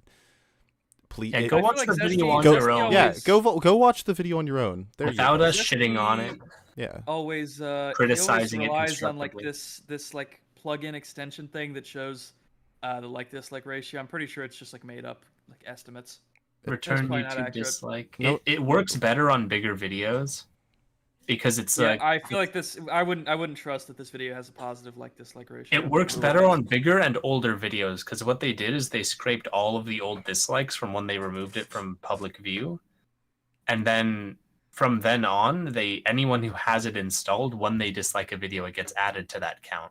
Well, he's saying in the recent comments that this is actually an ultimate problem with capitalism. So that's what we should be discussing. Really, if you look at the latest comments, that's what he says. What? Do we have to? No. Do we have to talk about late stage capitalism? We can just. We all do. It's what works. It's what keeps us fed. The irony is going to continue here because I'm going to reference, you guessed it, a video essay I made a couple years back on my problem. That's number 6, Alan. Really full of himself. As a creator. Addendum here, creator is an incredibly generous term for most people on YouTube, as I say in the video. Most people. Most people. Most people are. What the fuck are you creating, bro? You're creating just yelling into You've created like one shot in this entire video yourself. And it was the ad. It was the ad. Most people on YouTube are not creating anything. They're just reacting to things made by other, more creative. They create. What the fuck? We are creating right now. Guys, everyone pat yourself on the back. You are creating content every time you add to this guy's stupid, dumbass video. What'd I miss? Chat. What the fuck do you think you missed, Zesty? Fucking garbage. Yeah, people, I figure. But I cited a statistic in this video that I think is of course you love Fallout New Vegas. And I still think about a lot. It's that from the year 2000 to 2015, the average human attention span... He corrected this. This is apparently a hoax. This is not true, to my apparently. And dropped from 12... Well, you don't get it. That was just part of the artsiness of what he does. And misinformation is part of the art. Yeah, you wouldn't understand. 12 seconds to 8 seconds. A full You know what's funny? 4-second drop. Is this guy is complaining about bad video essays and is ticking off the box on everything that makes a video essay bad. Misinformation, terrible editing, poor arguments, lazy editing. Yeah. Contradictions. This video is better as like a case study. Like, well, that's why we're watching it. The video title actually works really well in like a meta sense. Yeah. Yeah. I agree. Kind of genius. 15 years. If only that were what he was doing. That might be the point. No, because he's defending himself. Because he writes satire. Nobody. You might be. I don't know. Maybe that's the point. Maybe he owned us, but I'd have to see his other videos and see if they're any better than. So this whole video has just been satire.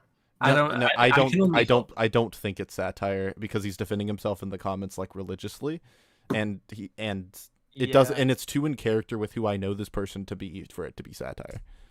Yeah, but like to talk about how high your standards are for everyone else, and then to not even come close to meeting those standards yourself while like it's insane jerking yourself like off. It's so bad and it's so ridiculous. Beautifully put.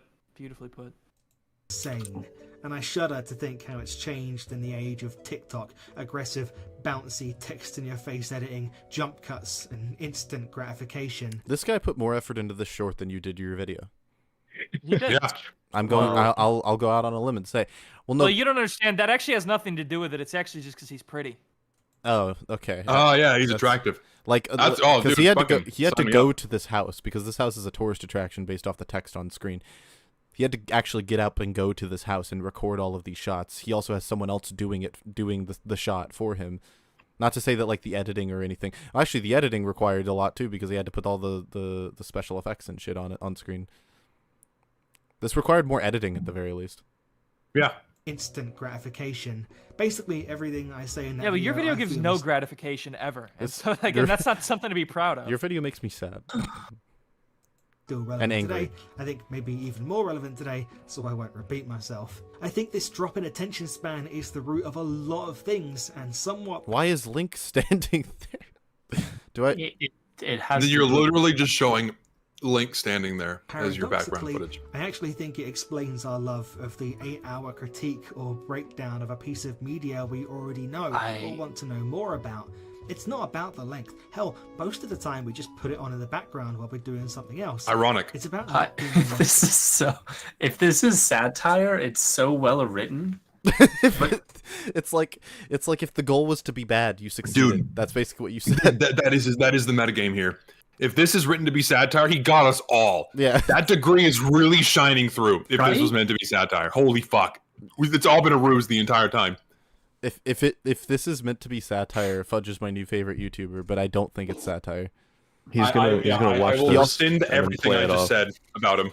I'm looking at his other videos. It looks like he does like to put himself in his videos, and there's a little more editing in the other ones. But I get the impression that it probably wasn't more than like a half-assed like joke to make it lazy. And it's like eating 100 cookies as a joke. Like, well, that's also still just unhealthy. That's still just bad. Well, no, it's either entirely satire or it's not. And for the record, if it's not satire, or if it is satire, we're addressing the arguments as if they are not satire. So it doesn't matter either way, because someone could have said this, and we don't know. It's Schrodinger's satire.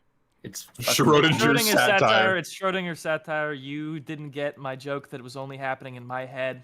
just our thoughts. I'm the And smart it's one. I have a about degree, by the way. Did I retreating mention to that? something we know, whether that is video games or music or movies as a whole, or a specific album or movie or video game. All across the world, in every creative industry, you're seeing the arts movie. get more risk averse. Very We use are Fudj. doing the same as viewers. As everything is competing for our time, and as our time is being commodified, we are less willing to take risks with it. We do not want to take the Our time has not become more commodified. It It's has always been been commodified. Since the beginning of time, time has Yeah, mattered. there's just more people, swinging for it, I guess, on YouTube. Well, Yeah, he's upset about competition and no one watching his videos. It just all comes back to that. risk of engaging with something new or different. All we do over and over again is retreat to what we know.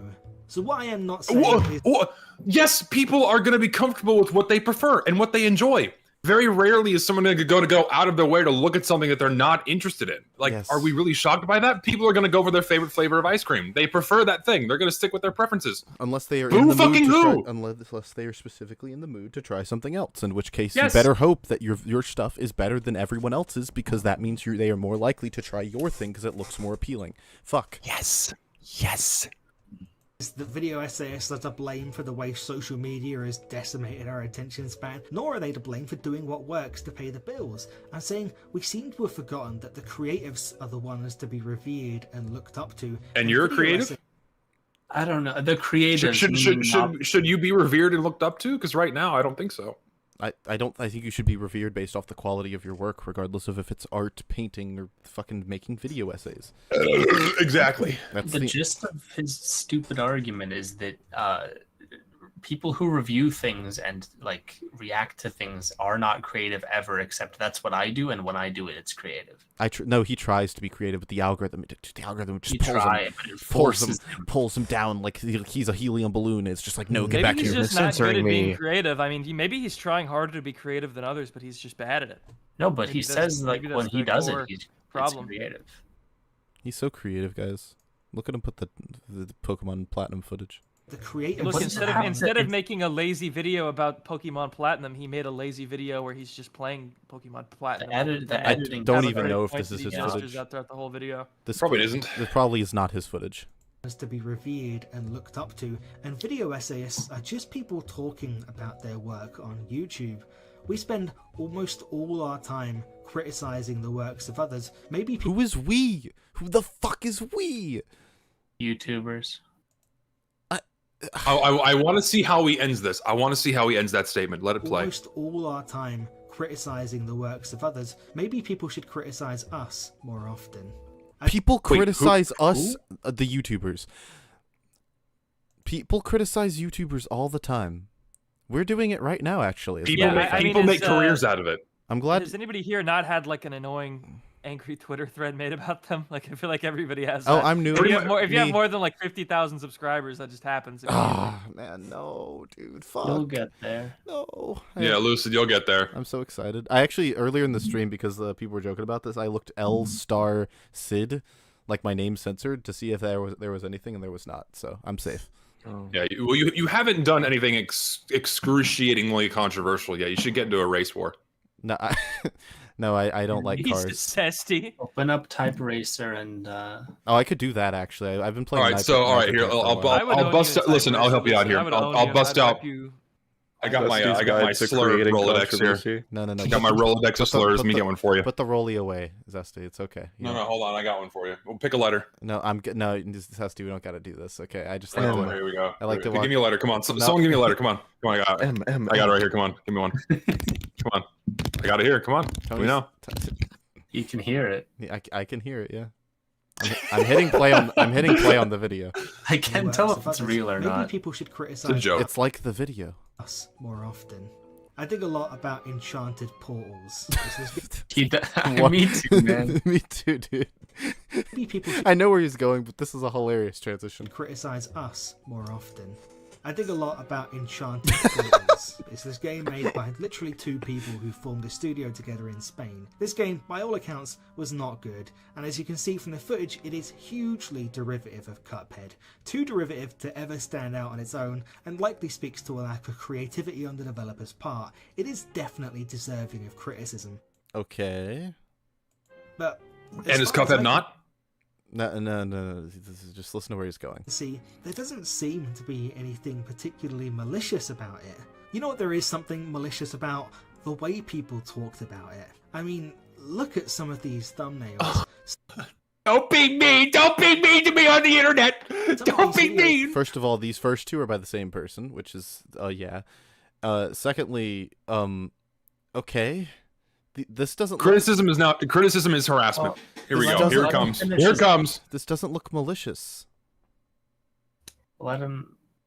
With hundreds of thousands, millions. Also, this video is not even about. Sorry, this video is not even about enchanted portals. By the way. You know what's weird is he's probably making a point that like this is like a YouTube phenomenon, but they were like the press has always been unfavorable to people in like tabloids and shit and like games. Like if somebody was running a journalist site, they would run an article about how this Cuphead clone was like a failure or whatever. Like, it's not any different. They just do it. You know, they hyperbolize on YouTube, but they do that in the press forever. Yeah, that's just the way that criticism works. He's basically just saying tabloids bad. You're so right. It's just criticism bad, except for the criticism I like. I mean, look at some of these thumbnails. Some of these videos with hundreds of thousands, millions. There's not a single video with millions of views here, except for the trailer, which is about to come up. Let him finish. Do we not maybe forget ourselves a bit and how damaging stuff like this is? You know, targeting big corporations and executives is one thing, but this is two people who made a game together in Spain. First of all, why does it? Okay, multiple things. One, why does it matter that they're in Spain? I have so much to say. Why is? Did they sell this game for real money? Yes. Yes. Then who the fuck cares? Shut up. Yeah, they are trying to make gain off of it. I criticize they put out art in the public forum. I criticize the art in the public forum. That is my job. It's again, this is going to criticism equals harassment unless it's directed at the people I don't like. Also, why did you mention that's what this boils down to. Criticism is harassment, and it's bad unless it's directed at people I think it's appropriate to direct it at. Also, how dare you criticize something made by 2 people? How dare you criticize it? How dare you? There's a video there at the bottom of the million, so your own lucid. Damn, fuck. Also, why did he mention that they were in Spain as like a point to get like, oh, look how sad they are. They live in Spain. Why did he say it like that? It's so funny because this is the exact same fucking argument that I deal with. Underclass, you know, they're Europeans. I'm not gonna touch that. Is this helpful to them? Are we not forgetting? Yes, it is fucking helpful. Yes, Criticism literally, is yes. meant to help people. Chad, like Jesus Christ, this is the same shit that I deal with, right? It's like I say this TF2 hat is bad or this TF2 skin is bad. Here is why, and then I get these people fucking screeching at me like, "You're just harassing people. You're being so mean. This doesn't help me at all." And all they want is people to suck them off and praise them for making something. Well, this is also like companies would pay hundreds of thousands of dollars for this level of like yes, not promotion, but like you know what I'm trying to say. Yes, fucking publicity. Oh, sorry, I thought you were going the other direction of like. And you know, people bought this game and played it. As a result of this, videos with millions of views talking about your game is actually like great publicity, even if they think it's bad. Well, yeah, he knows about this game. I didn't know about any this press game. is good press. I don't believe that, but I think reputation matters. 99% of press is good press. Like, dude, and it's like you said, Lucid. You make the thing. You put the thing in a public forum. People are going to talk about the thing and criticize the thing. Notable, and people are talking about what's notable about it, which is the fact that it's very similar to Cuphead, and it's kind of bad. Well, like if the game was kind of similar to Cuphead and it was good, they would have done this. Except it's a Cuphead clone that's good. Well, if I go to you shouldn't have made a bad game. If I go to my good friend Alan and I'm like, "Hey, Alan, look at this painting I did of a fire truck, and the fire truck is blue inexplicably," and he's like, "Hey, why is the fire truck blue?" And I'm like, "Oh, you, Alan, you're not my feelings." He's like, "What? What are you talking about? Why is the fire truck blue? Can you answer why is the fire? Huh?" And then I'm just like upset that he talked about the fire truck when I like showed him to the fire truck, and that was just his reaction to it. Like that, he's not in the wrong for that. These YouTubers aren't in the wrong for it either. Buddy, let me tell you something. You'll learn to steel yourself against these types. And you know what's great is these guys who made this Cuphead clone that's bad, they could put out a good game next, and people would be like, "Wow, they learned a lot." Yeah, and they capitalize on it. Yeah, like this person's point just sucks. They could incorporate the criticism they received. Yeah, incorporate the criticism they received, and people would be like, No "Wow, Man's the people Sky. who made this Cuphead clone that was bad. No Man's Sky. Their new game is actually good." It's fun. Okay, so like I'm gonna make a Minecraft clone that's objectively bad. People are gonna call it out and say it's bad. Is it therefore now bad to call out the copycat? Are we not supposed to do that?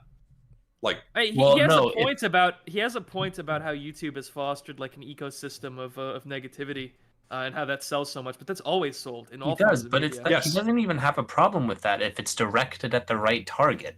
See, yes, that's the corporation made the See, now this is bad faith and this is evil, but if we do a 5-hour video about how JonTron is evil and the Nazi, then that's like a good form of this.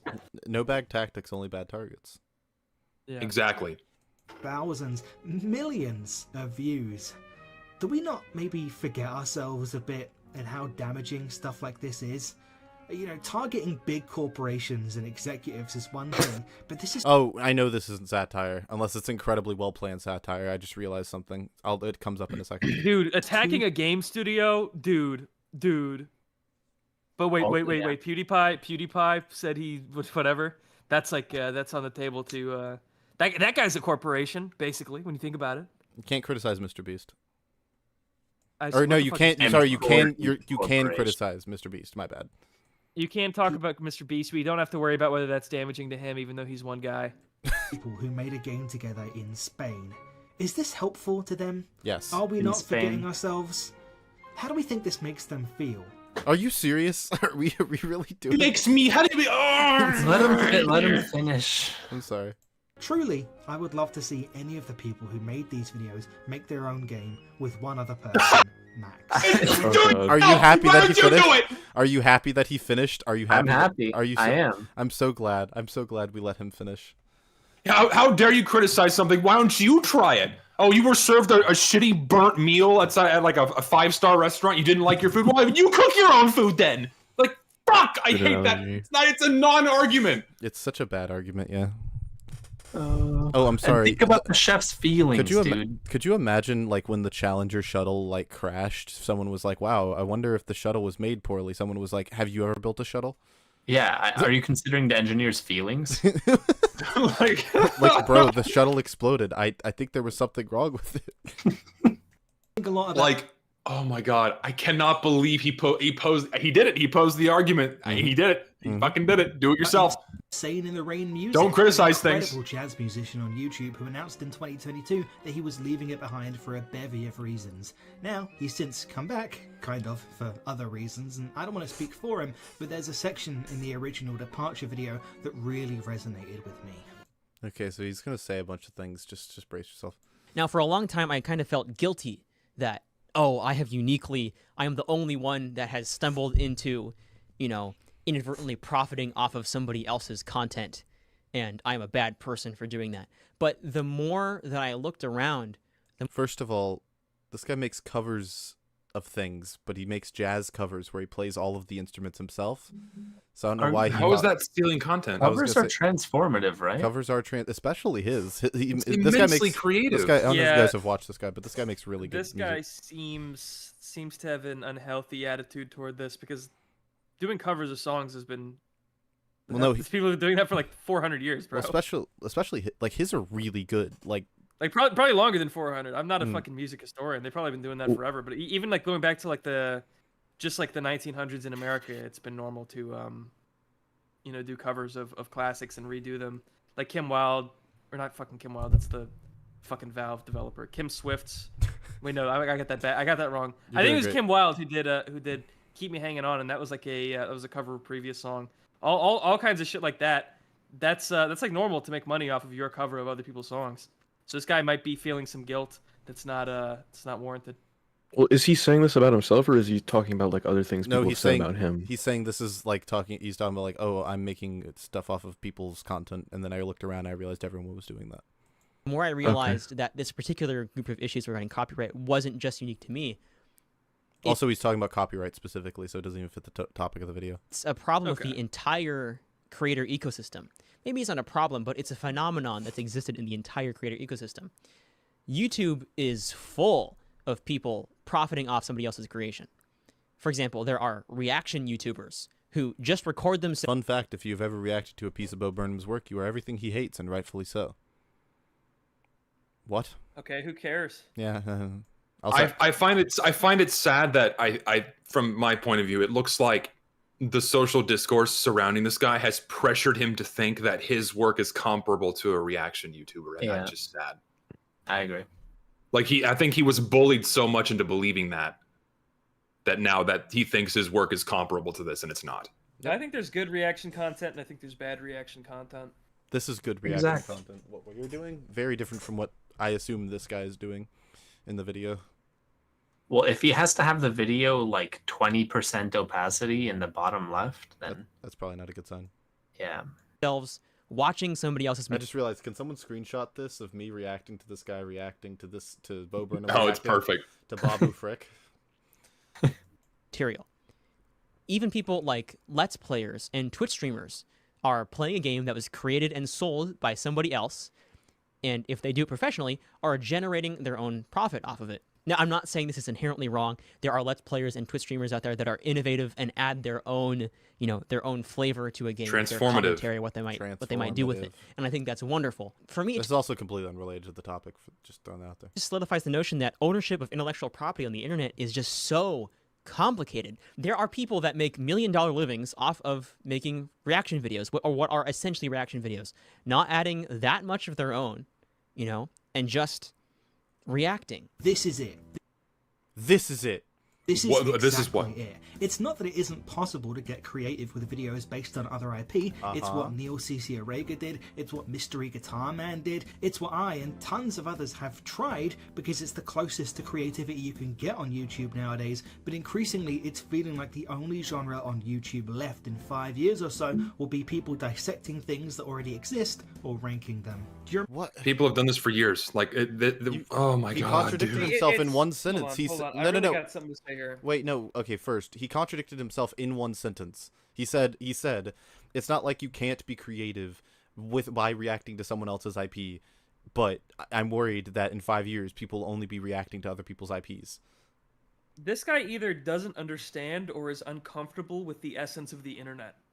Yeah, everyone reacts to everything on the internet. That's the nature of social That's media. not even the point I'm taking. What I'm trying to say is, if you think that the only way to be creative is to sit down and create a wholly original piece of like TV or writing or something, you need to be hired to go write books, and you need to be hired to go work on movies and work on video games. You shouldn't be trying to use YouTube as a vector for those things. YouTube and the internet as a whole was created as a counterculture to traditional legacy media, and I think this is all informed by this guy's history as a journalist or whatever, like tacking on to the like being so attached to the old world and trying to apply those principles to a place that was created to subvert those principles. Like this, he's mad that the internet is the internet, and I don't understand. I don't understand that. It's like this is not the place for you. Then, like, again, just keeps going back. If you think the only true art form is sitting down in a room and like writing out a wholly original plot form or plot arc and you know, sitting down with artists, you should be working at a traditional media company, not doing that at YouTube. That's not really what YouTube has ever been for. And also that the pursuit of being original is a faulty pursuit. You should pursue being good, not being original. That's also true. Also, this point that he's about to make is going to kill me because I'm a huge fan of Marble Hornets. remember Marble Hornets? Slender Man has basically become a mythological character in horror media because of Marble Hornets, a from the ground up creation from a group of people who were not already famous before. No, they didn't come up with Slender Man, you fucking dickhead. Well, okay. So Richter, they came up with everything except for like the base concept. They yeah, but it was they didn't something... come up with Slender Man. That was the people on Something Awful. Yeah, but they were like the third people. Like they were two pictures, and then they were the next thing that came out. Like, yeah, sure, but this is still not their original idea. Well, yeah, it's like Yeah, so basically it's not creative at all. No. You're so right. Of course. But yeah, and I'm more pining for the idea that they created Slenderman as we know him today. Like basically all of the things that Slenderman can do, like teleport, fuck with cameras and shit. I guess that's his true, relationship with children. I feel like that's all. not. He just said it was wholly original. That's not true. Well, yeah, no, correct. That is not true. I agree. Which in his yeah, no, we got it. Isn't based on anything else. Do you think something like that could happen? It literally was based off other things. See, now I'm on Richter's side. Yes, like something like this can happen today. Hello. Yeah, It no, can, yeah, it no. is. Also, yes, he said nothing. Monument like this. Mythos. Monument Mythos, Local 58, Mandela Catalog, literally just analog horror. Backrooms. The Backrooms. Backrooms. Actually, the Backrooms is the easiest Anything. example. The Backrooms is the biggest example. Backrooms is huge. The Dutch anime that you showed me, Alan, that counts. Yeah, Ongazelig. How the Ongazelig. fuck you? I don't speak Dutch. Yeah. That one. Wait, Zesty, do you know what we're talking about? Yes. Yes. Oh, Zesty shit. knows good things. He has good taste. He's a patriot. I have impeccable taste. I was unaware. Holy shit. No, it couldn't. We exist in the void that 10,000 professional fans on YouTube scream into every day. Everything has become discourse. We talked about Dragon's Dogma 2's microtransactions for 3 weeks. We somehow... Who was we? I didn't. This again, like this just keeps going back to him being a bitter little bitch that no one is watching his videos. If this Also, turn... he's basically mad that it's like a walking contradiction here, because he's mad that these people aren't doing good enough analysis, but he's also complaining that everything is analysis now. Yeah. Like he's one of the people who pushed this new direction on YouTube. Yeah, no, I agree. He's part of the problem. Also, someone in chat said, "Hello, my fellow YouTubers," and I thought that was funny. That's him. had a culture war over Sydney Sweeney's boobs. If you type in... I don't even know who this is. Who? So I just like, I don't know. I don't even know. I don't know what's going on Really, about now. you guys. 64 is bad, actually. Into YouTube, I bet you get tons of results. You get results for anything you search for, dummy. Also, like, of course, it's one of the most famous games in history. Like, Here, give me something to look up. Let's do Portal fucking is bad. Portal is bad.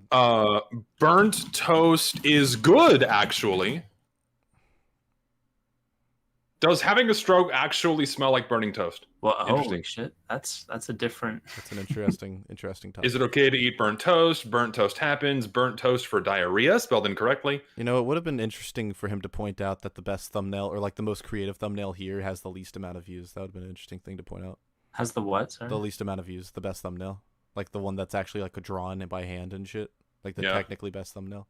This is such a cool fucking image, unironically. I love this image. There's a YouTube video for every opinion in the world right now, and I have Shocker! Everyone has opinions, dude. Like, I know we keep pausing, but like, no fucking shit. Everyone's gonna have an opinion about things they enjoy or dislike. Like, are we really surprised that when we're given the ability to share these opinions with anyone we want to at any time, that's gonna be done? Oh no! The ego. If it's not the content for you, don't fucking watch it. Yeah, I agree.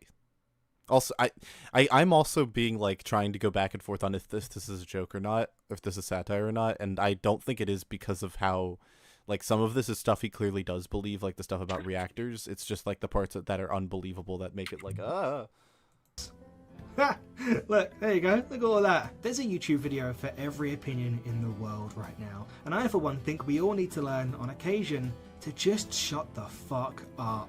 Alright, this final line. Yeah, that's the essence of YouTube, by the way. Is not express yourself. It's shut the fuck up. And this guy's definitely, you know, understands the culture that he's trying to claim to be advocating for right now. Yeah. What a fucking. This guy has no idea what he's talking about. Broadcast yourself more like. This is the script. He either doesn't know what he's talking about, or he's a fucking fifth column. Of this video script at 3:30 p.m. on Friday, March 29th, 2024. 3 hours prior, at 12:26, I wrote this tweet. It feels like an unfair time to be a creative. This is why I don't think it's a satire. There's more people talking about things other people have made than there are people actually making stuff. God forbid you make one slightly mid-movie/game, some white guy will have whipped up a 6-hour video essay on it within 2 weeks. This is just also what he said in his intro. Again with the race. Also, he's using the unfair to be it's an unfair time to be a YouTuber or a creative. It's unfair to be kind of an interesting way of phrasing it, right? It's literally better now to be a creator than it has ever been because of the internet and the way that things are proliferated. Something like the Backrooms could never have gone popular like 30 years ago. Sure. So. That was when I got the idea for this video.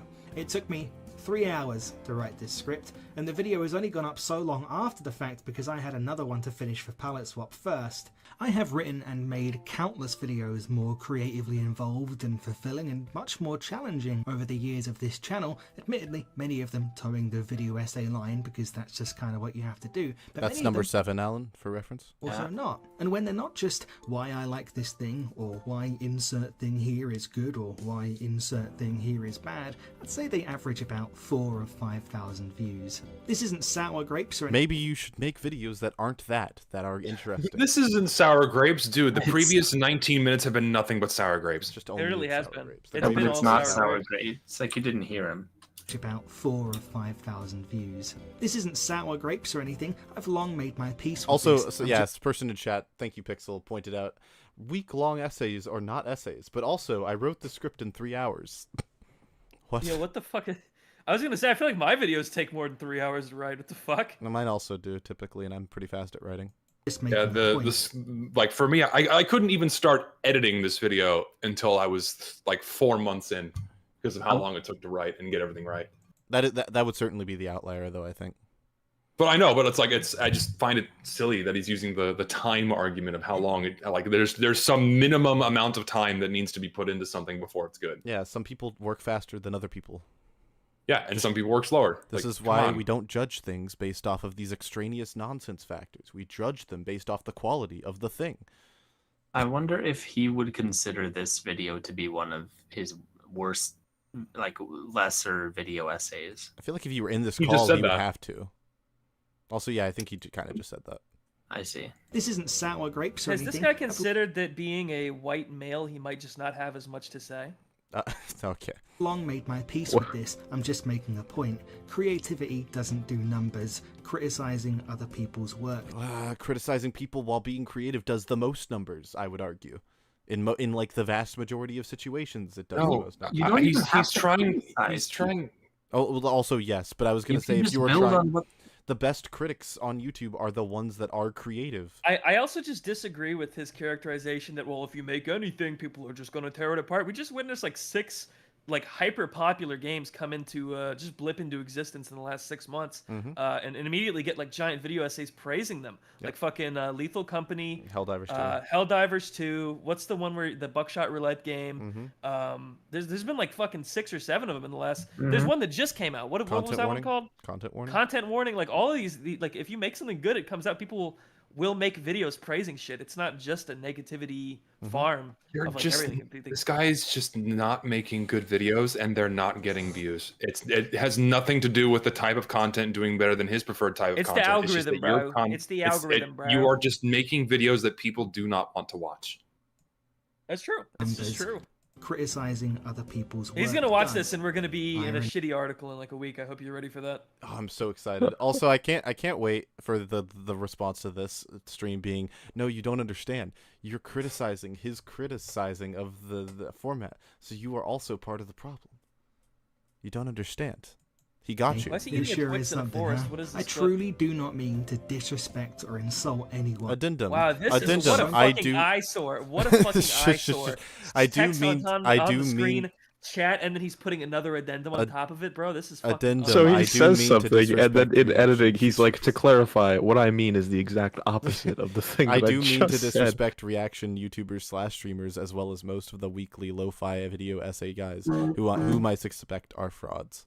Much hero worship of the people who are just a gateway into things you already love, which in turn are made by people who get scrutinized and analyzed at every angle to an insane degree. There are so many parasocial relationships being formed, unhealthy creator discords popping up, so much I don't even. What does that have anything to do with your arguments, guys? Yeah, also, are we gonna forget that it's just as big of a culture to like tear down other YouTubers?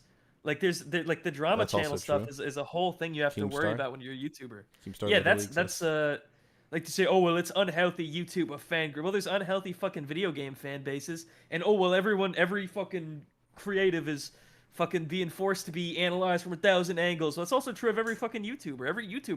Every action is under every fucking celebrity scrutiny. Look at and what we're doing anyone right now. and anyone that's been famous has gone through this since Hollywood culture. Come on. Ultimately, just a garbage video with no real poignant point to offer. We're not done yet. We have a minute. Also, chat said someone in chat said he just insulted people who drink tea and coffee in his videos. In their videos, what is this guy talking about? Which is true. Before you got here, Richter, you insulted people who drink tea and coffee in their videos. Wow. So I think I was actually there for that. Oh, nice. Don't have beverages in your video. No beverages. Merchandise being sold based on someone else's IP just because it's a thing a YouTuber talks about. I'm no simp for corporations, but does that not feel a bit weird? There is still an artist at the center of that creation. I guess what I'm saying. The artist should be criticized. The artist is actually not the center of every creation. That's not. You learned that pretty early in school. You probably should have learned that in school when you went and got your degree, like Death of the Author and stuff. Death of the Author is more about like author criticism. Like you, whatever. It's basically. You know what I mean? I know what you mean. Don't make me look stupid. No, I know what you Anyone working for a video game developer realizes that they're not making the exact vision they want. They are following instructions. Yes. That's with every job. Yes. Or you're not self-employed, and even then, you're not really self-employed. You're employed by your clients. Yeah, your audience. We aren't just people on the internet talking about things. More so than we are just. I hate. Reductive. Oh my gosh. I mean, it's true. Yes, but the way it's said is so stupid. It's like telling an astronaut, you just go to space. You're You are just a guy you're just a floating in guy space. who just floats in space. He's just he's a very bad man floating in space. He Like- has no credentials, no real experience. I'm the best astronaut. I can fly the ships. I can land on the moon. Good moon. Good celestial body. Like, not to get all sentimental or mushy or whatever, but I like to think that my job as a YouTuber matters to a significant degree. At least in the lives of at least 5 people. And that's enough. Look, I don't want to get all mushy, but that's just the reality, dude. These words that I'm saying matter to somebody, and that's cool. Like, we don't gotta do this shit like, oh, you're just someone on the internet. Like, people matter to people. You matter to someone. If you get caught up in this mindset this guy's peddling here, like nothing matters, you will fucking kill yourself. Yep. Nihilism is bad. Nihilism is a stupid lie that someone told. Don't believe it. That's a message from me to you, chat. Don't become nihilistic. It's bad. Yeah, degree in writing? You're just a guy scribbling words on a piece of paper. Yeah. Oh, what, you sat in a room for 4 years? However, in 2024, we are just that. Nothing more. Nothing. Nothing I feel more. like it's really peculiar to use Mystery Guitar Man as like an example of like prime It's time. just best woe YouTube is me. content Woe is ever. me. We are just that. Nothing more. This place used to breed real creatives all the time. Still does. Still does a lot. Where the fuck? Fucking the back rooms. I don't even. Tony just dipped. Tony just died. Now, it's more of a fun Oh, one. his computer probably crashed. Watch our stuff, enjoy it, but save your immense respect and adoration because there are others far more deserving of it out there. Speak for yourself, dude. Seriously. In short, don't be mean. Don't criticize unless it's directed towards the people who deserve it. And if you're not watching my videos, you're a bad person because you're contributing to an ecosystem that hurts creatives. And also, he doesn't like white men. Yeah, that's weird how much that was an undercurrent to this video. Well, he's a games journalist. I mean, that like makes sense. Wow. Terrible video. Horrible. Now really, that probably bad. very easily now takes the bottom raspberry for being the worst video we've seen on your show. That's the worst one. That's the worst video I've seen on YouTube maybe ever. Like, that's in contention. That's really I thought bad. there's another 20 seconds. What's in the last 20 seconds? Nothing. Dude, we Probably didn't just even chilling. finish the video. He's gonna say you didn't even The finish last the 20 video. You seconds, suck. he's gonna say, I'm trolling, by the way. The All last satire. 20 seconds is nothing. Good. Thank you. Just the ending card. I thought so because I remember that being where it ended. I want to see the ending card. Maybe that's where all the effort was put into. You can watch Yeah. it yourself. Where he Hit the play on the promotes watch his other together. channel. I'm not going back. I'm not opening. Nope, the it's watch. nothing. It just goes to gray, and yeah, that's it. Yeah. GG. GG. Wow, Wow. that fucking Wow, sucked. awful fucking I video. bet the MVM video was more interesting. No, it was it wasn't I more mean- interesting, but it was a better video. It had arguments that were probably a little bit more interesting to engage with, but this was just whining for 20 minutes. Whining. It was really You're a bad. bad person because my videos won't do well in the algorithm. I mean, by talking so much about people, he's admitting that it's not just the algorithm. Like it's the constituency of YouTube doesn't want to see shit like what he's making. He is the type of person that refuses to assume any responsibility or blame upon their own actions. And many people go through life like this, where they believe that they themselves are at fault for nothing that happens to them. Nothing. I was subscribed to this guy and I unsubscribed as a result of this video.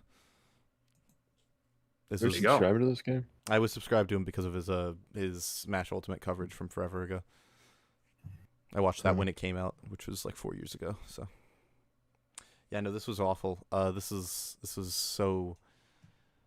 Oh, this is so bad. This was Yep, easily the worst This that was we've seen. This was so bad, and also it made me like unironically very upset, and like because a lot of people in the comments really agree with this sentiment, and I can't. Ironically, I think it's either because they didn't listen to him or they've been led astray because there's no way they believe this about. I think they clicked on it. They clicked on it with the idea of, oh, this is going to be a video about how video essay content can be incredibly stale, and they're like, I agree with that, and they just kind of commented that without really like the comments probably aren't about the points he makes in the video. They're about like, oh, people don't understand the real takeaway of this video, which basically is what you said. I hated this. I hated every second of it when I watched it, and I didn't. I enjoyed covering it just so we could rip it apart together as friends. That was fun. That was great. Guys. Video essays mean more. People make things, and those things mean something. Even if they're bad, even if they're good, they mean something. The video we just covered meant something. It made me feel things. Listen, your 7-hour-long MvM video that has a greater point about the history of humanity. That's not as good as this guy who made like a fucking 20-second flash animation with his own character. That's just it's not even comparable. The flash animation is way more creative and artistic. Yeah, clearly. Yeah, no, this I hate this whole I hate the nonsense that I just listened to. Don't be led astray by people who say these things. Art matters no matter who's making it. Lucid, I have to re-record part of my Emesis Blue video because I was pronouncing one of the characters' names wrong the entire time. No, just leave it in. Own it. Yeah, just leave it in. Just leave it in. Fuck it. Who cares? You aren't being creative anyways. Well, it's only in one of the chapters. Richter, you aren't being creative either way. Yeah, it's true. Also, it doesn't. You're just a person. You're actually just a person talking about something else someone else made. You're nothing more than that. That's true. Nothing but, else. I have a lot to say. No, that can't be true. My video will be Lindy. Is that a word? It'll be Lindy. I've never heard that word either. It'll be Lindy. I'm looking this up. It does not elaborate. Well, Lindy is not a word. Yes, it is. No. Lindy? Like the Lindy effect? A jitterbug dance originating in Harlem. What? No, like the Lindy effect. No, this is a bit, isn't it? Yes. Oh, no. No. The Lindy effect essentially states that the longer a non-perishable item has been around, the longer it's likely to persist in the future, aka the idea that classics last. Yeah, it's going to be Lindy. That's an interesting way to use that word. Anyways. Well, now you can start using it, and it'll make your videos a lot more intelligent and smart. I appreciate it. This guy will like them because they have the word Lindy in them. Gonna be Liddy. This guy whose video we watched is definitely gonna see this video, and he's definitely going to throw a fit in some way. So I hope you're ready for that. I also added him on Twitter before we even started stream to tell him that his video was awful, because it made me genuinely very angry. I hate. Careful. I hate when people say that my work people try to lessen my work. It's one of my. Why do you stylize your streams like Starburst packaging? What? What is that? You guys know what I'm talking about? Kind of. I don't. Hold on, Starburst. You know when you get the strawberry one and it's like, ooh, the wrapper's pink, and then the inside is like a different shade of pink. Yeah. I just think it's a nice color scheme. I actually got half of this. I actually got most of this color scheme. No, the stream's still going. I actually got most of this color scheme from a deck of cards that I own. Your stream looks like a Starburst. It's strawberry flavored stream. Yeah. It's unique. It's unique. I'll give you that. Starburst stream is unique. I have a deck of cards that has every card has a different color scheme on it, and I got this color scheme from that deck of cards. Anyways, that's a good time to end stream. Thanks everybody for coming. I'm sorry I wasn't here for the more interesting video. No, this was. Also, I've been fucking sick as hell all morning, so I feel like a lot of my commentary was probably totally unintelligible. So I'm sorry. No, you did a great job. It was actually great having you here. That was fun. I agree. Hey, me and Zesty didn't even yell at each other. Wait, we gotta yell at each other at least a little bit before the stream ends. I'm too tired. I don't wanna. I still think you're a peculiar person. Stinky. Yeah, I think you are a goofball with cooties and smell.